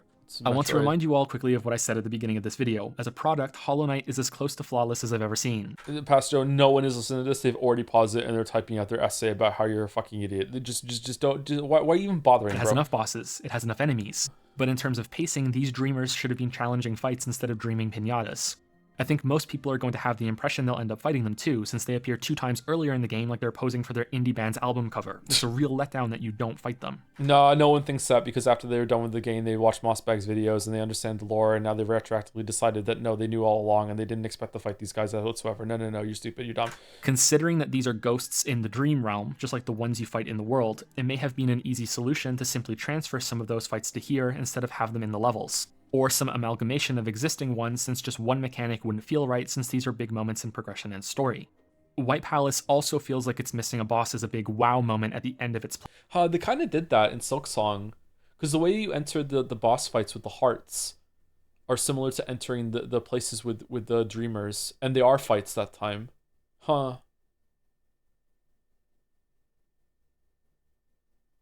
Interesting. Okay. Platforming gauntlet. Although this may be weak criticism, since White Palace is one of the ways Hollow Knight tests you on a specific part of its gameplay. There are 4 that I can see. White Palace is the endgame platforming challenge, the third Colosseum trial is the enemy combat challenge, the Radiance is the endgame boss challenge, and Silksong doesn't have that. I think Silksong's endgame combat challenge is probably the Colosseum kind of area before you fight Khan. I don't think there is one after that, or depending on where you go, like you might do someone else before that, or Crustlord, sorry. What's his name? Is it Khan? What's his name? The Crustlord guy. I really miss the Colosseum in Silksong, and I wish they had one. I do know that there are arenas before that, but there's nothing as long as the Colosseum arena in Hollow Knight. And the Colosseum, like it's not just like the combat. I love the vibes of the Colosseum. I love that they're all like watching you and they're cheering you, and then the drums like slowly increasing as you do the fight, and like how it kicks in with the different moments and everything. And like I was looking forward to finding the Colosseum for the whole entire time, and then there wasn't one, and I was like, oh, okay. Like, I hope that they had something like that to that later, but like I would have really enjoyed that sort of thing, even though there were more arenas throughout the game, don't get me wrong. So it did have that kind of gameplay, but I was looking forward to the Colosseum. Yeah. And finding all of the grubs in jars would be the endgame exploration challenge. Those grubs are linked to one of many big moments in the story, although story may not be the right word. Lore isn't really either. It is a narrative moment, but a subplot compared to the main journey around Hollownest. I don't think very highly of the story in Hollow Knight for 2 reasons. The first is that I don't think it's finished. DLC and I hope an expansion have a lot left to add. There are currently areas in the game that lead to nothing, and are mysteries waiting to be developed on later. On YouTube. One that I question the inclusion of right now is the Weaver's Room in Deep Nest.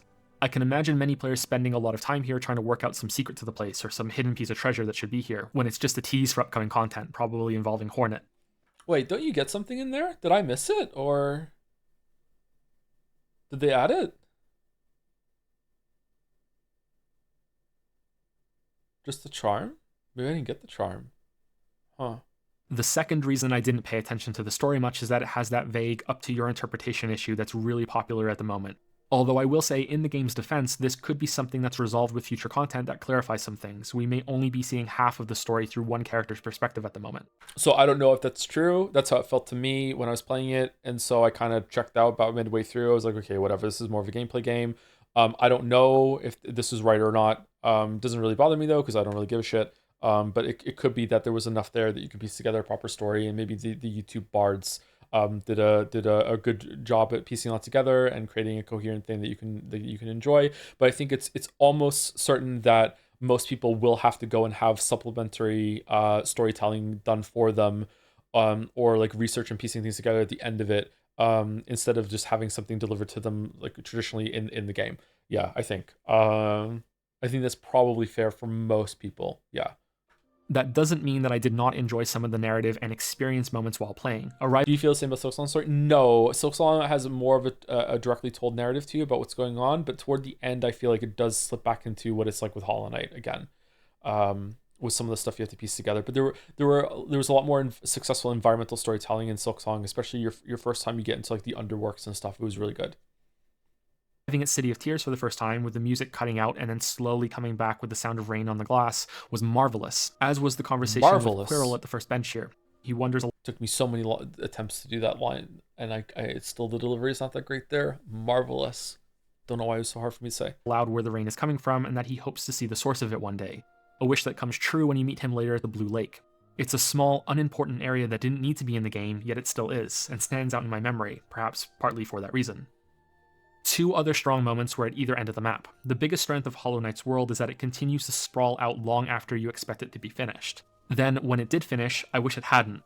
Not many games have made me want so strongly to break out of bounds and to continue exploring. What's beyond the edge of the Howling Cliffs? What's the wasteland really like? Oh, there was that platform like on the left part of Silksong's map in Blasted Steps. I didn't go up with double jump. I didn't go up there. What's up there? I need to go back and check that out. Shit. Out there. What's outside of this tent at the Kingdom's Edge? They may just be more clever versions of invisible walls and an arbitrary limit, but they still manage to capture my imagination while also being a firm boundary. For something that I didn't enjoy as much, we have to go back to the crossroads at the beginning of the game. There are two important NPCs here. The first is the Grub Father, who showers you with geo and occasionally higher rewards for every grub you free from captivity. The other is Mila, one of the friendliest bugs in the game. Mila's story is very contained. She's cheerfully mining and singing near Crystal Peak. She's pleased to have some company when you're around, and she'll sing for you if you talk to her. Since this is a game the Sharma of Hollow Knight, where you regularly explore prior areas with new upgrades, you speak to NPCs more than once. So when I was passing through, I would speak to this character. Over the course of the game, her dialogue changed. I don't know when the exact trigger point is. It seems to be when the corruption begins to leak from the black egg nearby, but at some point Mila goes hollow, for lack of a better term, and attacks you on sight, just like any other enemy. This small story is fine. It's on the bitter side since she was so nice, but it's a clear demonstration of what the corrupting force can do in the game, and what it has already done to many of the bugs you've been killing since the start. This may be the first point that you realize what the corruption even does, and raises the stakes by showing you how important it is that you succeed. The Grub Father, on the other hand, feels shocking just for the sake of it. There's no foreshadowing or anything that is being shown to you by this reveal. It's just the revelation that this character is a monster, and that you can't do anything about it. Is he though? I don't know. A lot of people pushed back against this and said no, this is their reproduction cycle. And then someone that came in and said, actually, maybe not. I don't know. Is it up to interpretation or what?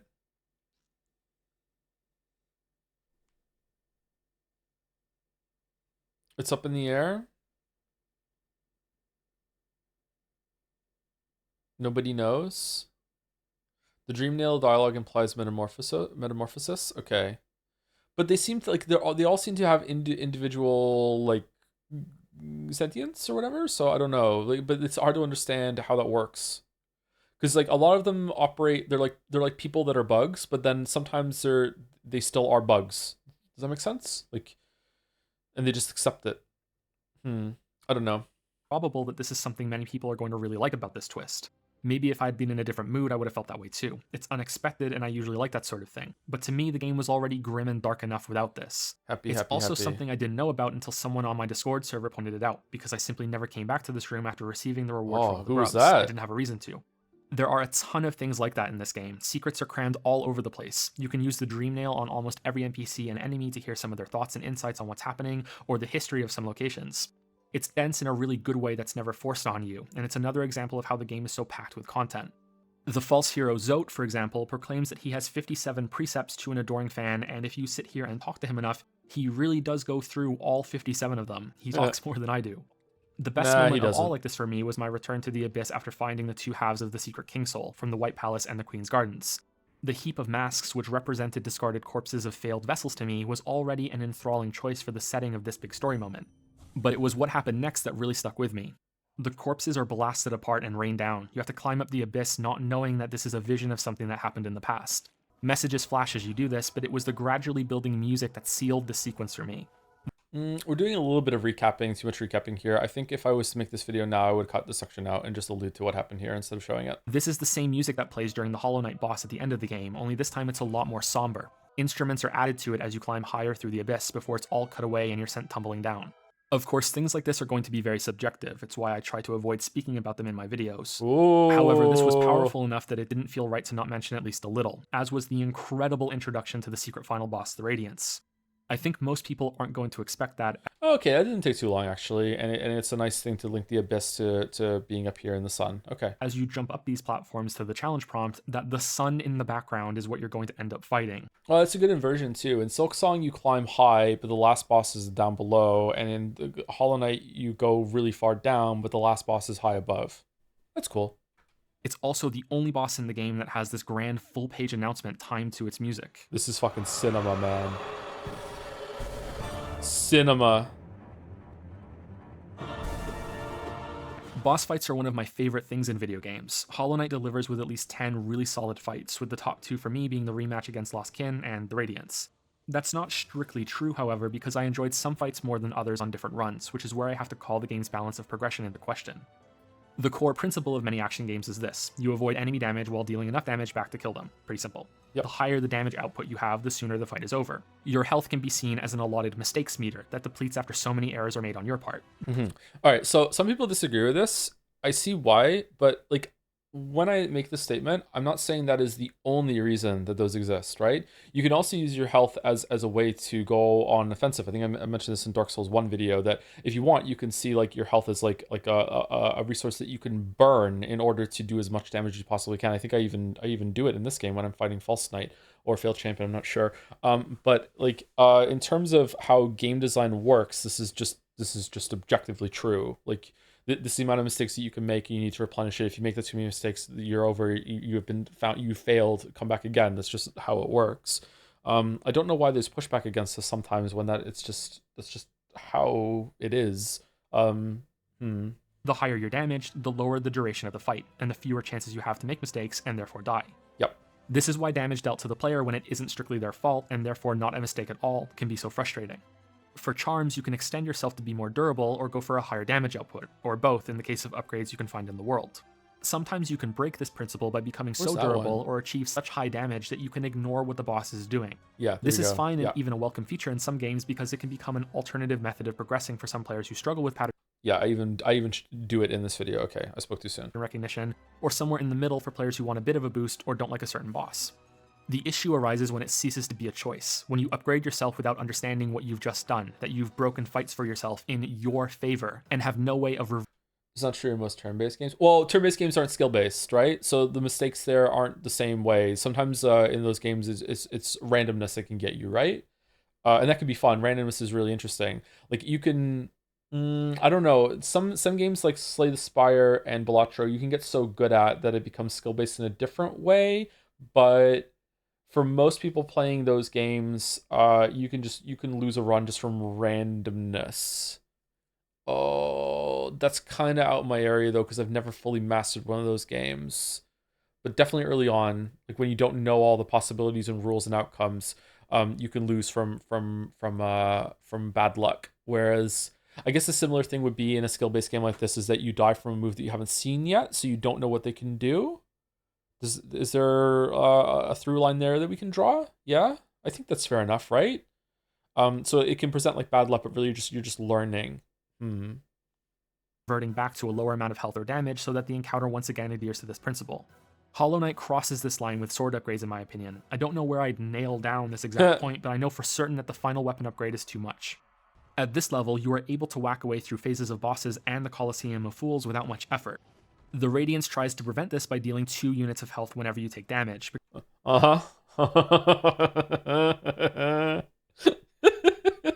Even this endgame boss was something I found shockingly flimsy with a fully upgraded weapon, especially in Phase 2. The solutions here could be a hard mode, a new game plus mode, the removal of the last weapon upgrade, or tying the upgraded nail to an option you can toggle. This may sound elitist of me, and I do apologize for that. Even that apology may sound elitist, but I feel strongly about this after beating the game without magic, without weapon upgrades, and without any health or soul boosts. This is definitely not the ideal way to play, as it turned many of these fights into very long struggles. The last challenge in the Colosseum became a 30-minute fight with this low damage number. Holy shit. But I also learned how well designed these bosses were by having to fully commit to the time and effort of beating them in such a weakened state. More than anything, it gave me a deeper appreciation for the Radiance battle, how all of the moves it has available weave and follow each other, and when to exploit openings for a lot of hits since every hit that I did land dealt so little damage. I had to maximize that uptime. This ties closely to the healing system and why the health upgrades don't break the game's... That's probably why I'm very aggressive when I play these games, is because I have to go through an ordeal of being like, my damage is so low, I have to hit it as much as I possibly can, and it was really fun to do that, but sometimes the fights did become kind of a slog, yeah. Balance nearly as much as the weapon ones do. Attacks come quick in Hollow Knight, especially from bosses and groups of enemies. I love so much about the healing system in this game because it requires you to be active in a fight to use it, and has That looks like Long Nail and Mark of Pride there, damn. the trade-off with your magic spells if you decide to use them. You can spend the same resource you have for healing on extra damage, sometimes a lot of extra damage, to the point that I'm really hoping there's a new game plus mode that encourages it since magic is so powerful. Nope. The only way to get soul in the middle of a fight is to land a hit on an enemy. You can bank this ahead of time for when things go wrong, or find yourself in a clutch moment trying to sneak in some hits without dying so you can scurry away and heal up from one hit from death. But things aren't that simple. This is another trade-off moment. Does it matter how much damage you do against False Knight when you knock him down? Is it just to get soul back? Because after 3 he's done, right? Can you do so little damage to him that it takes 4 rounds to kill him? Oh no. Nobody knows. Thank you, Enavert Moose, for the resub too. 37 minutes ago. Sorry, we're busy doing this. I didn't see it. Got lost in the plot. Thank you very much. With a hi, Joe. Hey, how's it going? Let's look at the Radiance, who has some gaps between certain attacks that you can slip in free hits on her. You can also use these to heal, trading the opportunity for damage with recovery instead. But the more you see this fight, the more you learn that there are moments within other attacks that you can begin to heal too. When the line of daggers comes in a specific pattern and provides a few seconds of downtime, or when the third and final laser volley is telegraphed, you can heal at least once if you're prepared for this and know what you're doing. For fights against regular enemies, this is a lot simpler. You just run away and heal. I don't know if Silksong is better or worse than that. I haven't fought did the fights enough to know. But I know you need more of a commitment, I think, than sneaking in one heal than in Hollow Knight. During locked rooms in the Colosseum that you need to be smarter and know when it's a good time to heal. This is a skill that you need to develop as you play, not... Yeah, you do. Yeah, a lot of people don't want to develop this skill. Someone's saying they want a mode in Silksong for when they start with different crests. I also would like that. Yeah, I think that's something they should definitely do. And when they do their God Home, there should be like a different crest version of all the fights too, so you can prove that you did them on with each crest. I think that would add a lot of replayability. Yeah, it sucks that you might that you might have a favorite crest that you don't get until much later in the game when you've already beaten like a quarter, a third, maybe and a half of the bosses, right? So I think that you definitely want that. Yeah, mods could do it though. Just a button you press to heal, and when you run out, tough luck, you have no more healing. It allows players who are struggling to play a bit smarter to give them more time to learn, or players who take risks and are aggressive to have potentially unlimited sustain if they don't get too greedy and take the time to heal. Having so much damage meant I didn't have to do any of this, which is a shame because it was a really satisfying part of combat for me, and I think it's a core system in Hollow Knight that you can just ignore. Instead, I could tank hits and burn enemies down. I highly recommend playing the game with only the first 2 or 3 weapon upgrades to get a much more rewarding combat experience. See, he's not insane. He's not saying don't use any nailing upgrades at all. Like, he's, just hold 1 or 2 back. Yeah, it's fine. Yeah. I think you'll be surprised. Witch crest being locked in Act 2 and the Shaman crest only being Act 3 is so ass. Yeah, I agree. Yeah. To discover how much there is to learn about some fights, moments that you can attack when the enemy is also being aggressive, or when you can heal when you didn't think you had time before. Many bosses also have this really cool feature early in their encounters. They become periodically stunned after you hit them enough times. This means that, for the first half of the fight, you get more structured, guaranteed moments of reprieve in order to heal before continuing. Or, if you know the fight already, you can slip in some free hits and knock them out of the stun early. Also As used the very fight well goes in on, Silksong. these stuns stop happening, which I take to mean that they were deliberately included. Does Hornet let the Knight win here? Is it like a test of skill, or is the Knight stronger than she is? I wonder. To smooth out the learning curve that struggling players will go through for each attempt of the fight. Bosses actually get more difficult as they go on because of this, while still being accessible at the beginning without sacrificing that difficulty for the whole fight. I adore this feature, and I would love to see it in other games. Swinging this to the negative side of things, though, we have the death system in Hollow Knight. This isn't a good fit at all except for the setback to the checkpoint. That's a decent enough punishment for death. The potential loss of all of your Geo if you don't kill your Ghostain would also be a good inclusion, except that it's only truly punishing in the early game. In fact, in the early game, it can be tremendous. And Team Cherry took that personally.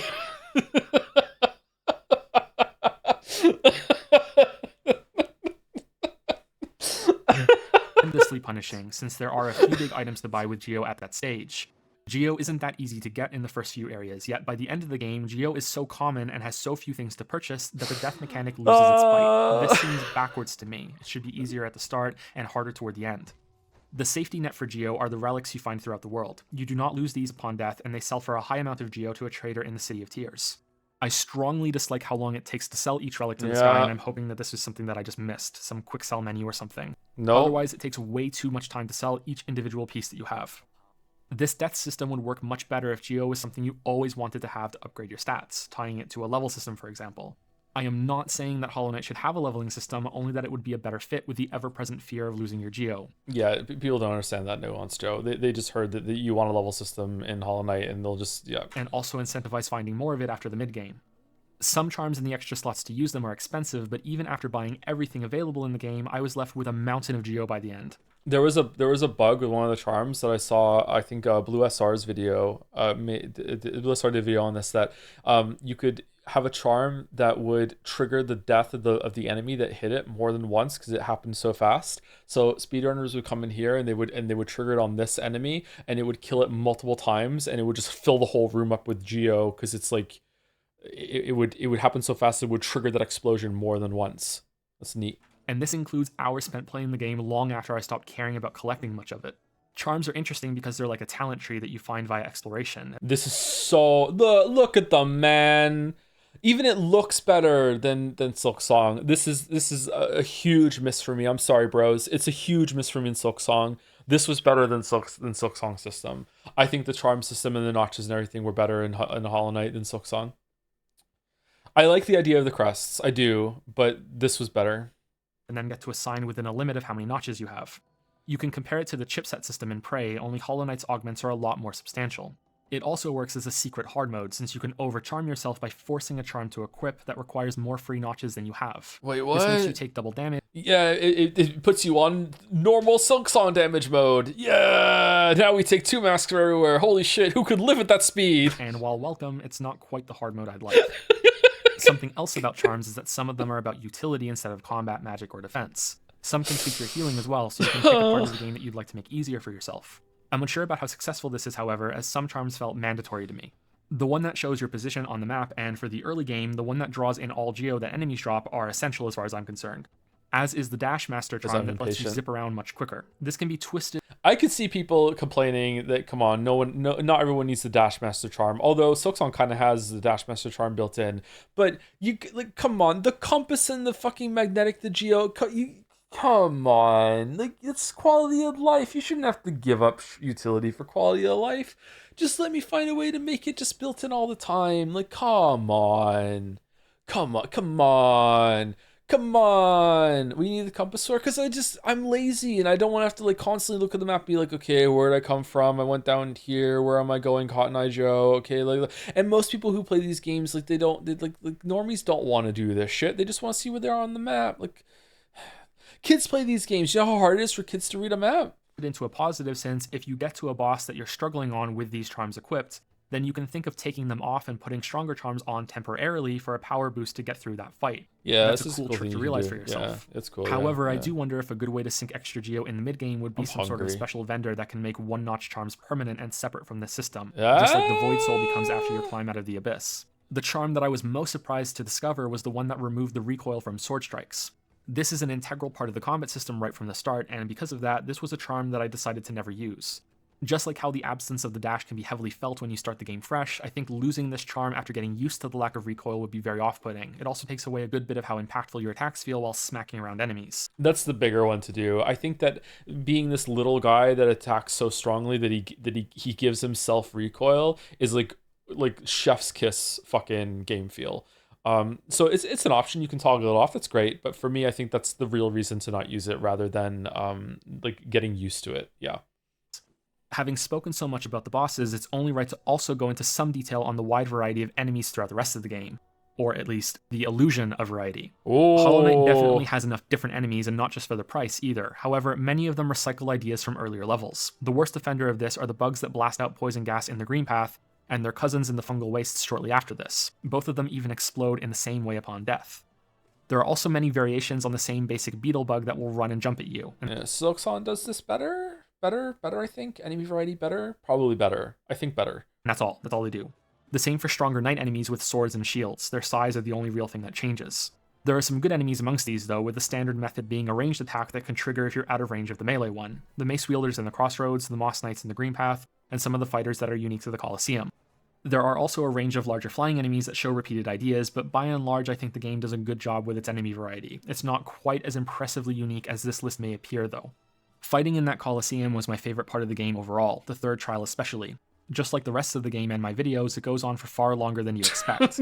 It's here that the combat system gets its chance to fully shine and shows how much potential the rest of the game could have if this level of complexity was reached sooner. So again, this is the base game, so it was my favorite part of the game in the base game, but now that the DLC is out, I prefer the boss fights and going through Godhome versus the Colosseum. But when it was here, it was the base game. Yeah, the Colosseum was the best part.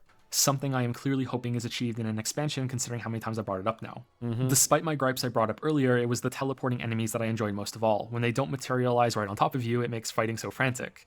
The game is at its best when you have to combine all of your movement options to both attack and evade at the same time. There are some stumbles and questionable decisions here and there. The rematch against Soul Tyrant, for example, is something I think really requires the double jump in order to be fair. He can cancel his dive bomb at the very last second, right before he hits the floor when his nose is touching it even, and teleport into a second one, which was the only attack in the entire game that I felt could be a regular unavoidable hit without the double jump.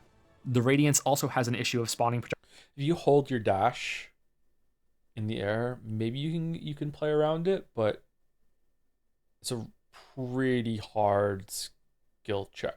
And telegraphs that are the same color as the background, making them hard to see.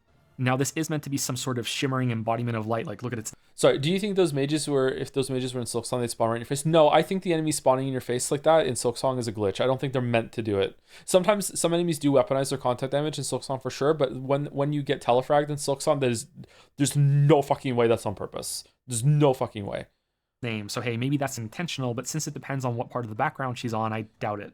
Yeah, the preceding Hollow Knight fight is also these overshadowed by this one in more ways than one. It couldn't be that challenging or complex because it would be frustrating to get through it over and over in order to get more attempts on the Radiance. It's a weird thing to think about really. A checkpoint between Hollow Knight and the Radiance would of course make the latter of the two much easier, but it would also allow the freedom to make Hollow Knight harder.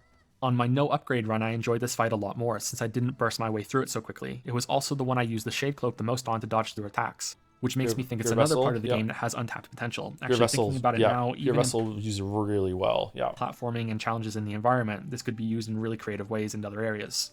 I've said it too many times throughout this video because I really am hopeful that Team Cherry is nowhere near finished with this game.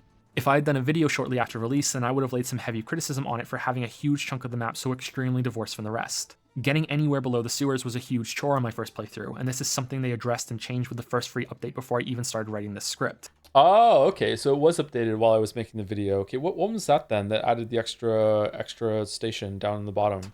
They added a teleport rune and an extra stag station, which I think was enough to fix the problem. The teleport might even be a bit too much, but you can only place one of them. I can't comment too much on it because I kept forgetting it existed since I was used to the base game. Okay, so I did play the game before the update, and then they updated it while I was making the video. Okay, so Hidden Dreams. Okay. The stag station was a really good addition, though. 2 bosses were also added, a rematch against the Dung Beetle Defender, and another fight that fits a subplot in the game so well that I don't want to spoil it. These bosses were not added to any of the areas that I felt needed more attention, which makes me wonder if they're reluctant to change anything. Who the fuck is that in the background? Is that like False Knight? Who are those dudes? Mossbag, explain! In the major points of the story. This makes sense knowing that people are used to the current way progression works in the game now, but I'm not sure if I'm sold on that idea. It's new areas that use all of the upgraded moves and abilities that are more likely, or maybe I'm just wishing so because that's what I want to see. No, that doesn't The base happen, game is Joe. already Sorry. here as the foundation, and more challenges like the White Palace, the Radiance, and the Colosseum should be built upon it. Hollow Knight is a fantastic experience and a contender to be my favorite game of the year. If you watch this video without playing it, then I still think you'd enjoy it a lot if this is your type of game. I cannot think of another title that comes close to the shockingly high amount of value it provides for the price. That's where it stands as a product. As a work of art, well, that'll be up for you to decide. Ooh, with the mask falling in front of him at the end that you can unveil. Yay! Why do you mention how hot the bugs are in the video, or even real quick? I'm sorry. So as the credits roll, as a small thank you to some of the patrons that Oh, made this video yeah, possible, Patreon. there are a few scattered thoughts that I couldn't fit into the rest of the script that I'd Anybody know what this background is from? like to say. The game soundtrack is wonderful and generally understated. I didn't notice how good it was until my second time through, especially the alternative versions during tricky parts of levels when an extra layer of the music kicks in. The Markoth fight in Kingdom's Edge was the most challenging of the spirit bosses for me, and I think a good example of what the Dreamer fights could have been. You have a Patreon? I used to have a Patreon, yeah. No one knows. Damn. This is a close-up of empty space that is full of oxygen and oxygen not included. I think a hard mode with a set nail upgrade and health amount with remixed enemy types in all areas would be a great idea, like a Master Quest version with charms still being there for player customization. The rematch against the Crystal Guardian had a warning on its lasers that I was never comfortable dodging. Maybe I just need to get good, but this felt off compared to other fights in the game. Yeah, probably. Similarly, as much as I love the enemies, having the Primal Aspid shoot orange projectiles when they also gush orange blood when you hit them probably wasn't the best idea. Yeah, I don't like that either. The second phase of the Mantis Lords is That's a interesting thing, a problem with these games that have hit markers that flash the enemy sprite. I was thinking about this when I was fighting the last judge. Because you're being aggressive and you're attacking them, sometimes that flash and the contact of your weapon hitting them can mask that the telegraph has started. I don't know how to do that. Like, what's the fucking what's the solution there?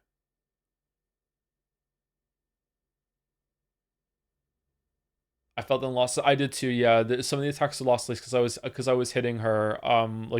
Some telegraphs just didn't come out properly. Like delay the telegraph maybe. Like when you hit it, it makes the boss kind of like hold a couple frames for the duration of the flash or something. I don't know.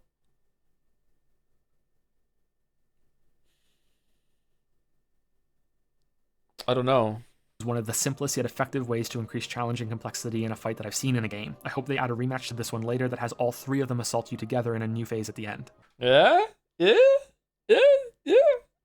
did. They did do that. It was good too. The Nosk fight was really disappointing after its cool introduction. In general, any boss that primarily attacks by recklessly running in your direction feels lame. The Brooding Malek was far better, and that was in the first level. Yeah, that's a good The fight. Hunter's transformation and intentional boss fake-out after completing the bestiary was a massive tease. It was funny, but looking back at some of the other pacing issues in the game, I wish this had been a fight after all. He looks really intimidating too, and I think he would make a fun boss. Kind of looks like a Weaver a little bit. Knocking the falling debris into the failed champion to damage him is a really cool touch and something I didn't realize you could do until my second time through. It's also a really neat way of combining defense and offense since you can knock them away from dealing damage to you at the same time. And I think that's everything. Thanks for watching. I might do something on Hellblade or Cuphead next before Nier Automata. Oh, that didn't happen. Automata. Wow, that's going to be a real fun video to do, having to say that name over and over again. That was hard to do. Oh, the Witcher's there! Yay! Liar. You can blame Twitch for that. Twitch chat for that.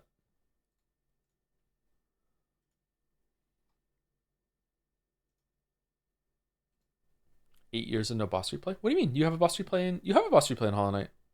Or are you talking about something else? Liza P video is almost at 900,000 views. Ah, damn. Did that get like an uptick with the DLC that came out? I don't know it was that high.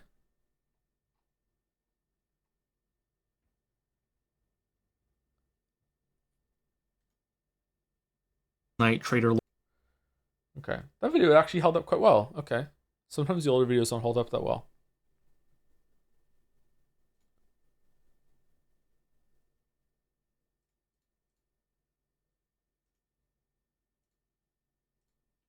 Okay, so this one is called Hollow Knight DLC Swan Song for Silksong, which was just obvious algorithm baiting by having Silksong in the title of the video, because everyone was pretty sure back 6 years ago that the video was just that the game was going to come out any second now. And we were right. Yeah, we were right. Oh, hold on. The music. We're going to put it back on 1 speed for the music. I had fun making this cheesy intro.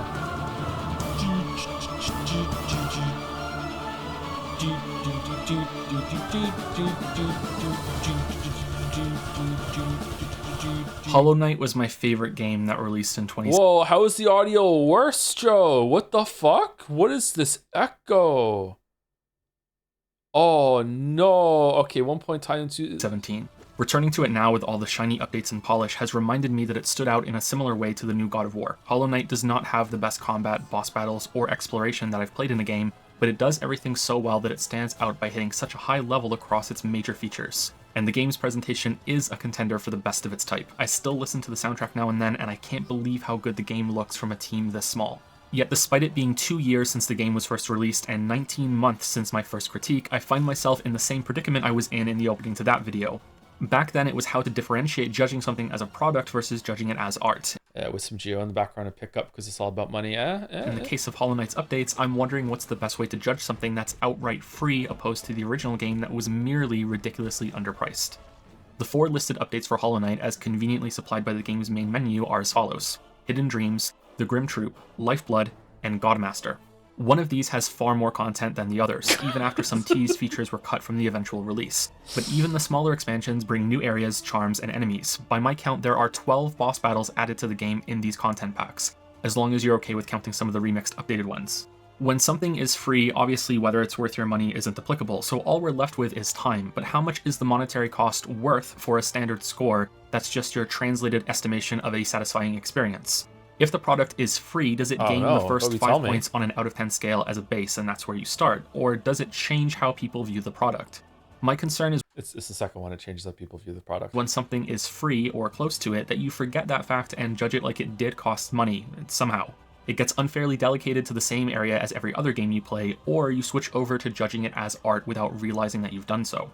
The 2 reasons why I'm bringing this up is that these expansion packs did have some disappointing parts to them, some from inclusions of what I consider to be poor content when compared to the best of what Hollow Knight previously offered. Yeah, this straight up sucks. I don't like doing this. But also from a large part of the game being ignored in these updates that we'll discuss shortly. The other reason is that I've seen some people discussing that they were so disappointed by these updates that it ruined the game for them. This is something that I spent some time trying to understand. The knee-jerk reaction I have is that it's free. If it's so bad, then just don't play it. It's bonus content, not part of the main game, and can easily... Oh, this is the one with the black square in the bottom right corner because Shadowplay decided to record its own fucking green circle icon. Yeah, all right. Enjoy looking at that black square in the bottom right corner for this. Yeah, here we go. Yeah, okay. Be ignored since it's starkly separate from the experience. But as I've thought about it and tried to make some comparisons, I think I understand it more. What finally made it click for me was imagining a TV series that ended with a proper, fulfilling conclusion, and then another season comes out years later that spoils that ending. I still think that Hollow Knight's DLC can more easily be ignored than this, but I find myself at least understanding this rejection now. If anyone's curious as to why some people are upset, it's because the new endings and tidbits of Hollow Knight's ongoing lore were locked behind the completion of its most brutally difficult content. Many players were unable to reach it and had to resort to viewing it online instead of experiencing it in-game themselves. Again, sorry for doing this so much, but we'll get to that a little later. Why doesn't Hornet immediately just like do nothing personal kid and hit the knight 15 times after she does a parry? Is she stupid? Let's be positive, and also have a spoiler warning just in case the video title was... Spoiler warning for all of Hollow Knight and the 4 DLC packs. Enough. I'll be showing most of the base game of Hollow Knight and all of its DLC. So if oh, it was good placement of the text there, so you can still see the fight going on in the bottom. If you haven't played it yet, you should probably go do that before you watch this video. Yeah, they won't though. Returning to the game was surreal because many of the updates address things I criticized in the first video. I want to be clear that I do not think these changes are in response to that video. It instead confirms what I've long said about most of the criticism that is contained in videos like mine being shut the fuck up, dude. Things that the developers are already aware of. These aren't things they never realized, but are instead problems caused by running out of funding or hitting a deadline. Still, it was affirming to see that at least some of the points I brought up were valid and that the game is better off having fixed them. Namely, a boss has been added to the Hive area, Traitor King and Nosk have updated movesets, There's a new rematch fight against the Mantis Lords where you fight all 3 of them together, a new platforming gauntlet that demands you use all of Hollow Knight's upgrades, and a boss select mode with options to revert your upgrades, or the option to make the fight harder so you can enjoy it with your full moveset that you couldn't have unlocked yet for most fights in the base game. What hasn't been changed are the Dreamer encounters. This makes me think there's a deliberate purpose for these moments to be passive, a purpose that's lost on me, and that's okay. The one thing I do still wish had been added was a boss to the end of the Deep Nest, similar to the Watcher Knights that guard the Dreamer in City of Tears. However, considering how deeply linked Hornet is to that area, and with the recently announced sequel Silk Song, there may be another reason why that last stretch of Hollow Nest is being kept boss-free. Bosses are the focus of this video because they were the focus of the DLC, especially when we're speaking about the best parts of these updates. The one exception is the Path of Pain, which is a new secret location in the White Palace. The way I see it, Hollow Knight has 4 main facets of gameplay: exploration, platforming, combat against regular enemies, and then boss combat. Path of Pain is how the DLC adds something new to the platforming facet. It is much more difficult than anything else in the game, including the rest of the White Palace. Frequent checkpoints are included to alleviate this difficulty, and from what I remember, these are the only ones in the game that allow you to hit for infinite soul, meaning that you can always heal to full after messing up. But if hard content, why frequent checkpoint? Why not make run back every single time? In my first Hollow Knight video, I said that the game is too easy. I'm not going to repeat that here for the DLC because it wouldn't be true, but Path of Pain was not the excruciating experience for me that I've seen others share. I don't think this is an issue with Path of Pain's design, but rather it's pushed against the limits of Hollow Knight's moveset. There's only so much you can do with pogo bounces resetting your dash and air jump. This may be seen as cheating to some of you, but I think you only need to look at the trailer for Silk Song to see how much more potential there is in what looks to be where's that area? Hornet's broader moveset. That's not to say... Oh, the harpoon used to have like a little bit of an up angle to it. You see that? It wasn't straight across. Oh, that's interesting. The Path of Pain wasn't enjoyable. It reaches some great moments while pushing Hollow Knight's platforming to its extreme. It achieves something close to Celeste's level of strings of actions feeling like notes of music being arranged into an executed order, and more of them keep getting added together for longer levels. Yeah, I love thinking of platforming and stuff like that in that sort of way, and a lot of games seem to be designed that way too. Like you have different these are different like packages you can put down, and it's like how do you arrange them, and you have to string them together. Like there's only so many ways that you can do it in certain arrangements. It's really fun to think about things like that. And I feel like Silk Song might have used all of them. A question I would have is that did Silk Song did they what did they get tired of when they were making Silk Song's platforming? Did they run out of ways to arrange all the different ways that you can do double jump, dash, hook shot into all those things, harpoons? Did they run out of ways to do that? Did they run out of good rewards in order to incentivize you to do them, or did they run out of just inspiration, like they didn't care anymore, they didn't want to add anymore, or did they think that the player wouldn't want to do anymore? Or is it a mix of those 4? Like which is it? I'm not sure. Celeste could also be why Path of Pain felt a little disappointing since it was over so quickly and didn't have as much to work with as Celeste did, but Celeste is so fucking good. Celeste is such a goddamn great game. Oh my god, Celeste is so fucking good. This is the first time I've seen good gameplay on the stream whose YouTube channel. So what the fuck you talking? That brings us back to the potential of Silk Song. What Path of Pain does excel at is evoking a feeling of desperation. Even if you are comfortable making most of the jumps, they still feel like you're climbing somewhere you're not supposed to be. Yeah. Lightly breaking the rules, which starts when you break a wall that acts differently than most other breakable boundaries in the game. The layout of danger zones and buzzsaws feels claustrophobic, and then right before the end you can feel like you've swam too far out to sea and are stranded bouncing along these pikes and saws with no safe place to land.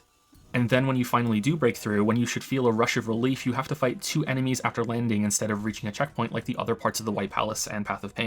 Man, if Team Cherry made this, you would have had to fight a pure vessel here, and you would have to do the whole entire Path of Pain to do the run back. Man, we're so lucky that they didn't.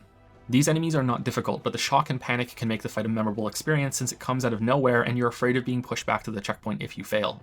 This is one of 3 times that the DLC flirts with another facet of Hollow Knight's gameplay, combat against regular enemies. I almost died here. The other 2 are similarly minor moments. You may not even want to count them as you journey through the rest of the DLC. A fight against a jumping ninja bug through a newly breakable wall at the Colosseum of Fools, and collecting flames by killing Spectre-type enemies for the Grim Troop. For the sake of being thorough, I also want to mention the new giant pipe enemies on your way to Godhome's entrance and a special ordeal event hidden in the boss select area. I think it's fair to say that this is more like a facet of Hollow Knight's gameplay that wasn't being explored. Unfortunately, there's another that was similarly neglected, but let's instead link these Spectre enemies to the DLC's boss content. Grim and his harder version Nightmare King Grim are not the first bosses added to the game via DLC. Those go to Zote's incredibly presented Dream. Good music transition there. Good job. Fight, and a rematch against a more difficult version of the Dung Beetle Defender. Grim is, however, the first wholly new boss fight and was also one of the most exciting parts of the DLC, so we'll be starting with him. The clever trick the Grim troop pulls is that you fight Grim before you fight Grim. His specters have similar moves and the exact same sort of flow to their battles. They appear, unload whatever attack they have selected to use, and then you get a chance to get in some counterattacks before they vanish and reappear to go through the cycle again. This is how every enemy you fight for the quest works. It's also how Grim works, much to the fight's detriment. Grim could be seen as setting the stage for the... There's a jump cut there with a shade dash ahead into the next clip. I feel like a lot of this is lost on people. It doesn't really add as much as I thought it was. It is fun to make it to assemble it in the video editor though. Proper fight against Nightmare King. That's also the only other fight in the game that gets a full title card introduction, as long as you don't count the rematch against the Radiance as a different fight. And at first this battle was worthy of that same grandiose introduction. For most players, I'd wager that feeling will never go away, but after seeing this fight so many times in the boss rush There was another cut there. That one worked better. land of Godhome, Nightmare King is now one of my least favorite fights in the game. This is the best track in both games, I think. Grim's fucking song is so fucking good. Because it's so boring.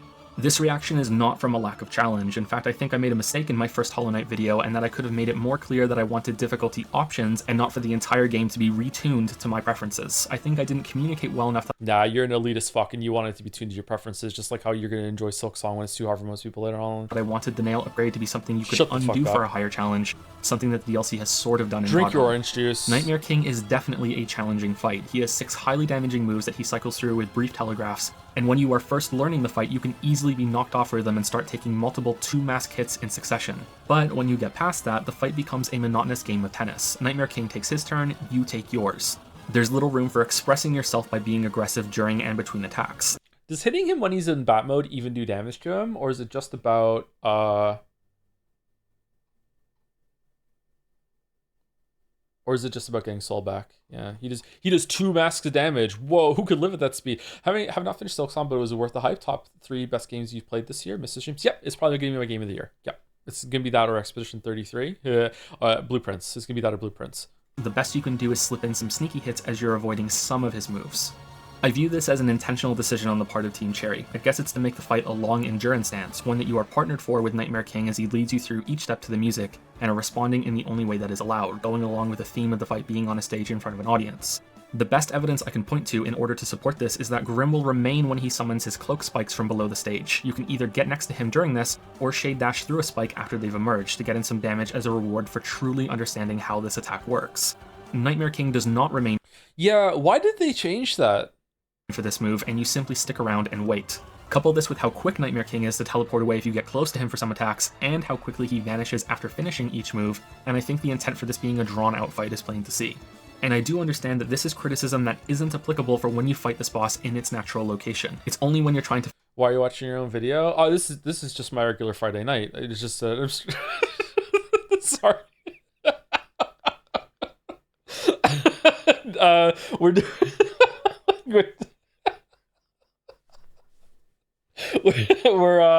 we're reviewing the Hollow Knight videos. I haven't watched them in a long time. We're reviewing the Hollow Knight videos because we're done with Silk Song. We finished Silk Song last week, so we're gonna see like what holds up and what comparisons. We've been talking about it as we go. Finish a boss rush that these problems begin to show. So maybe this should be something aimed at Godhome rather than Nightmare King himself, but I find myself fixated on bosses designed like this since almost half of the boss fights in Hollow Knight use this structure, although none of them as much as Nightmare King, and not all of them suffer for it. Other fights like the Mantis Lords also share this type of battle flow, but they rarely feel monotonous like this fight does. I think they avoid the problem by cycling through attacks much faster and leaving more opportunities for counterattacks.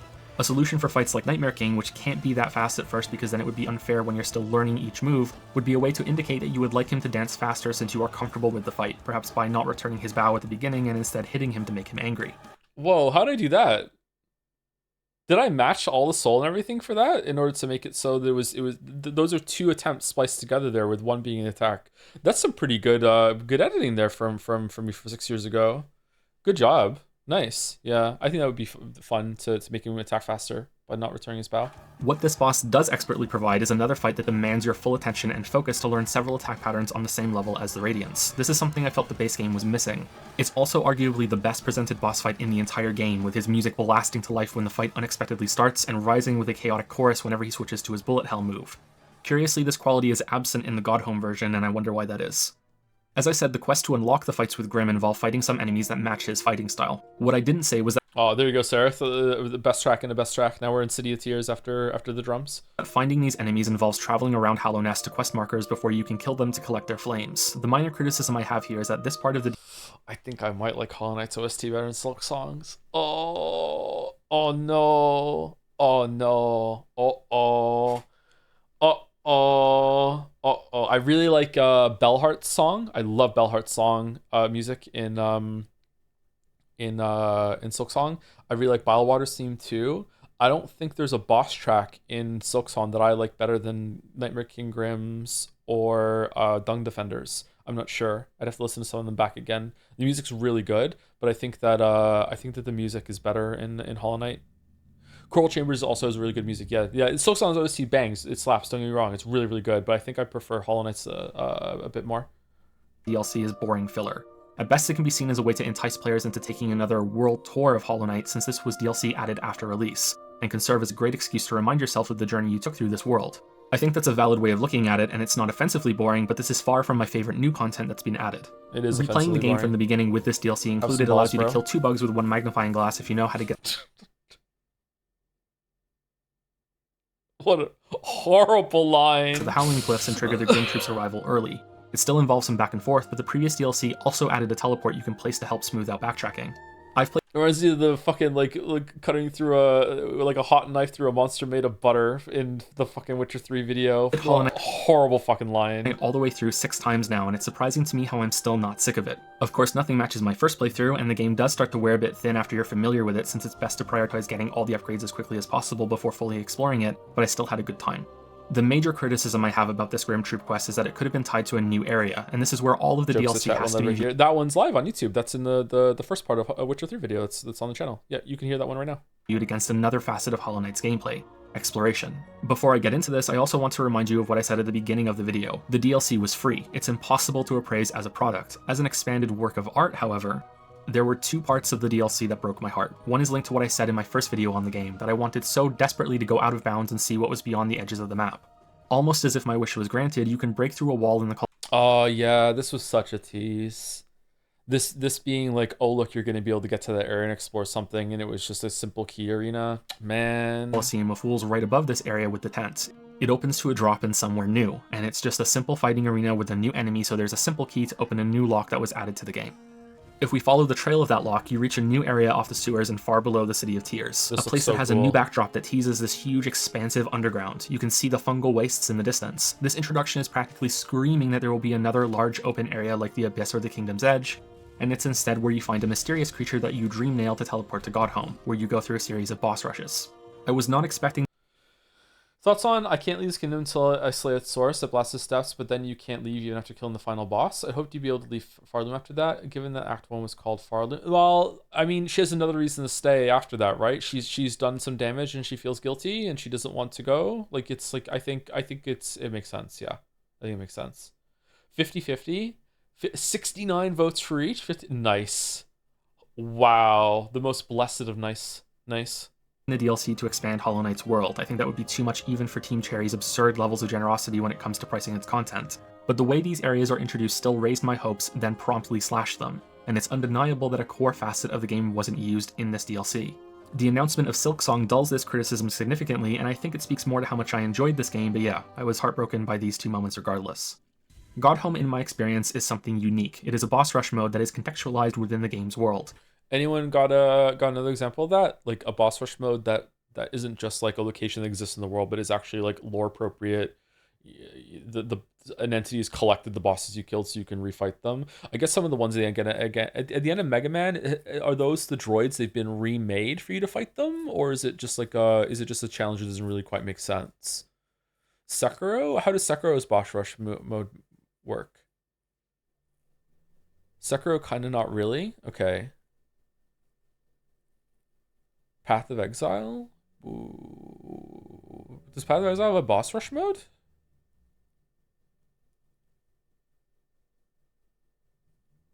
Limbus Company? To put it simply, it's canon. To explain in more detail, this is an actual place that the knight is visiting, and your actions here have repercussions, which, as you might recall from earlier, is one of the reasons why some people were put off by it. There's a building series of challenges that keep upping the ante until you get to the final one and the ending that it protects. I know that games like Fury are nothing but a series of bosses, but I am unaware of another game that has a separate area for a rematch with all bosses that isn't just a fun pretend arena. In Hollow Knight, you have tuned slain bosses or gods to this area with the God Tuner, and are fighting a different version of them for reasons that weren't clear to me. Fortunately, they don't have to be something I understand for me to appreciate the effort that went into the content. Fun little tidbit, when my kids got the God Tuner, they all thought that it was like because it has the same screen as when you get the double jump or something, they thought it was a new move. And when I told them what it was, they looked at me like so disappointed, and they were like, oh, okay. And then they just continued on with their day. Text of this area. You have two options in Godhome. You fight bosses in a series of continuous fights in the Pantheons, or you fight individual bosses with difficulty options. Curiously, there are also options when fighting through the Pantheons, and these are more significant changes. In the Hall of Bosses, you can choose normal mode, a hard mode where the boss deals double damage, and then radiant mode where one hit will kill you. Whereas in the Pantheons, you can also known as Silksong base mode, reduce your health to 4 masks, reduce your soul to 1 use, set your nail to its base damage rate, prevent the usage of any charms or any combination of the 4, including all 4 at the same time. I think it's easier to understand the system if you view the Pantheons as the real challenge, and the Hall of Bosses being your way to practice specific fights as much as you want. There are new boss fights in these Pantheons, but each of them already existed within the game in some form or another, which I wonder about.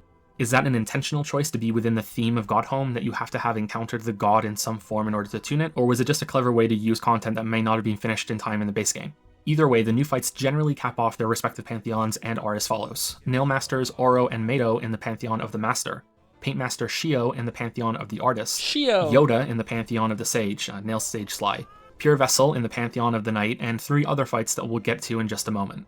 Pantheons have 10 bosses each. There is 1 intermission area in each Pantheon where you can heal to full and refill all of your soul, but it does not act as a checkpoint.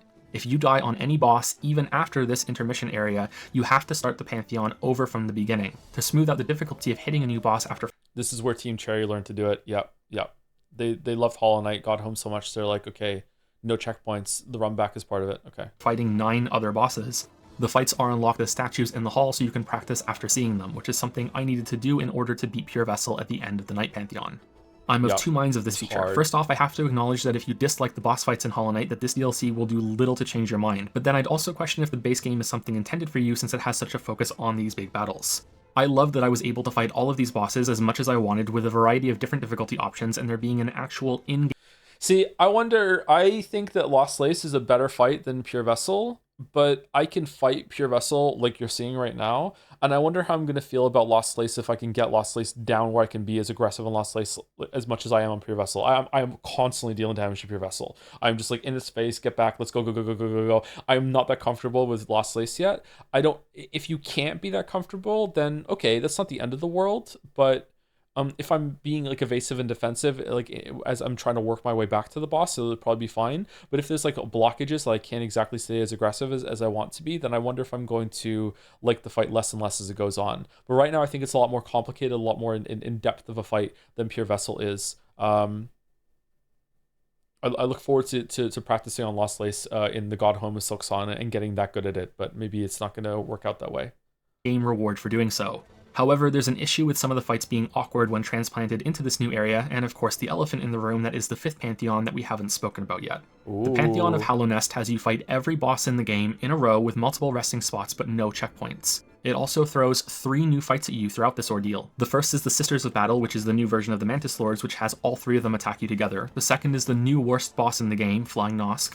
And the third is a harder version of the Radiance, now appropriately named Absolute Radiance, which is an incredible fight with a few glaring flaws. The biggest problem I have with the 5th Pantheon is that it becomes boring, for more than one reason. The first is that you just went through all of this content in the previous Pantheons in order to unlock this big one.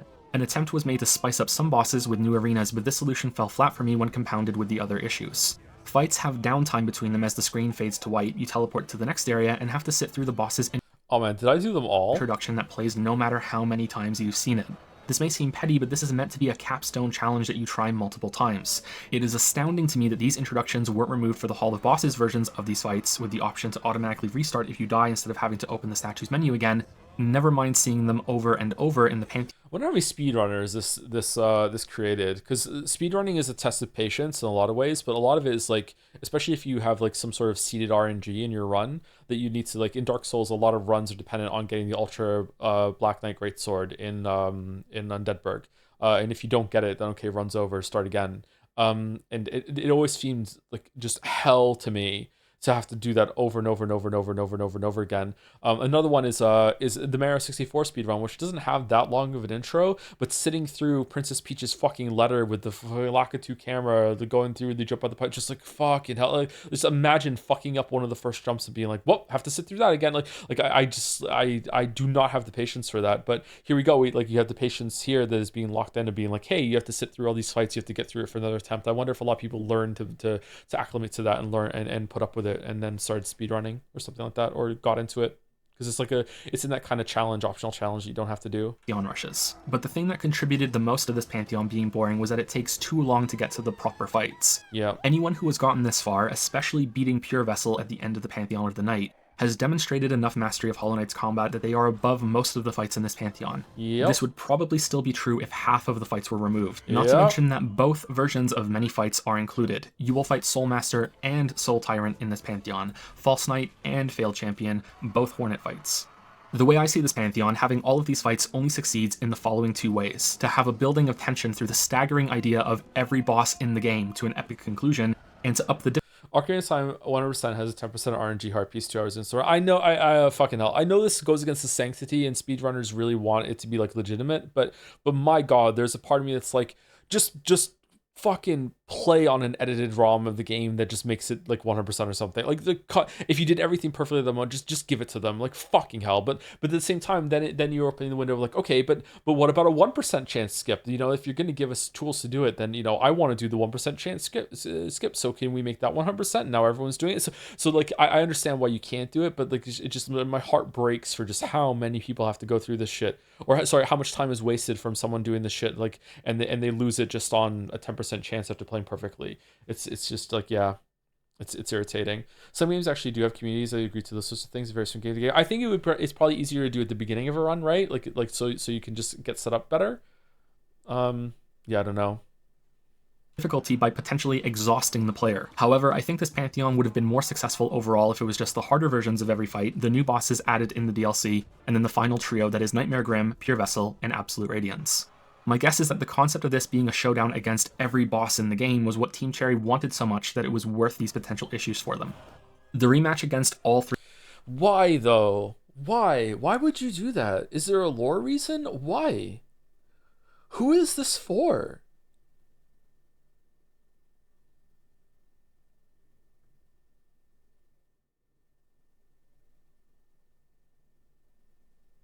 Huh. Mantis Lords is a work of art as far as I'm concerned. Yeah, it's not perfect. There are the rare moments where a mantis can spawn on top of you, or their attack patterns get so out of sync that there's some awkward downtime, but when they hit a sequence that flows naturally together for what feels like a full minute, it's incredible. Each attack prompts a quick flash of decision making while you also counterattack.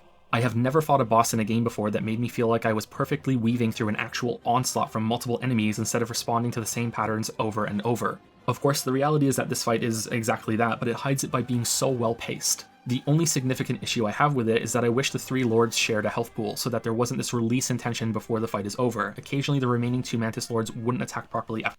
Allbind's no-hit speedrun for Pantheon 5 took a speedrun or something like 54 minutes of non-stop fighting. It was done for the first time after 4 years of DLC's release. Damn, that's impressive. Holy shit. I did a lot of Allbind's runs, but I couldn't do the collector. I couldn't do it. And I didn't want to learn how to do it. The collector was too frustrating for me. I just couldn't fucking do it. Skill issue. For that either. Like they were still acting as if all three were still alive and using their moves together. You think it would be Nightmare King Grim or Pure Vessel or Absolute Radiance or one of the harder bosses that would kill it? But no, it was the fucking collector. I couldn't do it. We can use the Sisters of Battle as an example of the tennis match boss structure done in a good way. They have a turn where they use a move and then you react to that. It works because the attacks come so quickly and have a wide variety of possible responses. Pure Vessel and Absolute Radiance are my other favorite fights in the game for the same reason. I think that Silksong did this really, really well. I think Silksong has a lot of has this tennis match structure, but has a lot of it's very fast. I feel like there wasn't many fights, at least there's not sticking in my head right now, that had a fight like that was like Nightmare King Grim, that you have to wait around for your turn to attack. Although some of the fights, if you want to not take damage properly, you might have to do that. I watched On Ball. It was linked on. I hope I'm saying his name right. I watched On Ball, a video that was linked in the Silksong chat on Discord, and he had a no hit win against Carmelita, and I'm really surprised how passive he played that. And I wonder if there are some strings or some moves that she can do that if you're too close to her, too risky, or you can take unavoidable damage. So I'm not sure if maybe he was just playing a different style. He wanted to do some parries, but like he's usually like hyper aggressive like I am in a lot of fights. He's way better than me. Don't get me wrong. Sorry to compare myself to On Ball. I shouldn't do that. But like our play styles are similar in respect that we wanted to be always doing something in the fights. And the fact that he wasn't doing that in that fight makes me think that maybe there's a reason. Maybe there are some unsafe moments that look like safe moments that you have to respect for that fight. The space of a few seconds, you may have to dash, jump, sidestep, counterattack, and possibly pogo bounce depending on how comfortable you are with the fight. In the same amount of time, a lesser fight will only ask you to do one type of response and have little room for creative play. In the worst cases of all, it may ask for the same response again and again. Sorry, I kind of got sidetracked with one point there, but in general, that fight's really good. Bar like Carmelita's like probably the second best boss in the game in Silksong. But in my experience, from my memory, I feel like the Nightmare King Grim problem that I have, where it takes too long to respond to some attacks sometimes, I feel like that is mostly absent in Silksong. Or if you can't get to the boss, at least you're given something to do when it comes to avoidance or pogoing off of certain things, like with the Crust Lord or whatever. So I think they did a better job with it overall. Which brings us to Flying Nosk and the rest of the boss fights that I feel bring the Pantheons down. Which favorite fight? Sorry, I keep interrupting. My favorite fight is probably Lost Lace, then Carmelita, then First Sinner, then probably Phantom Widow. Last Judge is pretty good. I just don't like the run back with a boss that can kill you that quickly. What are the other good ones? I like the boss where you can't touch the floor. That was a pretty fun boss. Crust Lord was pretty fun too.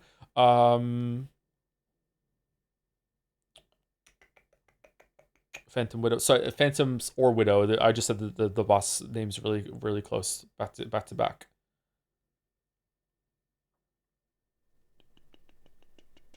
The Last Judge run back is super quick. Takes about 20 to 30 seconds, and it's 23 seconds you have to stay engaged, and that's only if you find the shortcut. And then Last Judge can kill you in about 5 seconds. So I don't like the run back because of that. Not really fun. Not really fond of that. I still really love Fourth Course. Fourth Course is pretty fun. I think there's going to be a faster version of him in a DLC somewhere, I think. Flying Nosk feels like a super version of the Vengeflies. It will stay out of your reach, and you will potentially be punished for trying to slip in extra attacks, or have to deal with the awkwardness of pogo bouncing above the screen.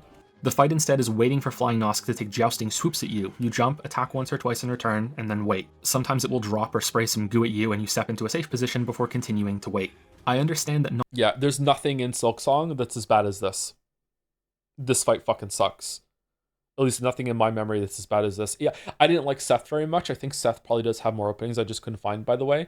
But Seth felt like fighting Nosk to me. But even then, Seth was nowhere near as bad as Flying Nosk. So that's good to see and good to realize, yeah. not every fight in the game should be as intense as the Sisters of Battle or Pure Vessel, but it's still incredible to me that... Oh, Savage Beastfly. I really liked the rematch against Savage Beastfly. I thought that was a good fight. So that might be up there too, maybe in the top 15 or so. Savage Beastfly round 2 was really good. Savage Beastfly number 1 was, I could probably leave that fight, but Savage Beastfly 2 was really good. The same team made both of these fights when it would have been better if Flying Nosk didn't exist. Period. It's like negative content. The shame is that the introduction to it in the Pantheon is excellent, since it's Hornet, not the Knight, and you may expect it to be another fight against her before it's suddenly a new Nosk. Even so, lucky. I did beat it on my first try, so maybe I got lucky. Yeah, I also beat Grohl on my first try, so again, maybe I got lucky. I like both of those fights, so maybe that's why. I wish this had been a much better fight or wasn't a part of the Pantheon. Some other fights that are guilty of this sort of structure are Umu, Elder Hu, and both versions of the Soulmaster. Not every fight built like this is necessarily bad for the reasons we went into for how Sisters of Battle succeeds, but I think a good sign for something being off is if the boss vanishes for significant stretches or has attack patterns that punish any attempt at being aggressive instead of waiting for counterattacks. There's also a spectrum here between this... So what I just said, quite a few people disagree with that. And that's fair enough. That's what I like. I like to be able to always be attacking and having something to do. I think we can probably all agree that if the boss disappears and the thing that you're evading is too simple, then that's a flaw of the boss, right? We can all agree that's a bad thing. But that doesn't necessarily mean that the boss should be active so you can attack. They could just make the attack that you're avoiding be more difficult, right? Like it doesn't have to be what I want, where I want to be able to be aggressive. It could just be that the defensive test is more involved, right? So like that sort of thing. Yeah. And I think that some bosses in Hollow Knight are you can't attack the boss, and also the defensive requirement that they're asking you to do is not very fun. So I would say that there's probably exceptions where if the defensive test is hard enough for me or fun enough for me, if I can't be aggressive, I can accept it. Like pogoing off of the pillars that Crust Lord would make appear. That was pretty fun for me. I don't know if it would be fun over multiple attempts in a God Home situation, but it was pretty fun for me. So that sort of thing. Yeah. It's extreme in the other. Fights like False Knight, Traitor Lord. Oh, sorry to interrupt again, but also I feel like if the evasive defensive thing is summoning ads, I don't like that. Cleaning up ads real quick when like Sister Splinter and Savage Beastfly does that, cleaning up the ads real quick can be fun. But if the boss disappears and is like, hey, fight my minions for a little bit and then I can come back, I don't know about that, Chief. I don't think there is a boss in Silksong that does that, but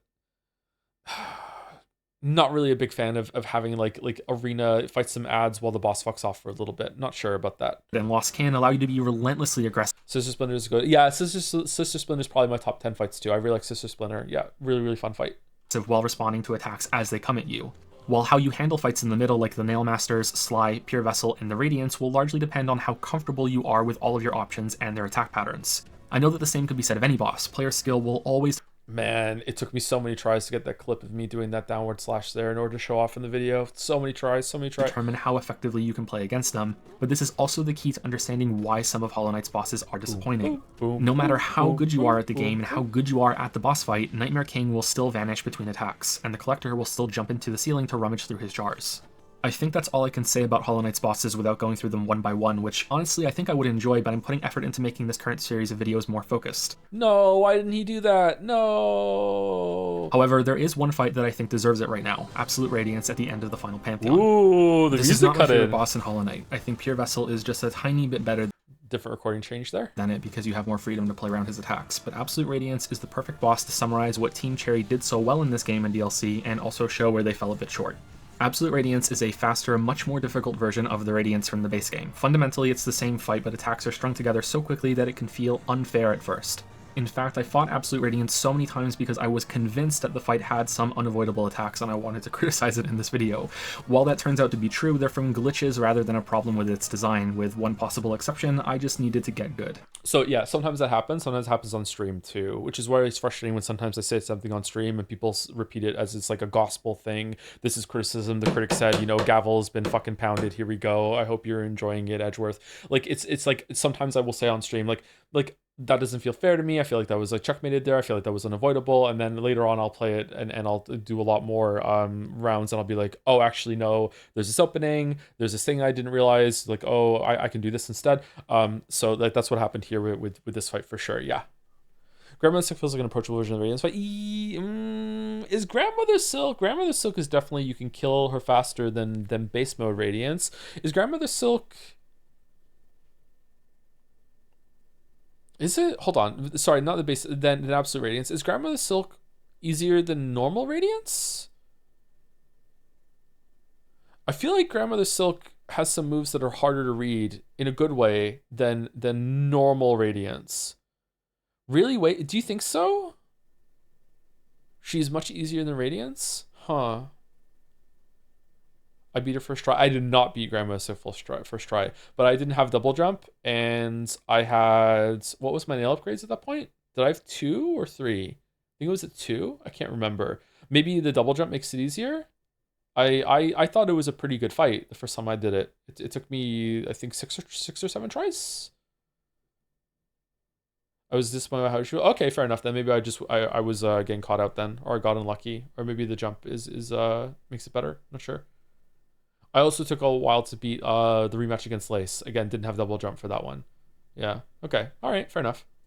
The thing that every player needs to realize about Absolute Radiance is her attacks can sometimes overlap. This is where the feeling of there's no possible way I could have avoided that comes from. since these attacks can layer over each other in ways that make them hard to see and understand, never mind intentionally avoid. The solution that has to click with you is that you must play proactively when it comes to dodging. When the horizontal spikes or pillars of light sweep across the battle platform, you have to dodge through them and be safely ready for the next attack as soon as possible. Specifically, in the case of the pillars of light, you have to have dealt with them before they reach the halfway point across the platform. I'm surprised that what I say right now in this video has resulted in quite a few people like contacting me and being like, once I heard you say that, I was able to beat the fight. I'm really surprised how much this helped people. Where they're like, oh, that was like the click moment that made it so I could beat Absolute Radiance. Thank you. If you don't do this, then you are risking taking an unavoidable hit when you dodge through it at a bad time and into the path of the next attack. Like, yeah, you can definitely have probably like banked right after this dodge, maybe, but maybe you would have banked into the pillar passing. I'm not sure, but that's maybe avoidable, but like a very hard skill test there. Once I got this, Absolute Radiance became consistent with only one rare exception. I felt like the appearance of the floor spikes and a pillar of light at the same time could lead to situations where my only response was a risky one, and I had to hope the following attack missed me. So apparently you can descending darkness, whatever the fuck it's called, to destroy the spikes. I didn't know that. I didn't learn that until recently, like when we streamed it the other week. Can you destroy the spikes before they even come out with descending darkness, or does it have to be they have to be out first? This sort of thing can be acceptable for bosses that you can die to and retry, but it's terrible for a fight that is at the end of a long endurance boss rush pantheon that makes you do the whole thing again if you die. Fortunately, like I said, it was a rare problem. Tragically, this is far from the worst problem that Absolute Radiance has. I think a great way of testing the balance Ooh, the transition there with the music. Oh, a little spicy, a little dramatic. All right, here we go. and quality of a combat system is to play it with damage cranked as high as possible. This is rarely the best way to play a game, but it's a fantastic method to see if fights have fair telegraphs. This is very true. If you want to make gameplay videos, like gameplay critiques like I do on YouTube, and you're looking for some advice from me, first of all, don't. Second of all, do this. But please understand, and you have to make sure your audience understands it too, which sometimes my audience doesn't understand. Like, you are not playing for fun at this point. Sometimes when you're playing a game to make criticism or critique on it, your enjoyment is secondary. You're trying to do like investigating thing. You know, you're almost playing like a playtester where sometimes you have to recreate a bug. You are playing to see if something is fair. And one of the ways to do it is to make it so you die in one hit. So if you die in one hit, you'll be damn sure. Like, you might just gloss over and you might be like, oh, I just took some incidental damage there. Wonder what that was about. If you die in one hit, my God, if it's not fair, your brain will tell you. Your brain will go bullshit. You will understand. You'll look at it. You look at the frame data. You'll be like, okay, what the fuck happened here? Like, you don't have to play with damage tuned so highly if you're very sensitive to it and you're making sure that you're looking you're like really keened in on seeing the damage is fair. But a cheat code for doing this is definitely being like, okay, like, I died in one hit. That was bullshit. And you will like feel it and you'll be able to dig through and see. Do you think hitbox viewer are fair at that point? Like a mod sort of thing? So I think it's fair. My issue with third-party tools and doing that sort of thing is that I'm always worried, like, what if they're wrong, right? Because what if I take them as gospel and they know for sure that that's how it works? Even if it's meant, like, there's glitches and everything, right? I would be really worried about like using that sort of tool and thinking I can make conclusions on it, and then it turns out that there was a mistake in the tool itself. So I think that the tools are still useful to use, but you need to like recreate it on your own without the tool visible after that. You know what I mean? So I think that's a good way of doing it. So like if you stood in front of the boss's attack and you like walk into the attack to make sure that you're going to be like in the hitbox before the indicator shows up with the tool that you're using, I think that would be a good test. So like you just have to check your work and check the tools work as well. Yeah, I think then it's a good thing to do. But I personally have never used it, but maybe it would be good if I could. Acceptable hitboxes, and so on. Because when you die in one hit and it's not fair, you see it, you remember it, and you go and check it. Whereas if you don't die in one hit, it doesn't really matter. I've beaten every fight on Radiant mode in the Hall of Bosses, and I've completed all of the Pantheon. Ooh, dude thinks he's good at the game, huh? Onto a mix of the bindings active. And I am happy to report back that almost every boss in Hollow Knight is fair and has little for me to complain about. However, one of the exceptions that does have major issues is Absolute Radiance. In part because of a shared... So this is a huge bug that cost me, because it happened twice, I think, cost me like over an hour of my time. And that's not even with the attempts. And if I remember correctly, this still hasn't been fixed. And this is very frustrating that this bug is in the game. And it was really demoralizing when I was doing these. Ability it has with some other bosses, summoning homing balls of light that can remain active for damage even after they vanished. And so this is not the glitch. Sometimes they even continue to move while invisible. Other bosses can spawn these with the telegraph being... skipped over too, but I never saw Absolute Radiance do this. Unfortunately, this still is not the worst thing that Absolute Radiance can do. Here we go.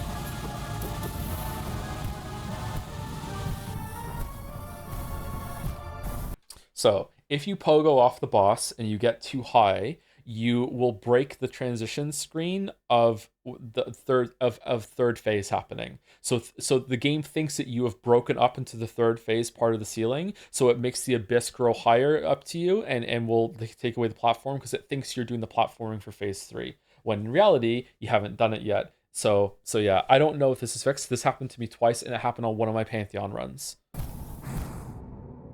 I saw this bug happen 4 times while fighting this Oh, I'm sorry, it happened more than twice. boss. It is an instant wipe even if you're not on Radiant mode. What I think is happening is that if you Has this been fixed, really? Last time I asked, chat said it hasn't been fixed. Okay, it's been fixed, that's good. go bounce off the boss's head and then jump too high above the screen, the transition to the next phase of the fight begins, even though the boss isn't ready to go there yet. So the void from below goes up, you and the boss remain down, and you just take damage over and over again, and the fight is over. This can happen in the Pantheon version of this fight. In fact, it happened to me during one of my binding runs, and it cost me all of that time. See, I didn't even go that high there. I didn't even go off the screen, and it still happened. This was a binding run, man. I was salty as fuck. I was a fucking hungry man dinner. I was so fucking salty. My God, I was mad. I would be more on board with defending the decision to make this last Pantheon a kill every boss in the game concept if the fights were pristine enough to support it, but I think I've made my case here. It should have just been the toughest 10 or 15, or maybe some checkpoints could have been used since there's a second secret lore tidbit locked behind beating all of the Pantheons with bindings on that's separate from the Absolute Radiance ending. I hope you don't mind, but I also want to harp on about the boss's introductions playing each time you fight in the Pantheons and the Hall of Bosses. Challenging myself to beat Absolute Radiance on Radiant was doubly grueling because she shows up with her delayed teleport and shouting her full screen name announcement like she's Soldier Boy every goddamn attempt. It's Joe, who's that joke for, man? Who's that joke for, man? What the little things like this that always make me wonder how thoroughly features are tested.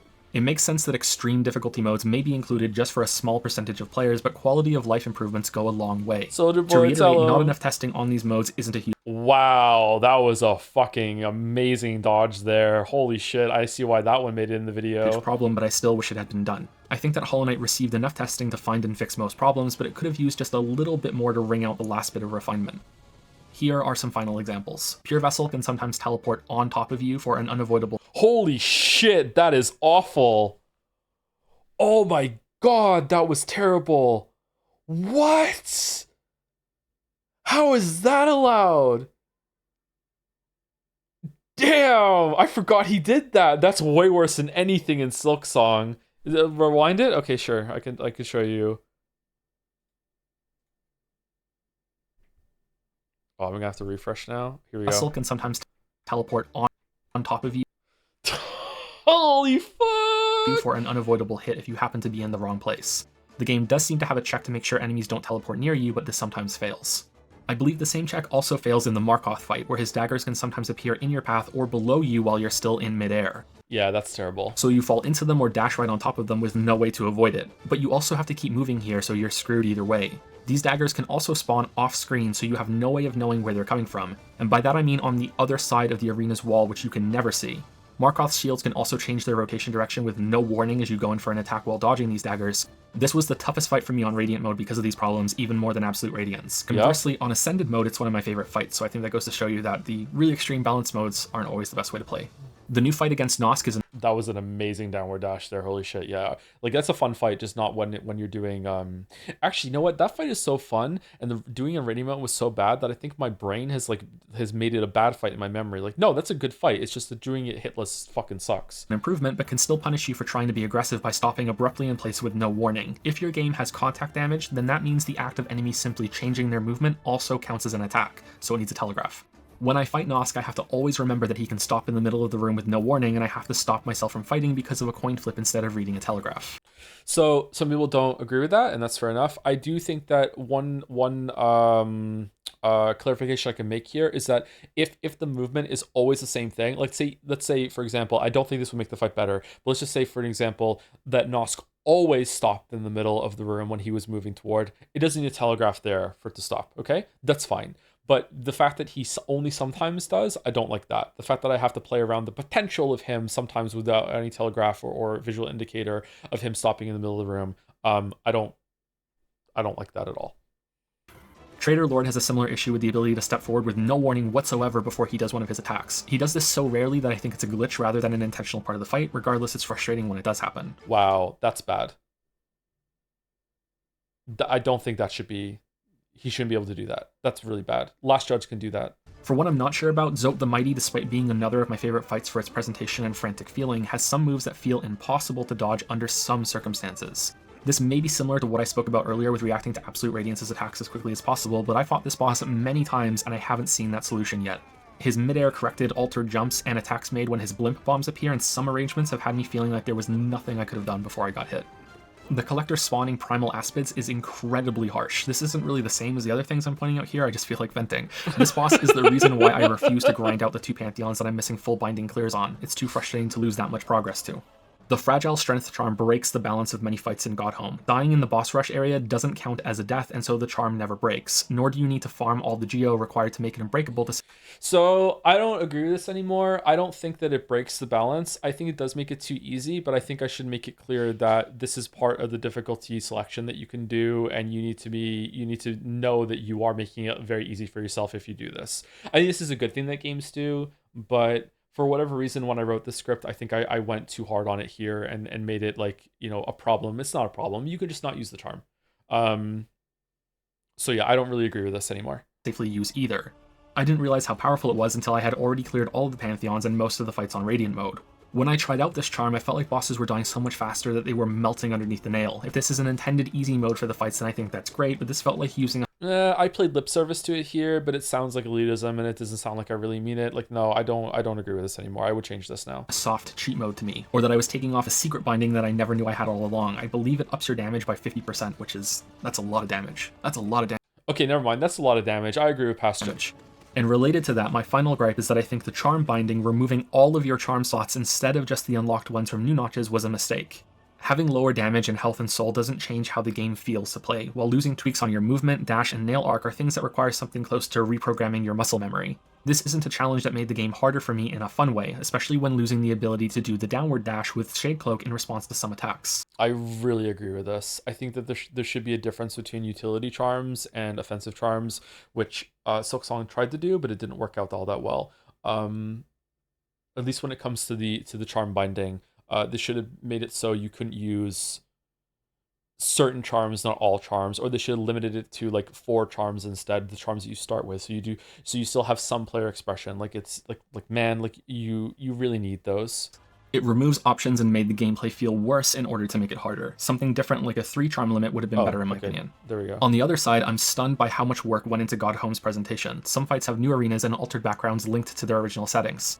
The super secret area for beating all the Pantheons with bindings, which, by the way, unlocks blue shield mask bugs in each of the intermission rooms during the Pantheons, has its own unique atmosphere and feel. I don't understand how Team Cherry justifies this amount of work on places that are barely used and rarely seen by most players. It's wonderful in how insane it is, in its own way. Hollow Knight feels more complete with all of this new content, and the only part of it that I never look forward to when going through the game again is collecting the flames for Grim. But hey, when the drums kick in during the music for that fight, it can feel worth it, and I think this game has solidified its place as my favorite of 2017. The new ending has its own animation that hints at ties to... That was a long time ago. I think I added this after I was done the video. This feels like a tacked on section of the video to me. Or maybe I just didn't piece it together quite well. What I just said feels like the ending, and then it just keeps going for another minute or so. I don't know what that's all about. Hornet's campaign. The trailer has me excited, and I actively try not to get my hopes up for games anymore. It's always better to be pleasantly surprised than have your hype be dashed to pieces, and yet here I am, cautiously thrilled to explore some new Hollow Knight content with what looks to be a perfectly translated boss moveset into one a player can control. My one hope is... Oh, that's true. Her boss moveset does come across. There's some moves that she doesn't have. Or she doesn't say Shaw. But I think they did a good job with that, yeah. That at some point in the game you break a wall or fall through a floor or chase an enemy down a long corridor and suddenly find yourself back in Hollow Nest. Another return with Hornet this time, and maybe a bit of teasing about what the knight is up to. I hope you'll join me for that video too. Thank you for watching. Oh no, I promised a video! No! Is there like a epilogue thing here too, or no? This is not my favorite boss in Hollow Knight. I think Pure Vessel is just a tiny bit better than it because you have more freedom to play around his attacks, but Absolute Radiance is the perfect boss to summarize what Team Jerry... I'm picturing Jerry Seinfeld. What's the deal with Hollow Knight? Team Jerry. Jerry, wake up.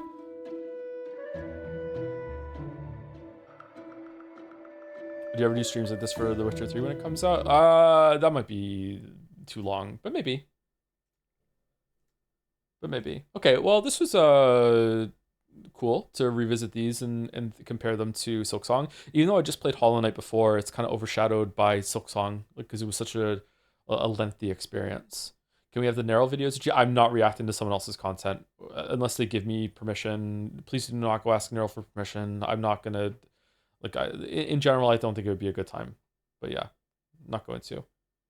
Once we get into October, can we watch Why Horror Games Don't Scare Me? Suggest videos implied to get into spooky season. Yeah, this is the videos that scare people the most. So yeah, it definitely fits. Yeah. You went back and checked the 2019 Skong reveal trailer. It's wild how much of the final content was already there. No, I haven't. I saw a couple clips here, and yeah, it is kind of wild. Yeah, looks kind of washed out though. They made the game more vibrant, but all the pieces were there. I wonder if they made the game sequentially. I wonder if Bone Bottom and whatever the fuck the first two areas. I wonder if they've been done for a long ass time. Are the marble races happening this year? I thought you said something about it earlier. Yep, the marble races are going to be happening around the same time as Jet Say. I need to talk to the people making Jet Say. Fuck. Oh my god, the fucking DMs. I'm sorry. There's a lot of things I have to do. I have so many DMs I need to answer. But anyway, I think that's it for me for now. This was cool. Thank you for watching Metal Gear 2 and these streams. Is Mouse live? I think Mouse is streaming tonight, right? Thank you to Zephyrix. Before we go, thank you Zephyrix for the resub. Nice poll. Nice. 69. Thank you very much. Thank you Megabuns516 for the resub too. Start digging in yo butt, twin. What? What? Whoa. Lewd. Thank you. Thank you, Mythos000 for the resub too. Hey Joe, love the streams. Quick question. Will you play the Metal Gears up to Phantom Pain? If so, will you play Snake Eater original or the remake? I've been playing the remake as the first Snake Eater playthrough, and it's pretty good. We might do both. We might have a comprehensive playthrough. We might try and do some of the remakes. We're definitely playing Metal Gear Solid 1 and Twin Snakes. And we're also doing Phantom Pain. We're doing Phantom Pain and Ground Zeroes. We're going to be doing that too. Yeah. Okay, I might be live tomorrow today's Friday, right? I might be live tomorrow for more Pentiment. We'll see. I don't think I'm gonna be able to finish Pentiment tomorrow. I don't know. We'll see. I might have to sleep. I woke up today to do the stream, so I might have to sleep instead. So we'll see how that goes. But I am live on Mouse to Stream on Sunday. We are going to be streaming 428 Shibuya Scramble, which is a VN. I think it's a mystery VN. It's a mystery VN that has a much lighthearted tone compared to some of the other ones that we've done. This is a VN that people have been trying to get me to read for years. So. Some people should be pretty excited about it. So that's happening on Sunday, and it'll be a Sunday feature until we're done. That's what we're going to be doing. If I don't stream tomorrow, I'll be back on Tuesday for Metal Gear Solid. I will not stream Pentiment on Tuesday, so if you're going to be here on Tuesday, we're going to do Metal Gear Solid. So I might be here tomorrow to do Pentiment. We'll see. Check Master's schedule for time. It'll start at 6 p.m. Eastern. No, 6 p.m. my time, 5 p.m. Eastern on Sunday. And the raid is going through. So see you later. Have a good rest of your weekend, or a good weekend, rest of your night. Have a good weekend. And